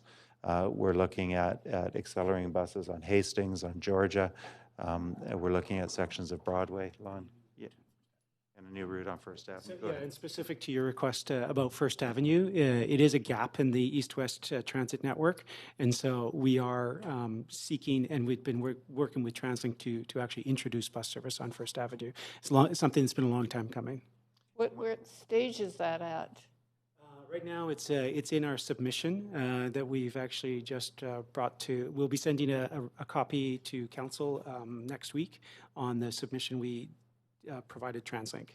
And that's what we mean when we say sometimes, we see vehicles shift to other routes, and when we say we see sometimes some of the vehicles just disappear, it's because people switch to other modes. As there's more capacity on transit, people switch. As we continue to improve safety and comfort for cycling, we see people switch. These neighborhoods, Strathcona and Grandview Woodlands, are the highest cycling neighborhoods in the city. And so, again, as we make some of these improvements, we see those trips grow. Okay, thanks. Thank you. Thanks very much.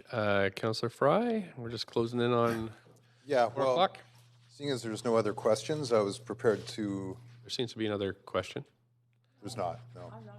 Okay, so if there are at the end of the questions looking to refer this, I was going to ask that it gets referred to tomorrow because there's so many amendments and there's other big bits of the agenda that we have to get through today. So are you open to suggestions for your?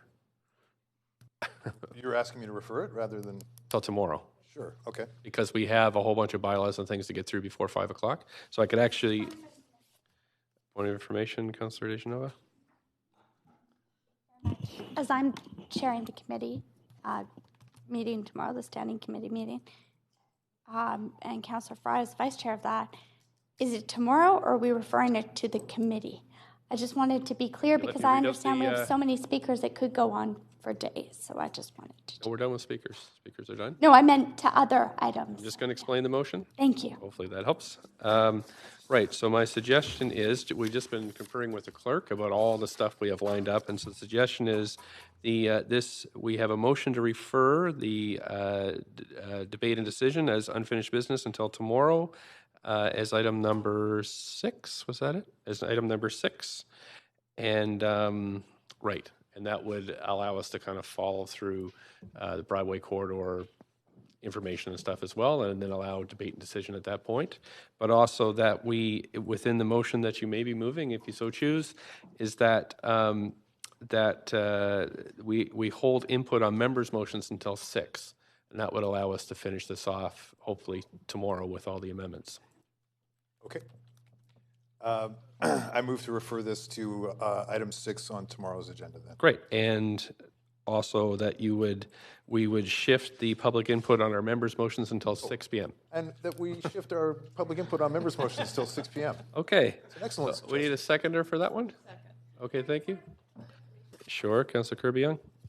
Is tonight not a public hearing, so we're not unable to deal with council business at a public hearing? So I'm just wondering about shifting the member motion input. I'm just not clear on that. Sorry? Any public speakers we have for the members' motions would be moved tomorrow at 6 p.m. Tomorrow at 6. Tomorrow at 6.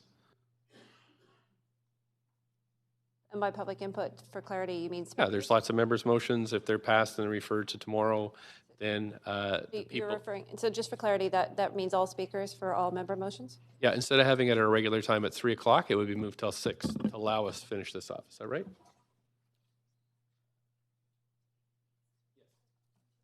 Right, and so we are going to go through the members' motions next to see which ones are moved to tomorrow and whatever happens. So that's why we stopped at 4 o'clock to finish the rest of our council agenda.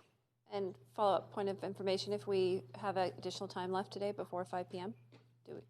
And, well, I don't know. We'll see if we get there, but we still have we had some policy reports that were held. We have some bylaws. We have to get through each of the introductory 1-minute statements about each of the motions and then the round of questions. So I'm cutting it close as it is, I think. Okay, thank you very much.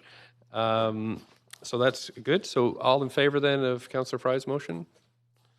Any opposed? Okay, that's passed. Thanks very much. We need another motion to refer policy item number 13, which is the one on St. Paul's Hospital, to the regular council following the standing committee tomorrow as unfinished business.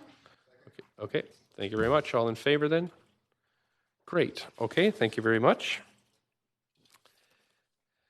Okay, so this will be the 6th item on our agenda tomorrow. Is that right, Clerk?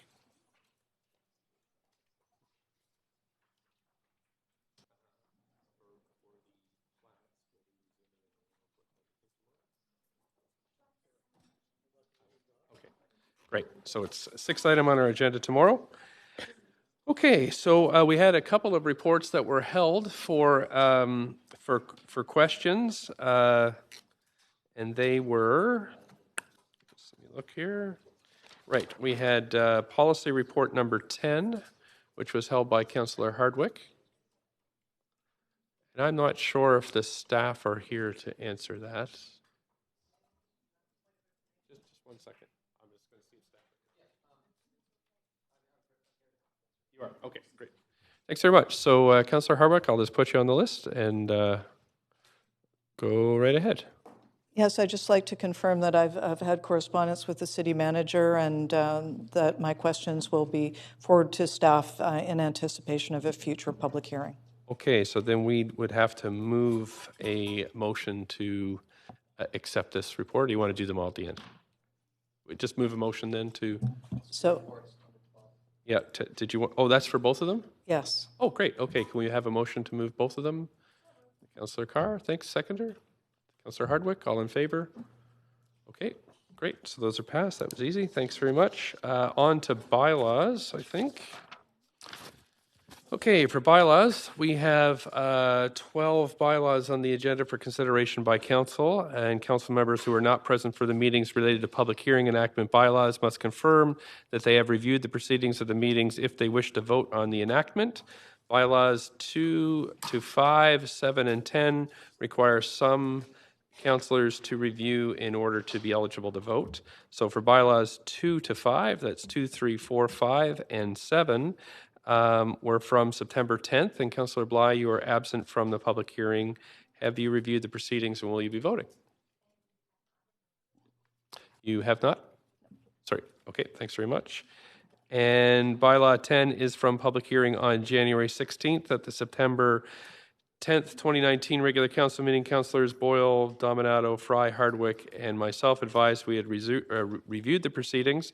When I call your name, please state if you have reviewed the proceedings and if you'll be voting. That is bylaw number 10 from the public hearing on January 16th. Oh. Okay. Councillor Bly? Did you review the... You have not? Councillor Kirby? Yes, you have. Thank you. Councillor Swanson? Nope.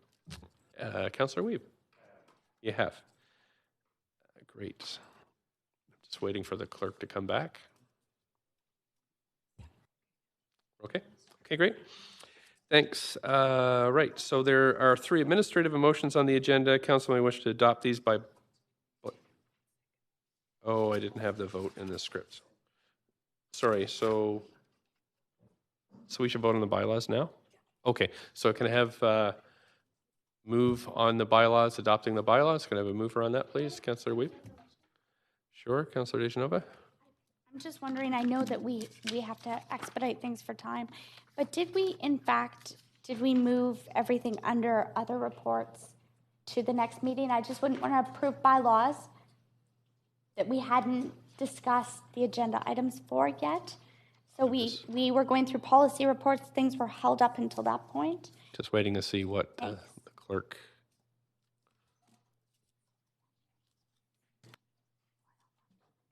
that one was on consent. The street naming choice, I just forgot to read it into the record. I'm sorry. Okay. All right. Okay. So can I have a mover for the bylaws? So moved. Thank you. Councillor Carr first. Councillor Dejanova second. All in favor then of the bylaws? Any opposed? Is it okay? We're good? Okay. So administrative motions, there are 3 motions on the agenda. Council may adopt these motions by blanket motion. Does any member wish to hold any of these? And just put yourself on the list. Councillor Swanson. I'll just hold 3. Want to hold 3? Okay.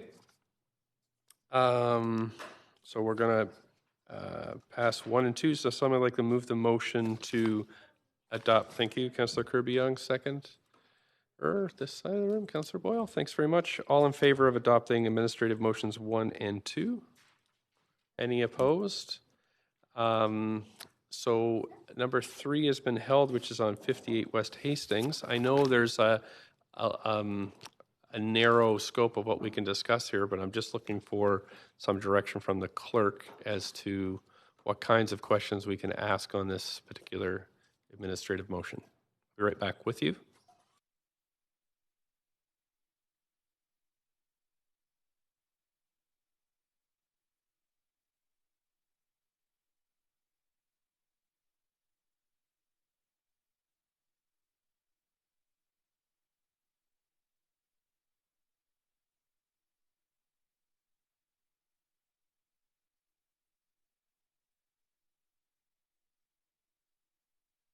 Okay, Councillor Swanson, there's only a kind of a limited range of things we can answer, but just wondering what your questions are, and we'll see if we can help you with them. Oh, you just want to vote against it? I gotcha. Okay. Okay, thanks very much. Move the recommendation. Somebody second? Councillor Carr, all in favor? Any opposed? So Councillor Swanson, please mark her as opposed. Thank you very much. Did you?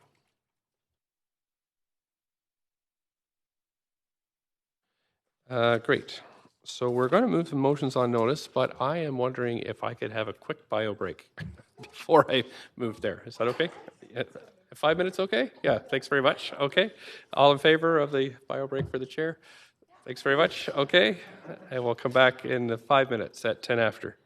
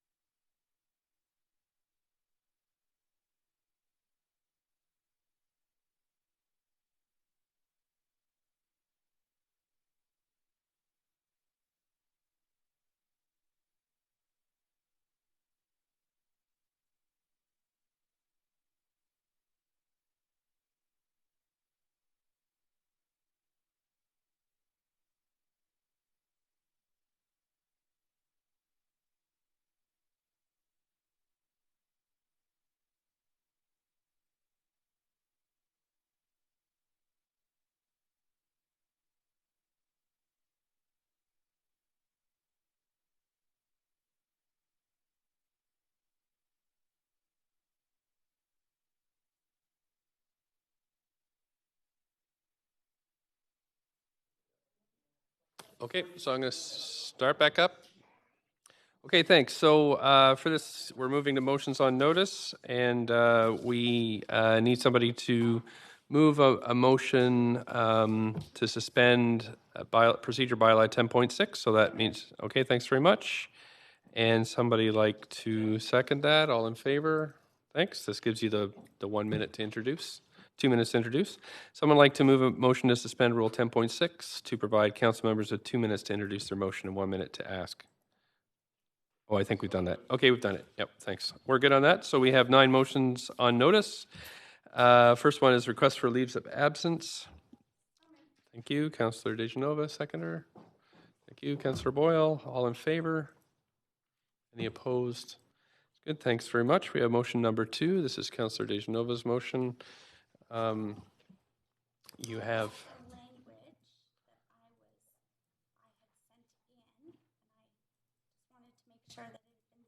Sent in recently since. Okay. So, Perhaps so you're going to be moving your motion with amended language? with amended language. Okay, so you provide to us the amended language, and then you still have your 2 minutes to introduce. I can, and I think it's quite self-explanatory, so I'm happy to provide the language.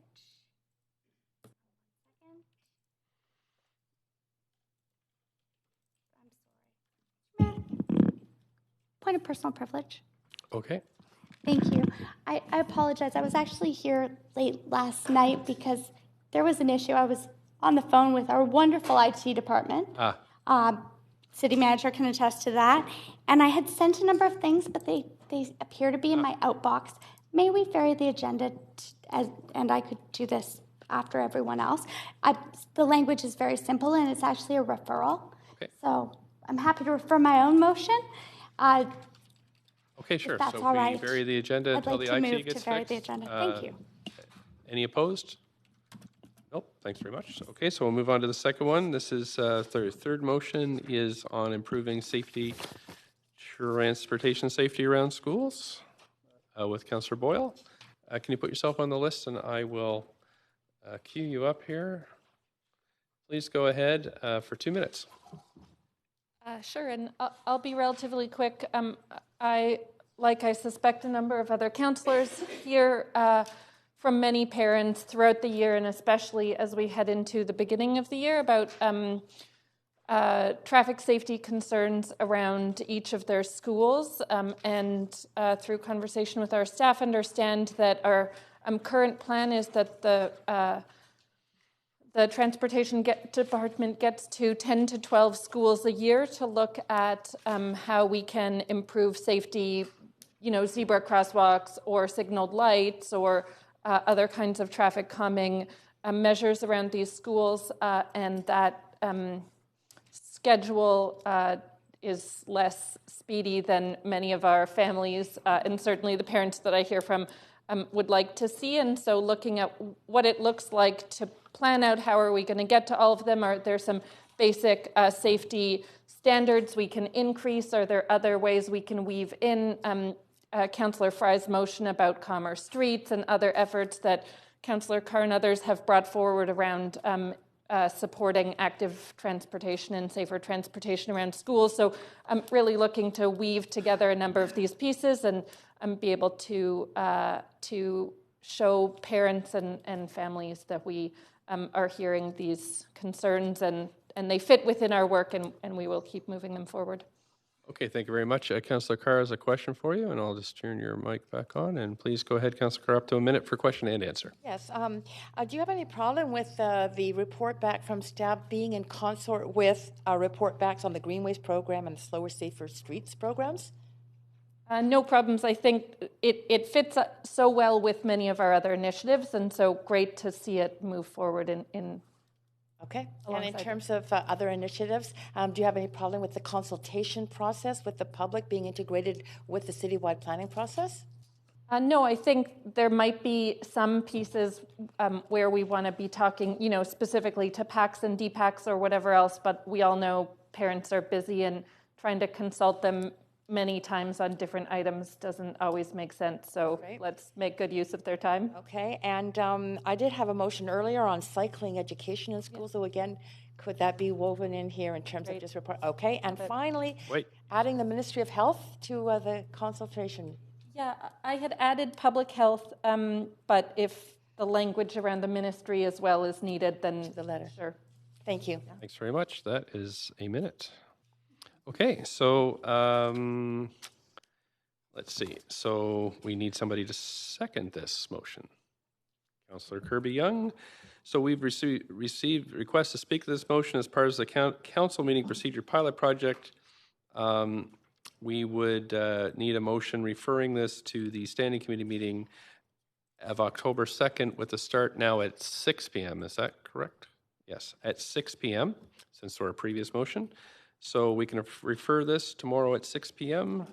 Somebody like to move this referral? Thank you. Councillor Boyle, you have a seconder on that one? Thank you, Councillor Carr. All in favor of referring to hear speakers tomorrow at 6 p.m.? Okay, great. Thank you very much. And that one's passed. Okay, so now we're on to the motion number 4 from Councillor Swanson, emergency action to support Vancouver's homeless people, including those in Oppenheimer Park. And I have spent some time deliberating on this motion with assistance from clerk and legal. And unfortunately, the way this is worded, this motion is out of order. And so this won't make it on our agenda as it's worded. So I can put Councillor Swanson on.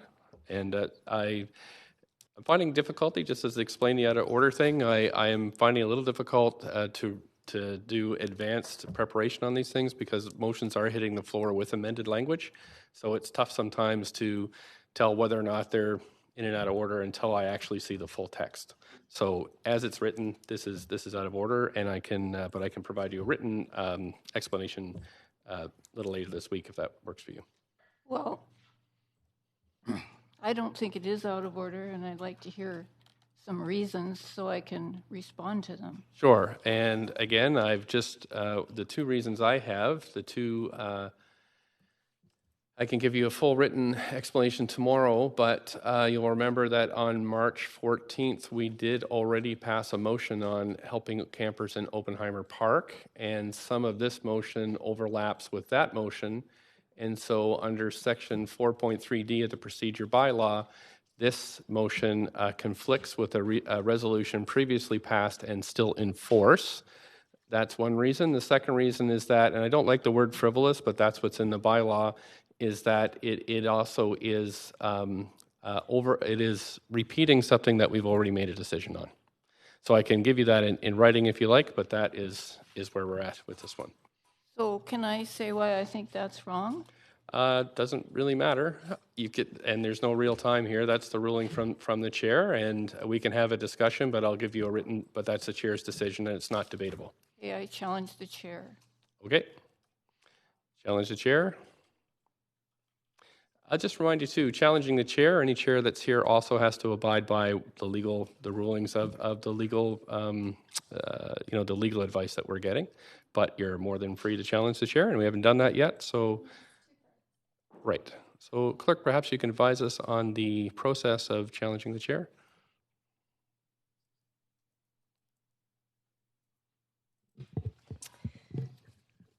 Mayor Stewart, so in order to challenge the chair, according to the Vancouver Charter Section 166, we need 2/3 vote on the ruling, and the motion to challenge will require a seconder, and it's not amendable. Okay, so do we have a seconder for Councillor Swanson's motion to challenge the chair? Seconded by Councillor Fry. Okay, so is this is not amendable, but is it debatable? It is debatable. Depending. Rationale from me. Okay, rationale from me. Well, I provided some, so apparently there's no opportunity to debate this, but I can provide my rationale for my ruling. Again, the rationale is that there are two sections of our procedural bylaw that I see this as violating, which is The first one is that we've already had a motion on this, and there's substantive overlap between those two motions. We did unanimously pass a motion on March 14th, helping campers in Oppenheimer Park, and there is some overlap in language there. And also with that motion, it falls under two sections of the procedural bylaw, section 4.3 and sections 4.3D and 4.3F. I can give you the exact written wording on this if you like in a couple, when I'm going to Seattle tomorrow, so I'd have to come back and do this Friday, but I can provide that for you if you like. And that's my rationale. So I guess we can call a vote. Should it be recorded? Do I not get to respond to that? Do not. It's not debate. It's just a rationale for my ruling. So we have a vote on this one? Yep. So you'll be voting on whether or not that I should be replaced as the chair by, I guess, the deputy. No? What happens? Sorry.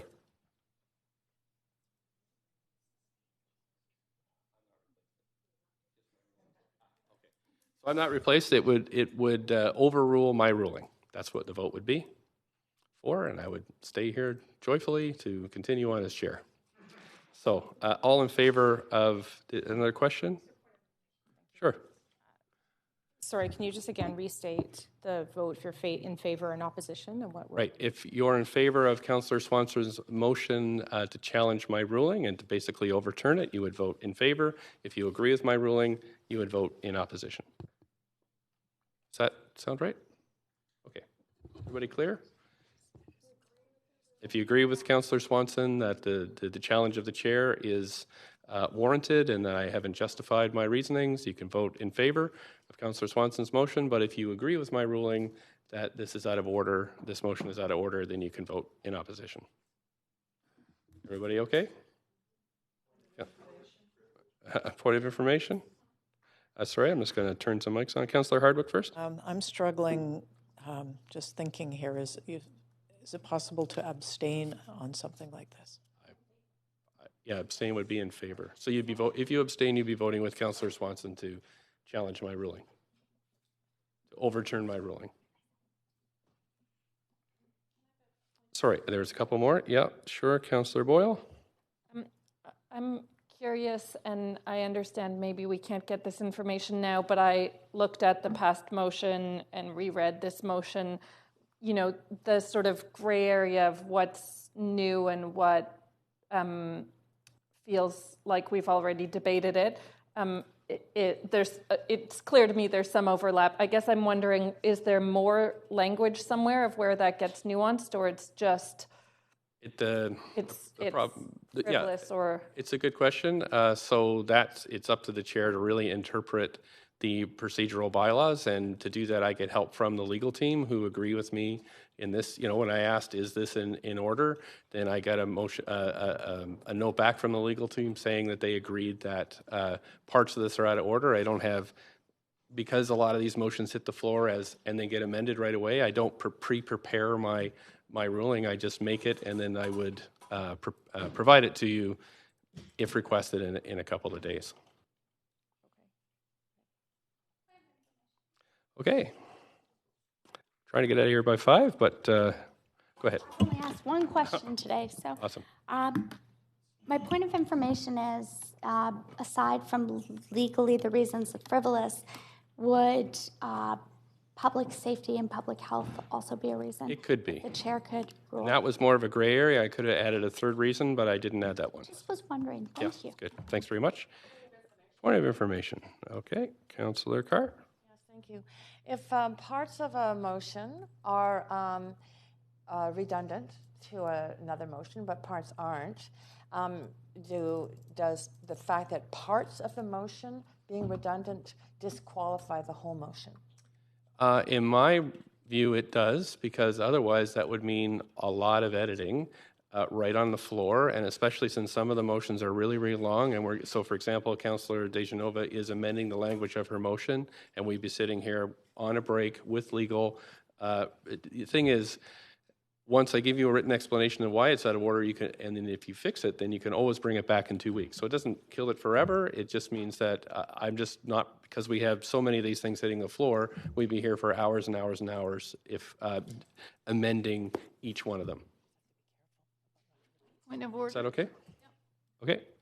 Somebody else? Okay, Councillor Swanson. So if part of it is redundant and another part isn't, why couldn't it just be dealt with by severing? Because I think as chair, I'm just ruling on these things as they come in. We'll be here for hours and hours and hours if I have to go through and help you with the wordings of your motion.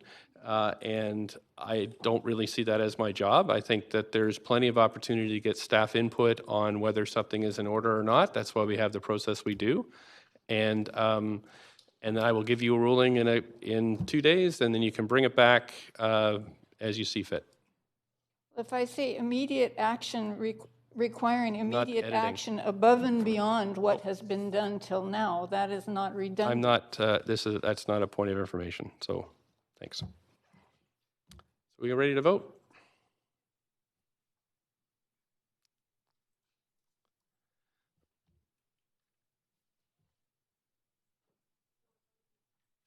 If you agree with Councillor Swanson that you would like to overturn my my ruling, then you vote in favor. If you agree with my ruling, you vote in opposition. Looking for Councillor Wiebe, Boyle, Councillor Hardwick, Councillor Wiebe, Councillor Boyle, and Councillor Dominato. Okay, so I have five in favor of overturning me, but 6 agreeing with so Councillor Kirby-Yung, Bly, Fry, Dejanova, Carr, and myself are in opposition to Councillor Swanson's motion to challenge the chair, with Councillor Dominato, Boyle, Wiebe, Hardwick, and Swanson in favor. So that motion fails. Okie doke. On to the next motion, which is motion number 5, back to basics, prioritizing public realm maintenance. Councillor Kirby-Yung, you're up. So can you put yourself on the list, and I'll give you your 2 minutes. Okay. Great, thank you, Mr. Mayor. I'll try to be brief, given we have limited time, but the motion is titled Back to Basics, Prioritizing Public Realm Maintenance and Cleanliness in Vancouver, and the intent of this is to elevate the amount of resourcing and work and attention that is given to the state of our sidewalks, our roads, and our street medians, as well as overall cleanliness in the city. This is something that I hear consistently and a lot about from residents, and it is significant because it affects people's pride in the city, but it also speaks to the broken windows theory that when your city starts to look run down, that you also have associated issues there.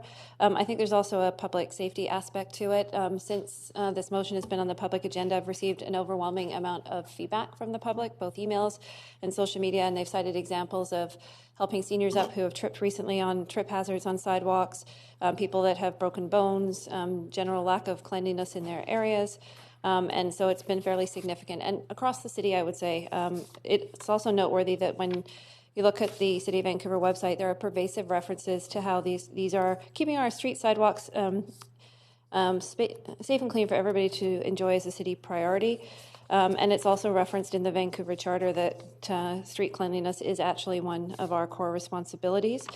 So given that we have the budget coming up, what I'm asking for is that staff come back to us with information about what it would take to elevate the level of repair that we are currently delivering, as well as get some information back on how the street cleaning utility fee was implemented in 2017 so that council can duly consider this as part of our budget planning process. And I would probably leave it there in the interest of time, unless there's any other questions, but I will say that I think this is fundamental to core service delivery in the city, and it is really critical that people have confidence in their city and in the core services that municipal governments are, at a very minimum, expected to provide. Thank you. Thank you very much, and that's right on 2 minutes. I'm going to leave your microphone. I'm going to move Councillor Carr up for a minute and leave your microphone on. Okay, go ahead, Councillor Carr, up to a minute. Questions and answers. Yes, thank you. Councillor Kirby-Yung, can you tell me how you would ask staff to determine what budget items are of, quote, lesser public impact and effectiveness? What criteria? do you think that they would imagine might be important? Well, I think that'll be something. I think I'm looking forward to seeing what staff suggest in coming back. I think that that's something they do as part of the budget process anyway when we're faced with challenges of increasing costs and pressures and finite budgets. So I think they're quite used to doing that. I also think the council, to answer your question, Councillor Carr will play a role in that when we get information back, and we can look at both this as well as other priorities that council has put forward in the budget, and we'll have some decisions to make at that point. Yes. Secondly, Councillor Kirby-Young, do you anticipate what do you anticipate the outcome might be if other councillors brought forward other motions that elevated priorities on a one-off basis? Well, I think we've seen a number of them, and I know you brought some forward, Councillor Carr, such as reallocating $5 million towards additional climate projects and mitigation. And I think we've had a number of them. We shifted funds from contingency towards other projects. I think sometimes we have to really sort of think through what those impacts are, but I think that's something that council does on a regular basis, and I think that's our job to reflect, trying to elevate priorities when we hear that feedback from the public. Thanks very much. Councillor Boyle, up to a minute. Thanks. I also was going to ask what you recommend be deprioritized, but Councillor Carr asked that. I'm curious also to hear what has shifted that this is coming forward now rather than in April when we started a collaborative budget prioritizing process that we've all been engaged in since then. I wouldn't say that something shifted. I think I've been fairly consistent, and you and I have been in a lot of the same briefings, in really talking about core services and core priorities. And in fact, when we got the budget update from staff, I think that's the reason now that we've seized that word of some of the core services embedded in the outlook, and so those 4 areas that staff had identified. So that's certainly something I know a number of colleagues have reflected, and so from my perspective, it's not a shift. This is really providing more specificity on a specific area of core service. But it's not adequately prioritized in the process we've all been engaging together since April. Sorry, I'm not sure I understand the question. You're just saying it's in that process already. We've been engaged in since April, so I guess I'm wondering why kind of flag it now when if you feel it's been part of those discussions already. I think that the concept, just to clarify, I think the concept of core service has been flagged, and I'm trying to provide additional specificity as it relates to these specific areas of maintenance. Thanks very much. On to Councillor Fry. Yeah, thank you. Thanks, Councillor Kirby-Young. Given that engineering is roughly about a third of the city's overall budget, and a lot of that includes things like sidewalk maintenance, road maintenance, pickup of litter, all that kind of stuff, have you talked to staff about what kind of, it's a big bucket of obviously repairs that need to be done and those kind of things. Have you got any sense? Because that's a big real allocation if we're thinking on a large scale.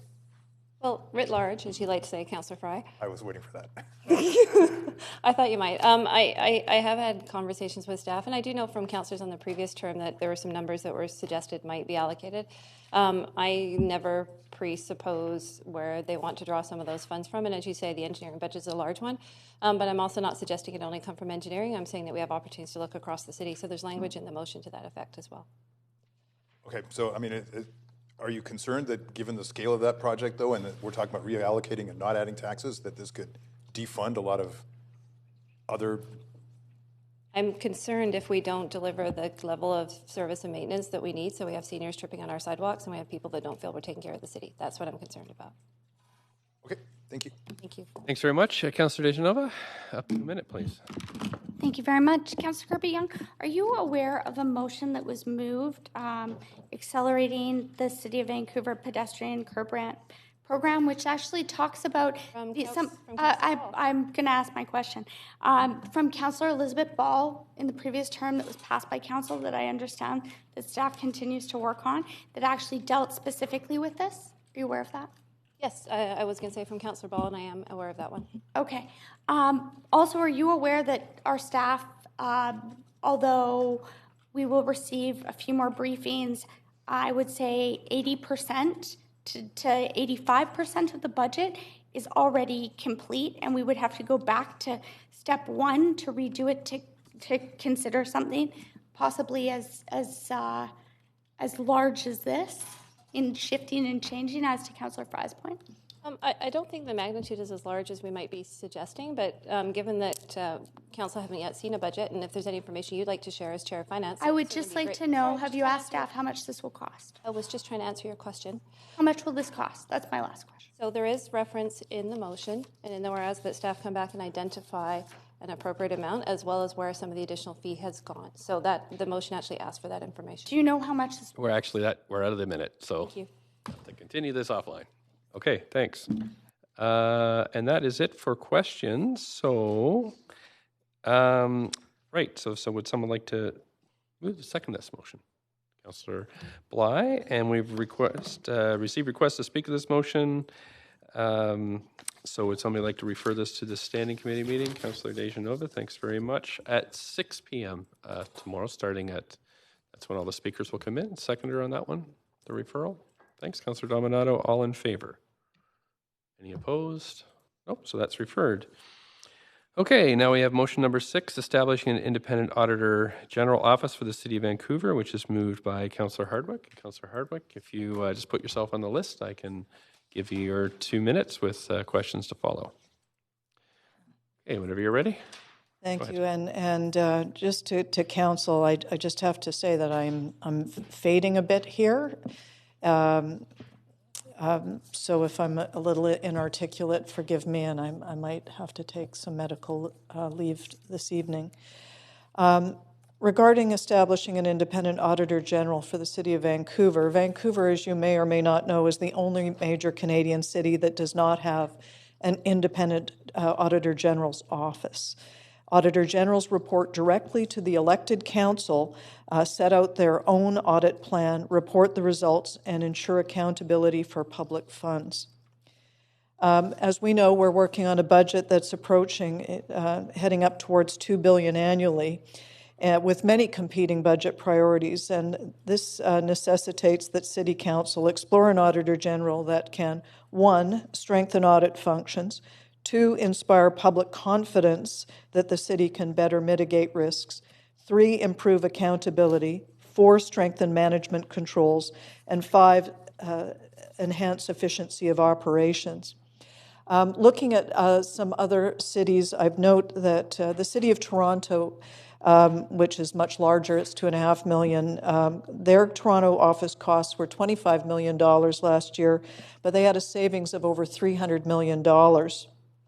And there have been a record of significant savings in other municipalities similarly. As we know, there is a government in British Columbia has an auditor general for local government, but this is more of an advisory role and is responsible for all of the local governments, 190 local governments throughout the province. So this would be above and beyond that. I have, in the motion, I'm asking for an initial budget of $1 million annually to be part of the current 2020 operating budget that we're working on. This is comparable as I've looked at other municipalities such as Ottawa and Halifax, which have similar populations and scope of activities. I'm suggesting that the Canadian Audit and Accountability Foundation, we should consult with them, a committee of council, to search for an independent auditor general, and finally ask the mayor to write or empower the mayor to write a request to initiate any legislative process that might be required for any legal powers that may be required. Thanks. We're at the 2 minutes. Thanks very much for that. Any questions, Councillor Hardwick? Councillor Carr? Yes, thanks, Councillor Hardwick. The motion asks that that City Council itself establish this and that it would report directly to Council. Is that the way that this kind of Auditor General has been established in other cities, and do they report directly to Council as well? Yes, universally that is the characteristic that differentiate them from other forms of audit that would report, for example, to the city manager up through the civil service. This is very specifically designed and intentionally designed to report to the elected officials as opposed to staff. Yes, and where did you get the $1 million from? As I mentioned before, I did a bunch of research and I looked at comparable sized municipalities, and particular the ones that I'd referenced, and I've made all of the research available and happy to again. I looked in this case at Ottawa and Halifax as comparables both in size of population and budget. That's it for the, I know a minute's tough. So no other questions. That's good. Thank you very much for that. So we need somebody to second this motion. Thank you, Councillor Dejanova. So we have received requests to speak to this motion, and so we would need this to be referred for tomorrow past 6 o'clock for speakers. Seconder for that. Thank you, Councillor Bly. And all in favor referring to tomorrow? Great. Anybody opposed? Nope, that's passed. Thanks very much. Motion on notice 7 is expediting at elementary school for the Olympic Village community. Moved by Councillor Domino. Just put yourself on the list and I'll activate your mic.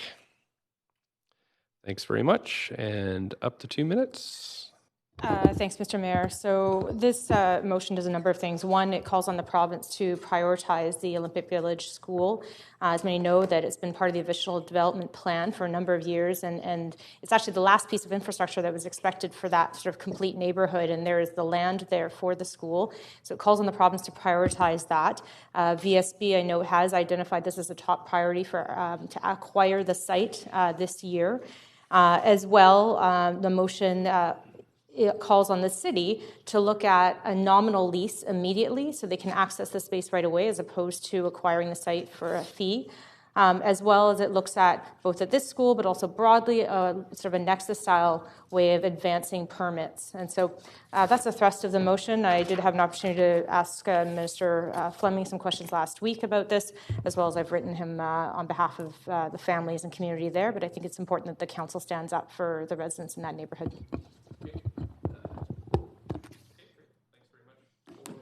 Thanks very much for that. I have a question from Councillor Carr. Go ahead, Councillor Carr, up to a minute. I'll put your mic on to Councillor Dominato, I'm wondering if in the C of your therefore be it resolved, if the reference between the two different schools, the new Cole Harbour School and the Olympic Village School, are intended to be prioritized in terms of timing. It does refer to funding, but I'm concerned about the timing of those. Yeah, so Cole Harbour was prioritized previously in the previous capital plan as number 1 and is moving ahead using funds that were attained through the BC Hydro deal last year. And so that's advancing using those funds. It's actually being fully funded by the school district. What the school district is now seeking is they're asking for $10 million to acquire the site to move ahead with Olympic Village. And it is their number 1 ask under new schools is site acquisition, which is the first step. And they are actually acting on old information where it was relayed from a previous city manager that they would need $10 million for that site. So in terms of timing, Cole Harbour is going ahead, and that is a partnership with the city. It's an air parcel space within that building. It'll have housing as well. Okay, thank you. Great, thanks. And that's it for questions. So there's speakers to this one as well, I think. Am I right? Yes, there are. So we'll need a motion to refer this. I need a seconder. Did I hear a seconder? Councillor Boyle? Sorry. Sorry. So you can refer it, though, if you like, Councillor Carr. How's that? Okay. Councillor Dejanova can second. So this is referred to tomorrow. If we all vote in favor. Who's in favor? Good. Anybody opposed? Nope. So this is referred to tomorrow night. Okay, so now we're on to number 8, which is a motion on notice increasing affordable housing options through character houses. Councillor Hardwick, it's you again. So if you want to put yourself on the list, you have up to 2 minutes. Please go ahead. Thank you. I wish we'd done this earlier in the day. We know that we have a housing affordability and a housing availability crisis in the city. And most of the solutions that we hear about are building new capacity, adding to more floors on high rises and so on. What I'm proposing here is that we look at character homes as an opportunity for creating more housing throughout the fabric of the city. And character houses are pre-1940s or World War II houses. Character homes can help to mitigate the affordability crisis, and they can also help with complete communities and ground-oriented development in a way that I think is really important for maintaining the character of neighborhoods. The city undertook a multi-year character home rezoning review to address the wasteful demolition of character homes being replaced by luxury homes, yet the resulting RS-zoned character house incentives have not prevented demolitions. In 2018, for example, 235 character homes were demolished, while only 27 have been retained through character house incentives. Surveys have shown 70% support for allowing multiple secondary suites as a retention option, yet allowing 2 secondary suites as proposed has not been implemented for more rentals. And although some previous changes were made, building bylaws continue to make renovation of character houses difficult. So this motion, although it does seem elaborate, is intended to address these problems by expanding alternatives in the bylaws, and in particular, trying to make it easier for people with character homes to renovate, to add additional capacity, and overall creating more housing opportunities throughout the body of the whole city. Great, thank you very much. Now, we have any questions from council to this one? I don't see any. Okay, so are you moving this with the language that you have in it with no amendments? Is that? I have been considering more amendments. As you can tell, I'm struggling a little bit right now.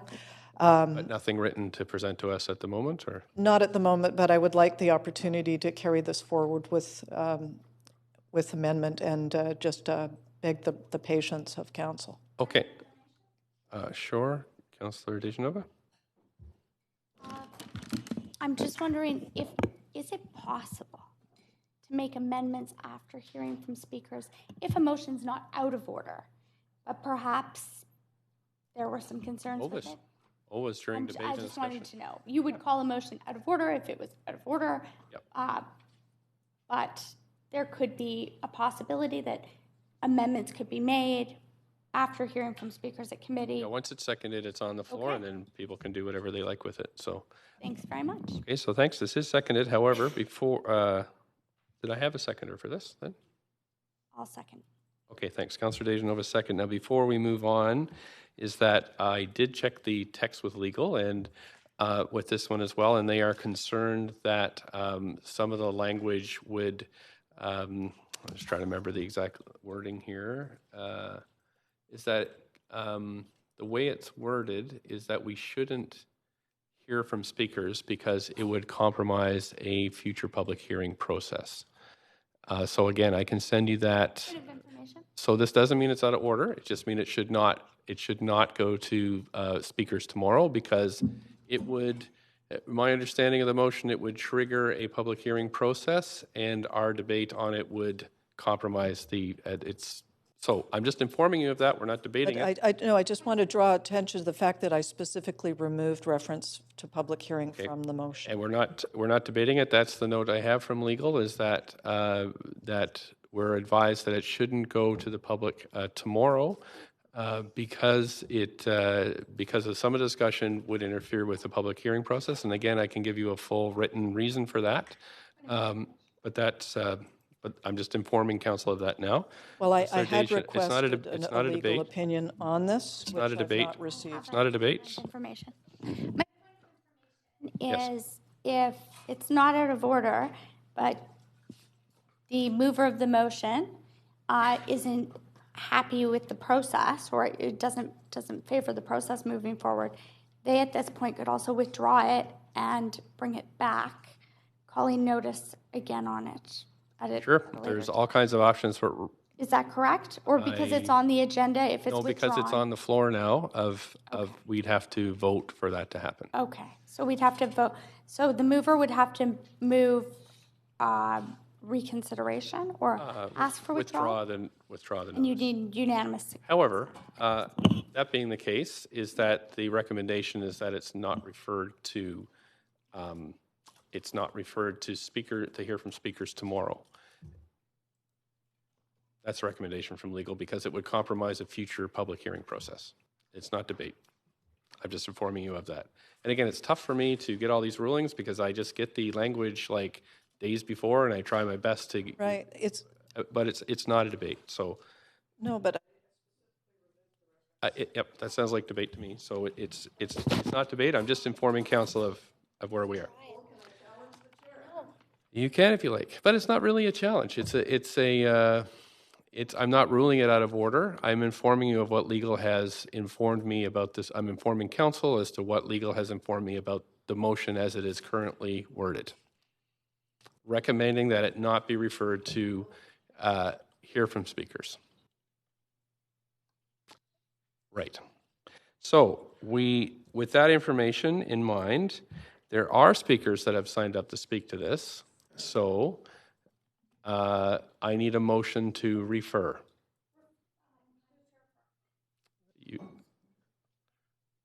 Okay, so we need to know where it's going. Wait, just one at a time. Thanks, Councillor Bly. I'm just asking for a 2-minute recess because that's quite a significant shift to moving forward. And given Councillor Hardwick's recent car accident and concussion, I think this is quite overwhelming to know what to do with next. So could we call a 2-minute recess, please? Sure. Sorry. And while you're doing that, would you give us a motion to extend to finish at least this item? Motion to extend. Okay. All in favor of extending? Yes. Okay, great. All opposed? Any opposed? Okay, so we have a recess for 5 minutes and then we can extend.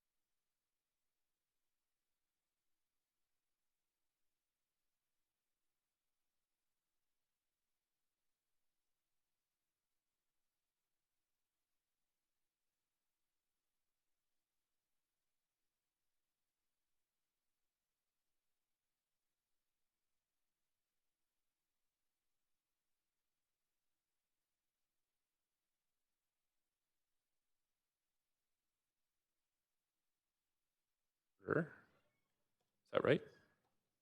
You wrote.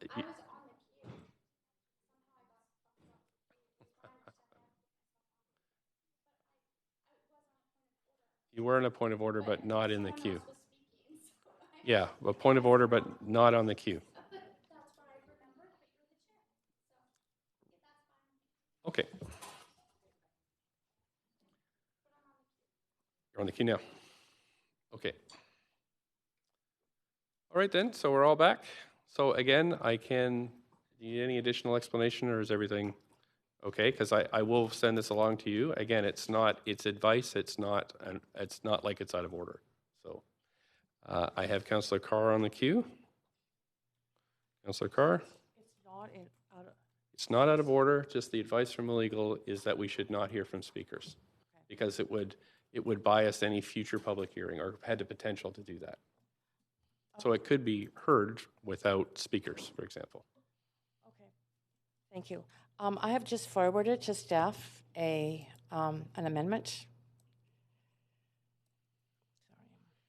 So I just want to make sure that everybody's got it, or that it goes up.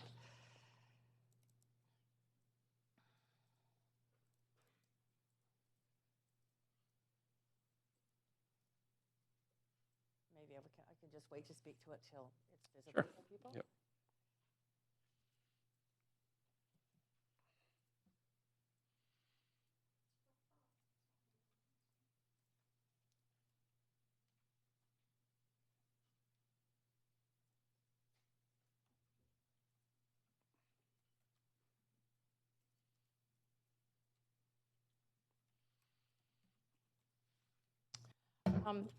My amendment is a referral motion for this motion, that it be referred to staff to bring back through the citywide plan process and other work in progress to ensure full public engagement on the issues identified in the motion. I think the public is very interested in this. They were before, and I felt that much of the input from a previous process was not included in the recommendations by staff, and I think this particular motion does include many of those ideas, so it very much needs, this motion should be considered. It should not be dropped. It should be considered. I want to see it move forward, but I think the timing of it, the resources that it would take, and the peremptorial movement forward without going back to the public is not appropriate. So this would go back to the public, engage with them, and that staff be directed to bring back an evaluation of the Character Home Retention Program in the second quarter of 2020, which is very quick. At the very beginning of our citywide planning process and the engagement there, and clearly identify improvements to that program and quick start measures to be considered by council in order to accomplish the general density that this moves forward. So my motion is to move forward, but to make sure that we do it in a way that doesn't circumvent the citywide planning process, that enables the engagement of the public in this, and that moves forward quickly with quick starts. I don't think the timelines are accomplishable anyway in this motion in terms of the degree to which how long it takes changes to our baseline zoning to proceed, but this gives it a little bit more time and the ability to, as I say, move forward and get some quick starts happening. I really also just want to say very much commend Councillor Hardwick for bringing this forward. It was a huge disappointment to me that this previous program did not accomplish the kinds of changes that are embodied in this motion, but I think the timing and public engagement are important aspects that my motion accomplishes. Thanks very much. And do we have a seconder for this? Point of order. Okay. Point of order. Very much. Mr. Mayor, I would like you to rule on this. I find this to be out of order because the Character Home Retention Program is quite different, and that's how I remember it, than Councillor Hardwick's motion. And it is so different, in fact, that I think that although I may be open to some amendments to the motion, and I think that Councillor Hardwick's already asked staff to report back, but I'm just trying to articulate the reasons why. Okay. But I don't think it's exactly the same thing, so I'd ask that it be ruled So you're out. wondering if the motion is in order. So staff, you just have to give me 5 minutes to see if I can confer and provide a ruling on this. So can I have a motion for a 5-minute? Councillor Bly, thank you. Councillor Dejanova, all in favor? Thank you very much. I'll take the 5 minutes. Great.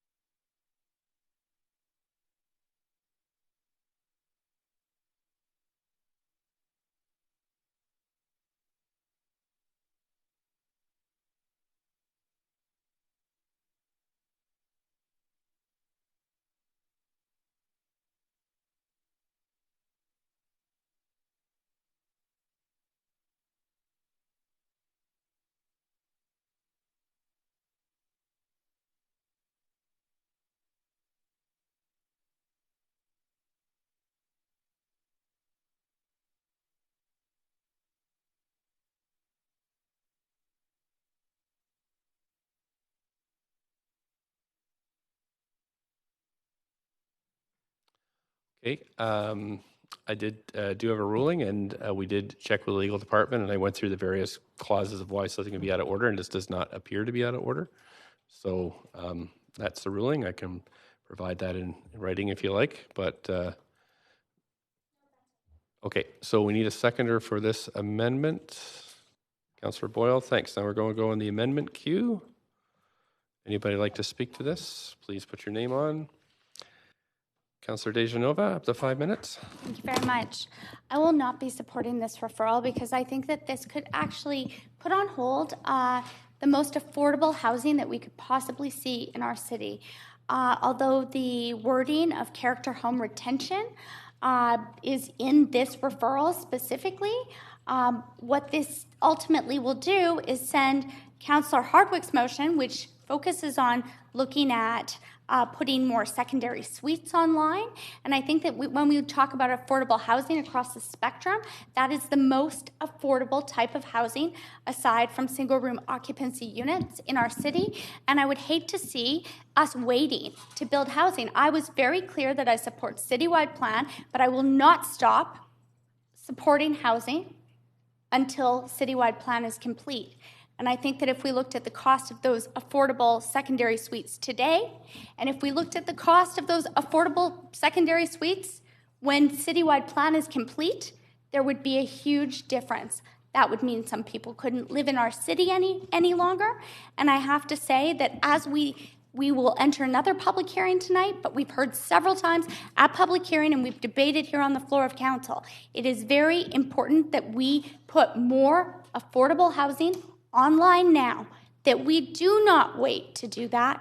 We are one of the 3 least affordable cities in the city of Vancouver, and I see some very thoughtful ideas from Councillor Hardwick that I would like to be able to, and I'll just talk about my intention. I would hope you all would not vote for this referral because I think that there is a way to amend or to quote Councillor Fry, to tease certain things out of the other motion, but would It would allow us to move forward with a secondary suite program to help people who truly need affordable housing, especially younger people in our city. I'm not saying it's all younger people, it's seniors too. But for that reason, I certainly will not be supporting the referral, and I instead would, if the referral fails, I would like to move this to the committee under unfinished business. So I'd just like council to know my intention. I think we can give this more thoughtful discussion and argument tomorrow, but I'd hate to see that. I'd hate to see secondary suites in our city wait.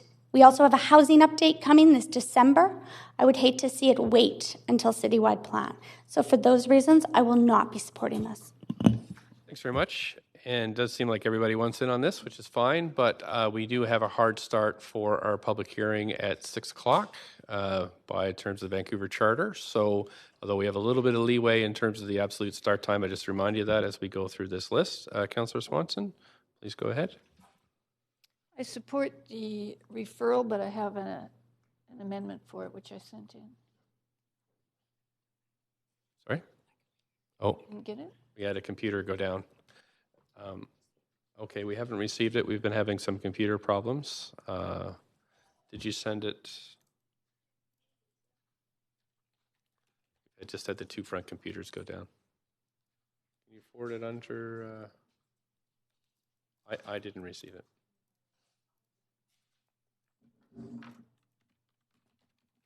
Councilors/DL? Could you, Councillor Carr, forward it on to Rosemary?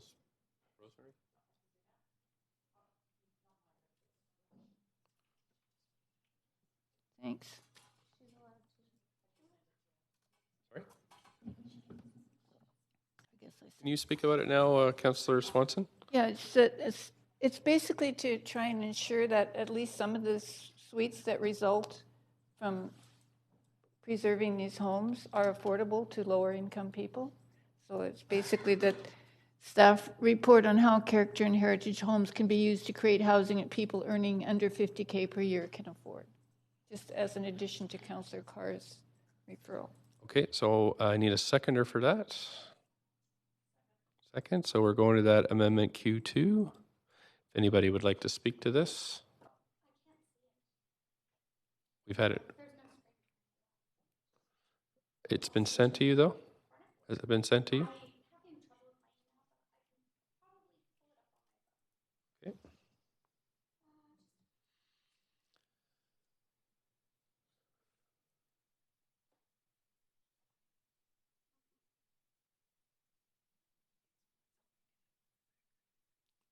I don't have it. That's the thing. I would read it. Rosemary, could you read it out?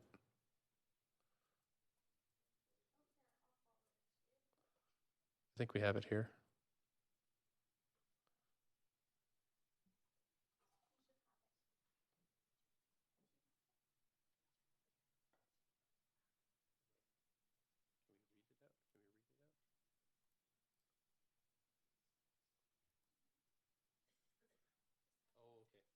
So if you haven't seen it, the amendment says, and that staff report on how character and heritage homes can be used to create housing that people earning under $50,000 per year can afford. So that's what's on the floor. Councillor Dejanova on the list to speak to this. Go ahead, Councillor Dejanova. Again, I won't be supporting this because I'm worried that time will run out. And I think the most affordable solutions are the solutions that we may be able to consider tomorrow in unfinished business. I've heard from Councillor Hardwick that that was her intention, and I'm happy to entertain that in unfinished business tomorrow. But we're not going to get there if we support a referral. So I will not be supporting a referral, and instead will be supporting affordable housing options as soon as possible in the City of Vancouver. Okay, so that's good. Anybody else would like to speak to this? No? So we'll have a vote on the amendment.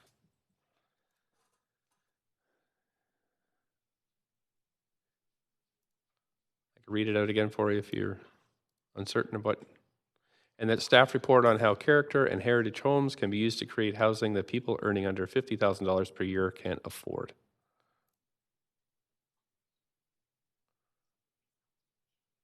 Right, and I'll have to read out the results because they're not going to show. Okay, so we have Councillor DeGenova in opposition, and otherwise people are in favor. So that passes. So now we're back to the main queue. Amendment Q1. Councillor Swanson, anything else? Okay, thank you. Oops, going back to the Councillor Kirby-Yung. Thank you. I'll be brief. I'll be voting against the referral. I think it's an important conversation that Council can and should have in the public eye. I'd like to hear from speakers to help inform our sort of understanding of this particular motion. I think that there are a number of speakers that want to come and speak to this. I think they deserve to be heard. I don't like the practice of shuffling off speakers, which seems to be developing, and I think that the public has a right to participate in that. I also think that affordability is a key issue, and by deferring this to the second quarter in the citywide plan, we're not looking at something which is a value that I've heard most councillors express across the spectrum, which is how do we build additional density across the city in all neighbourhoods. And that is a value that I have heard many councillors espouse, and I think that this really speaks to that. Meanwhile, we are losing homes. I think that the city policies tend to incent demolition as opposed to retention. They're quite challenging around additional secondary suites, and that's something that I would like to see meaningfully happen if it goes to Q2, and then council has to take a look at it, and then nothing happens for the end of 2020, and then we're into 2021 before the second year of the term, and I don't think that we can wait on an issue like this. So for those reasons, I will be voting against the referral. Thank you. You, Councillor Bly. Thank you, and I'll also keep my comments brief. I'll be voting against the referral. I think that we have to be careful not to add things to the citywide plan. We know that people are being shuffled around internally to make the citywide plan something that we can actually achieve, and then if we start the practice of adding things to the citywide plan, but depending on how we feel about it, we're going to open up a whole I think we're going to open up something that won't be a process that we can hold the staff accountable to delivering on, as they are working so hard to do. So and we decided on temporary modular housing across the city without referring to the citywide plan. We continue to work on the Broadway plan without referring to the citywide plan. So referring things to the citywide plan just hasn't been our practice so far. So I'm curious as to how we could justify doing that now. And then we can amend timelines. Yes, it seems very soon. We've got a whole process where we can amend things like that, that's such a specific detail as a timeline. We could do that. And then, yeah, I think at the end of the day, this motion does stand alone. It does provide different levels of affordability in terms of housing options, and we have to right away start to preserve that as soon as we can and not wait for a 3-year delivery. Thanks very much. Councillor Hardwick. Echoing some of what I've heard here, we have been passing other applications for additional rental and affordable housing for new development, and we haven't slowed down doing that in consideration of the citywide planning process, nor have we in the temporary modular housing. So to say that we would hold up the ability to be adding secondary suites, and in particularly making it easier for people to renovate their existing houses to create more opportunities. And we're talking about significant numbers of opportunities for additional development within character houses throughout the city. So the argument that this should wait for the citywide plan, given all of the other housing that we are approving, notwithstanding, is, I just would argue, is out of line. I'd also like to say that, and I've mentioned this to people before, during the Second World War, of course, there was no housing that was built in this city. And after the war, the city went out to people across the city and said, can you create more secondary suites? Can you create more housing for people coming back from the war? And the city did that. The people rose to the occasion and created more space, more affordable rental at that time. And we should be doing the same thing now. And to say that it's okay that we can accommodate new development in light of the citywide plan and not accommodate renovation, I think is out of line. So obviously I won't be supporting this referral. Thank you. On to Councillor Boyle. Thanks, and I'll be brief too. I like a lot of what's in this motion actually, and I think there's lots of points in this that are points of overlap between Councillor Hardwick and I. And so I am keen to see quick starts come out of it. I will be supporting the referral. I'm not comfortable supporting the motion as it stands, and so we could spend a bunch of time dancing around a bunch of amendments, but I actually think these are key conversations already within the scope that's been laid out for the citywide plan, and with the possibility of quick starts, knowing this is work that's been going on for a while, that we have lessons from past staff reports, I feel comfortable that we can get to still a good timeline on it, and move a lot of the key pieces of this forward. Thank you. Councillor DeGenova? Just to end, I don't disagree with Councillor Boyle. However, I'm really concerned that this will hold up affordable housing. So if we need to, and I think there is some time between meetings that perhaps we could see things thoughtfully brought back in a way that would make sure that we didn't have the unintended consequence of actually facing the fact that we may not see secondary suites and those renovations that Councillor Hardwick talks about, and encouraging people to do that. We won't see that happen until the citywide plan. So in fact, I'm concerned that more and more people will choose not to put their suites online because they're confused about the process right now, because they're waiting for the citywide plan. And I would hate to see some of the most affordable housing in the city of Vancouver not be offered in the rental market. So for that reason, I will not be supporting the referral. And I agree with Councillor Boyle's points, but because I agree with them, I think it's important that we get affordable housing options online as soon as possible. So I will not be supporting the referral, and would hope that we could all have a very democratic discussion tomorrow on this in unfinished business. Thanks very much, Councillor Weep. Yes, I appreciate Councillor Hardwick bringing this forward. I think it was great having the conversations. I think lots of information.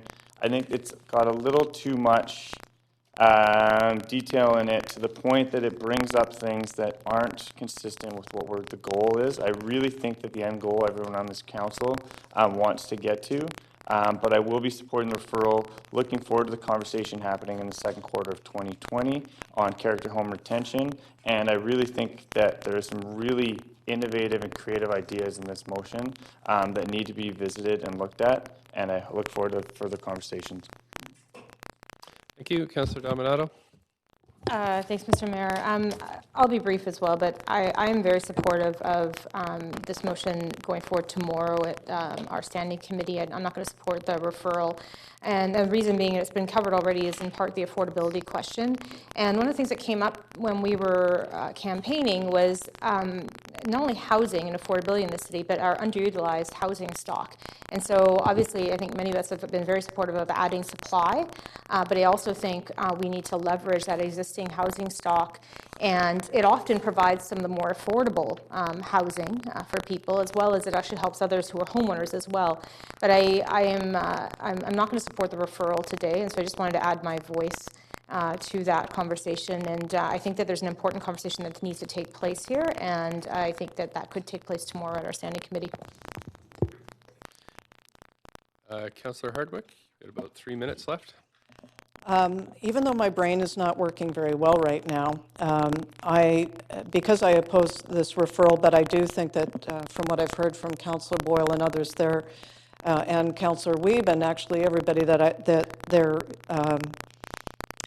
is room for movement on this, I would like to withdraw the motion and rework it and bring it forward in 2 weeks' time. Okay. We will need to vote on this amendment first, I think. You'd have to have the amendment withdrawn, because it's on that's what we're talking about on the floor. So I don't have anybody else to speak. It's up to Councillor Carr if she would withdraw her.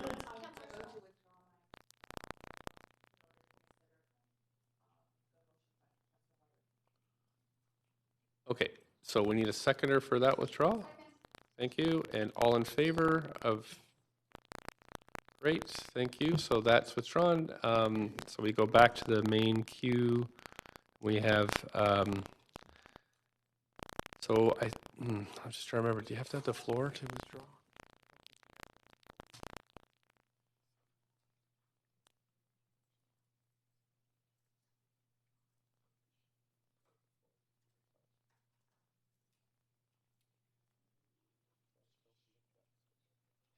Okay, so Councillor Hardwick, are you moving then to withdraw your motion? Okay, great. So we need a seconder for that. Councillor Bly, I saw you first. All in favor then of supporting this? Any opposed? Great. Okay, that is withdrawn. Thank you very much. And now we're on to motion 9. Councillor Wiebe is moved by Councillor Wiebe and Dominato, so I'm not sure who's speaking this one, but Councillor. Just 1 second. I have a point of information first. Councillor. No? Okay, Councillor Wiebe, I'll put you on here. It's a collaborative approach to Oppenheimer Park and other public spaces with the goal of really looking at new solutions and a collaborative working with different levels of government and different political parties to recognize the need to really change the way we focus our approach on the downtown east side. Been working with some amazing groups, and I think that there's a great understanding that this is something as a city that is really affecting every single person, not just people living in that area. And I think it's something that we have to recognize that collectively, this is our city and everyone in it is our residents. And we have to be focused on really, really working together and collaboratively with everyone to find solutions that deal with the issues and root causes, and that everyone is our neighbor. And so I really look forward to having this discussion. Thank you. And Councillor Wiebe, you're moving this with amended language, I understand? Yeah, there's a few sections that had been removed. Obviously, there was a special meeting at Park Board, so Part A from the original one has been taken out, as well as the Part D, which was about housing, because this is mostly looking at collaborative approaches with key partners, including the Vancouver Police with the host team and Vancouver Coastal Health. So it's removing the housing and the Park Board component. Okay, so great. So people have their 1 minute. So I'm going to leave you on, Councillor, with your mic on. Councillor Wiebe, Councillor Dejanova, you have a question for Councillor Wiebe. I actually have a point of information. Point of information? Was the new motion circulated? Because I'm not quite sure as to where the amendments lie. And right now, pardon? Either am I. You're not sure. That's the problem with moving amended So motions. then I would ask if this is in order. I would say, so this is all to do with our process of putting motions in. We have 2 weeks ahead of time, so staff can go through them. You can go through and then you put them out to the public, and then the public look at them. However, under the procedural bylaw as it stands, you are still allowed to move amended motions right up until the last moment.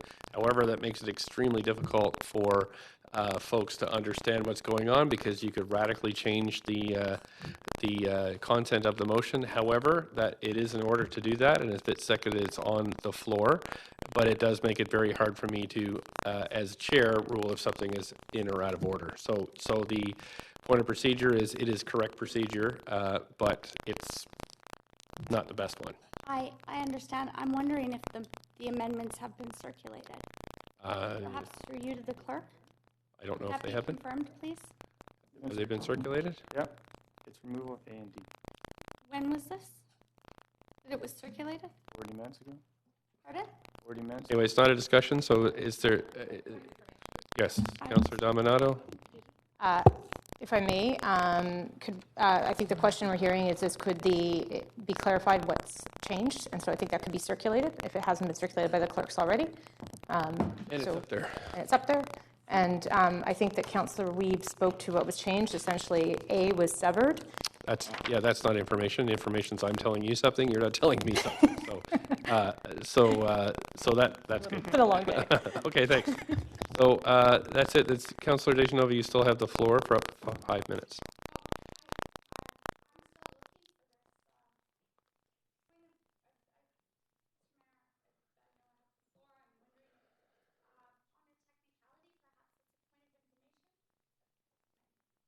Sorry, yep.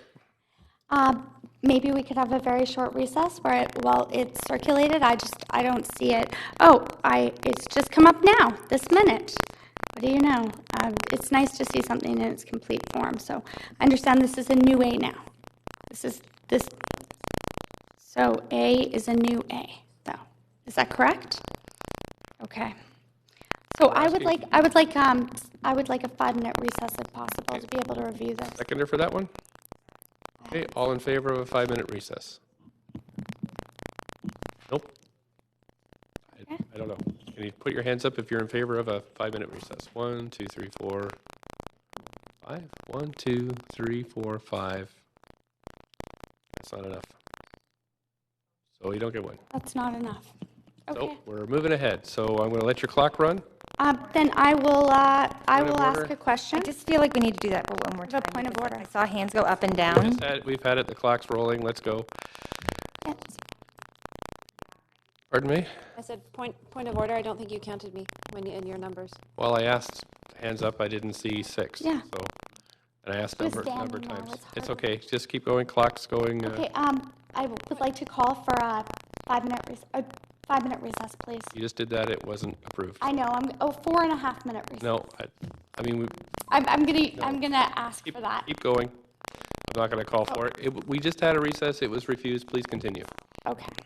I'm concerned that I'm going to ask under a point of order for this to be ruled on because I'm concerned that there's a number of things. I don't want to go over all of them, so I could go over any of them.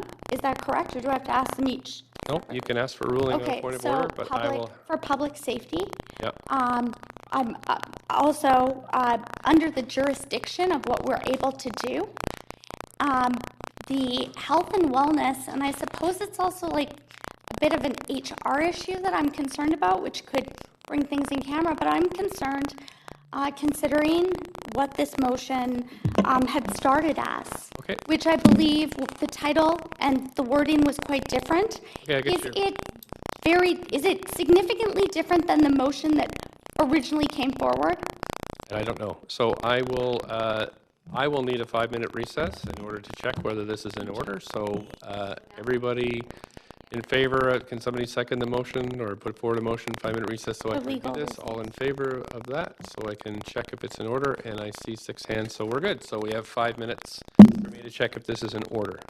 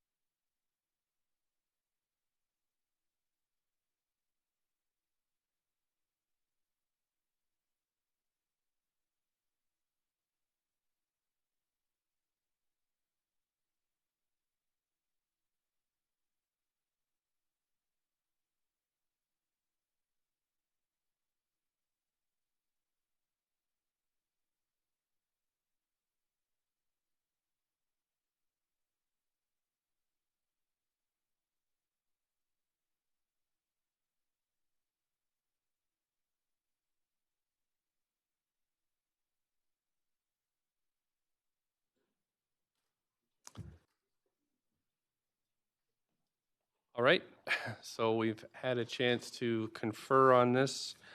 as we have been through the day. Two things, I guess. It's pretty hard when we all see a motion and we study it, and then it's significantly amended. As a chair, it's very difficult to make sure that our council has enough time to digest things before voting on them. So I think that's a bad practice, but also, we have a practice in place that tries to give the public and council the information that they need to proceed and vote with full knowledge and making choices. So I think that's a bad practice. So that's one reason I would call this out of order, because it is a significant change and I can't even track through what's changed and what hasn't. But secondly, there is a clause in this, even though there have been adjustments made, there is still a clause that shows that that is significantly similar to a clause in the March 14th motion that was passed by council and is still being undertaken underway by staff. So with that in mind, this one's out of order. So that's the answer to Councillor DeGenova's point of privilege. Councillor Dominato? I am incredibly concerned. This was brought forward in an effort to bring forward concrete measures to deal with the concerns that we're facing in the city. You're debating though, this is not. And last night I was out shopping and a gentleman came up to me and he said, I'm looking for some money for a shelter. It's nice, but you're debating and it's need not a shower is what he asked floor. me. Councillor Dominato, you don't have the floor. I'm sorry. So it's out of order. Now we're moving on to notices of motion. No, we're moving on to Councillor DeGenova's held motion, which is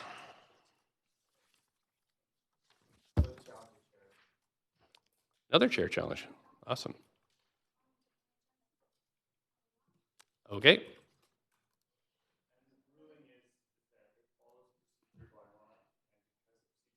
Isn't fair is not a reason why it follows the current procedure bylaw. We might not like the current procedure bylaw, but we currently have to follow what our current bylaws are. If we want in our bylaw review make that change, we can make that, but it currently follows all rules of the current procedural Actually, in the chair challenge, it's up to me to justify, and that's the discussion, and then we vote, essentially. So I've told you my justification under the one, that it's a significant alteration of the original amendment that was kind of given to us at the last minute. And secondly, there is a portion of it that is similar to a motion that we passed on March 14th, just like Councillor Swanson's motion. So we need a seconder for a challenge of the chair. Councillor Bly, thank you. So I've given my justification, so we're on the vote. And what you're voting on is, if you would like my, if you disagree with my ruling, you would vote in favor of Councillor Weeb's challenge. And if you think that I have made the correct ruling, then you would vote to oppose. Point of information, Councillor DeGenova. I'm not going to challenge your ruling, but I do have a quick question, and that is, if we challenge this ruling, can I also go through the other reasons I'd want to call it out of order, like the fact that it's redundant? Can I still do that procedurally? No, and actually, this is not the place for that discussion. But it was no, just a you point can't. of information. No, you can't. Okay. Yep. Thank you. Thanks. So we'll have a vote on this one. If you want to overturn the ruling of the chair, you vote in favor. If you'd like to uphold the ruling of the chair, you vote in opposition.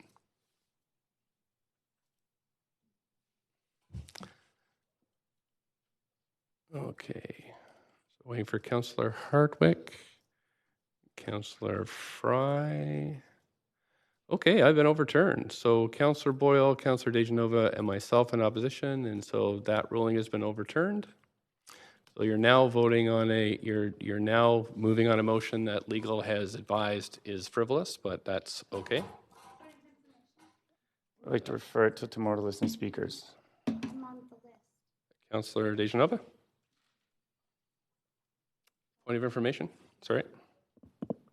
I'm a point of information, but I'm also on the queue, so I just want to note the point of information is could I now ask for another reason to possibly? I'm sorry, but there are. Yeah, I think that, whatever the reason I would explain later has been. This is a very serious HR reason. I don't rule things out of order lightly, so council has decided to reject the legal opinion of the, that I've been provided and allow a massively amended amendment to go forward, but that's okay. That's what you've done, and there's no more challenges on that. Okay, thank you. And my next point of information, because I'm very concerned, I think there's grave legal ramifications that could come of this. I'm also concerned about the safety of our staff. Is there any way that we could possibly move this? I could ask your advice through our staff. I'm very concerned. Would some of the HR matters and those matters be best dealt with here on the floor of council, or would it be advised that those be dealt with in camera? I'm just asking. We're just moving ahead with it. I know, I'm just asking. So you've got the floor, Can I so ask if you want to speak to through our this staff, motion, or no? I can't ask that question as a point of information? whether it can be moved, it should be moved in camera. We would have advised that at this point by now, if it would. So we've looked at all the reasons for it, and it's just moving ahead. So that's it. Okay, thanks. Councillor Dominato. Thanks, Mr. Mayor. I'd just like to move to refer the motion to tomorrow to hear from speakers. Okay. We need a seconder for that. Councillor Kirby-Young, that's good. And all in favor of moving it tomorrow, it started at 6 o'clock. You got to vote on the little queue thing. Clerks, we're going to have a... Oh, yeah, sorry. You're right. All in favor of moving it over? Okay, any opposed? Yeah, I'm not in favor of this. That's 3. So Councillor Dejanova, myself, and Councillor Boyle opposed to moving this forward. Good stuff. Okay, now we're closing in on 20 to 6, getting ready for our public hearings. Councillor Dejanova's motion.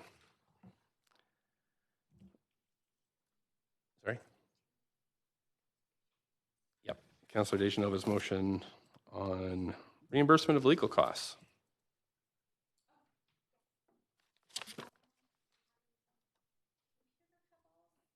Yep.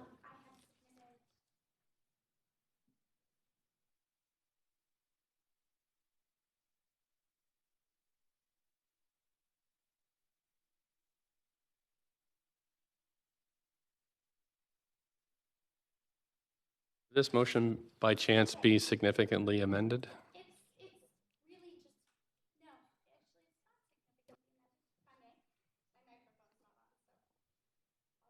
Okay, I'll put you on the queue here. You can introduce your motion. So in introducing my motion, what I'd like to say is,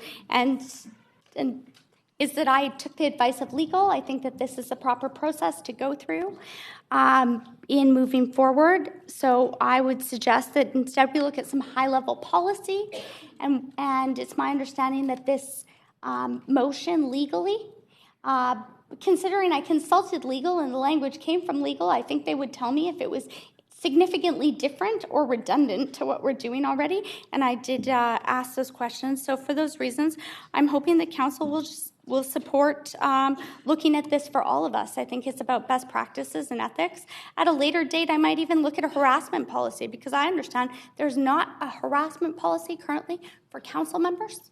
Not that, I mean, it's something that I need to worry about right away.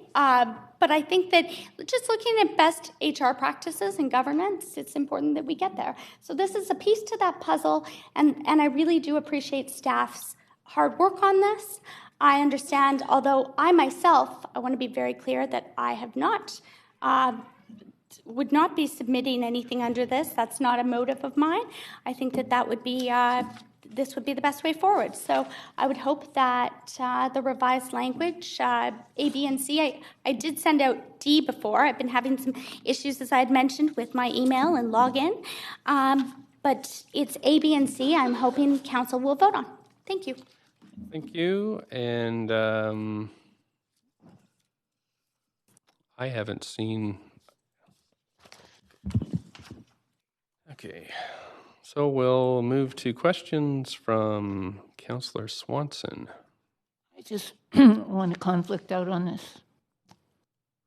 Conflict out. Okay. Thank you. Councillor Kirby-Yung? Thank you. I was just looking at the original motion, and I was looking at the amended language, and I'm just seeing one key difference. I wonder if you can clarify, Councillor DiGenova. The original one has suggested that reimbursement would happen if there was a code of conduct complaint and a third-party investigator ruled in favor of the elected official, and yet in this one I see it just appears to suggest reimbursing all legal costs, and I'm wondering if that's regardless of whether or not, because it doesn't state. So the councillor might be found to be guilty or of an offence or in breach, or if they are actually ruled in favor of. This seems to suggest all legal costs. Okay, so I can say that I think that that's covered off quite well in the review. Specifically, so it's asking staff to review this, and that's why I didn't include a specific threshold, because staff might come back with a different threshold, no threshold at all, and for that reason I think it's very, very important that I took the prescriptive language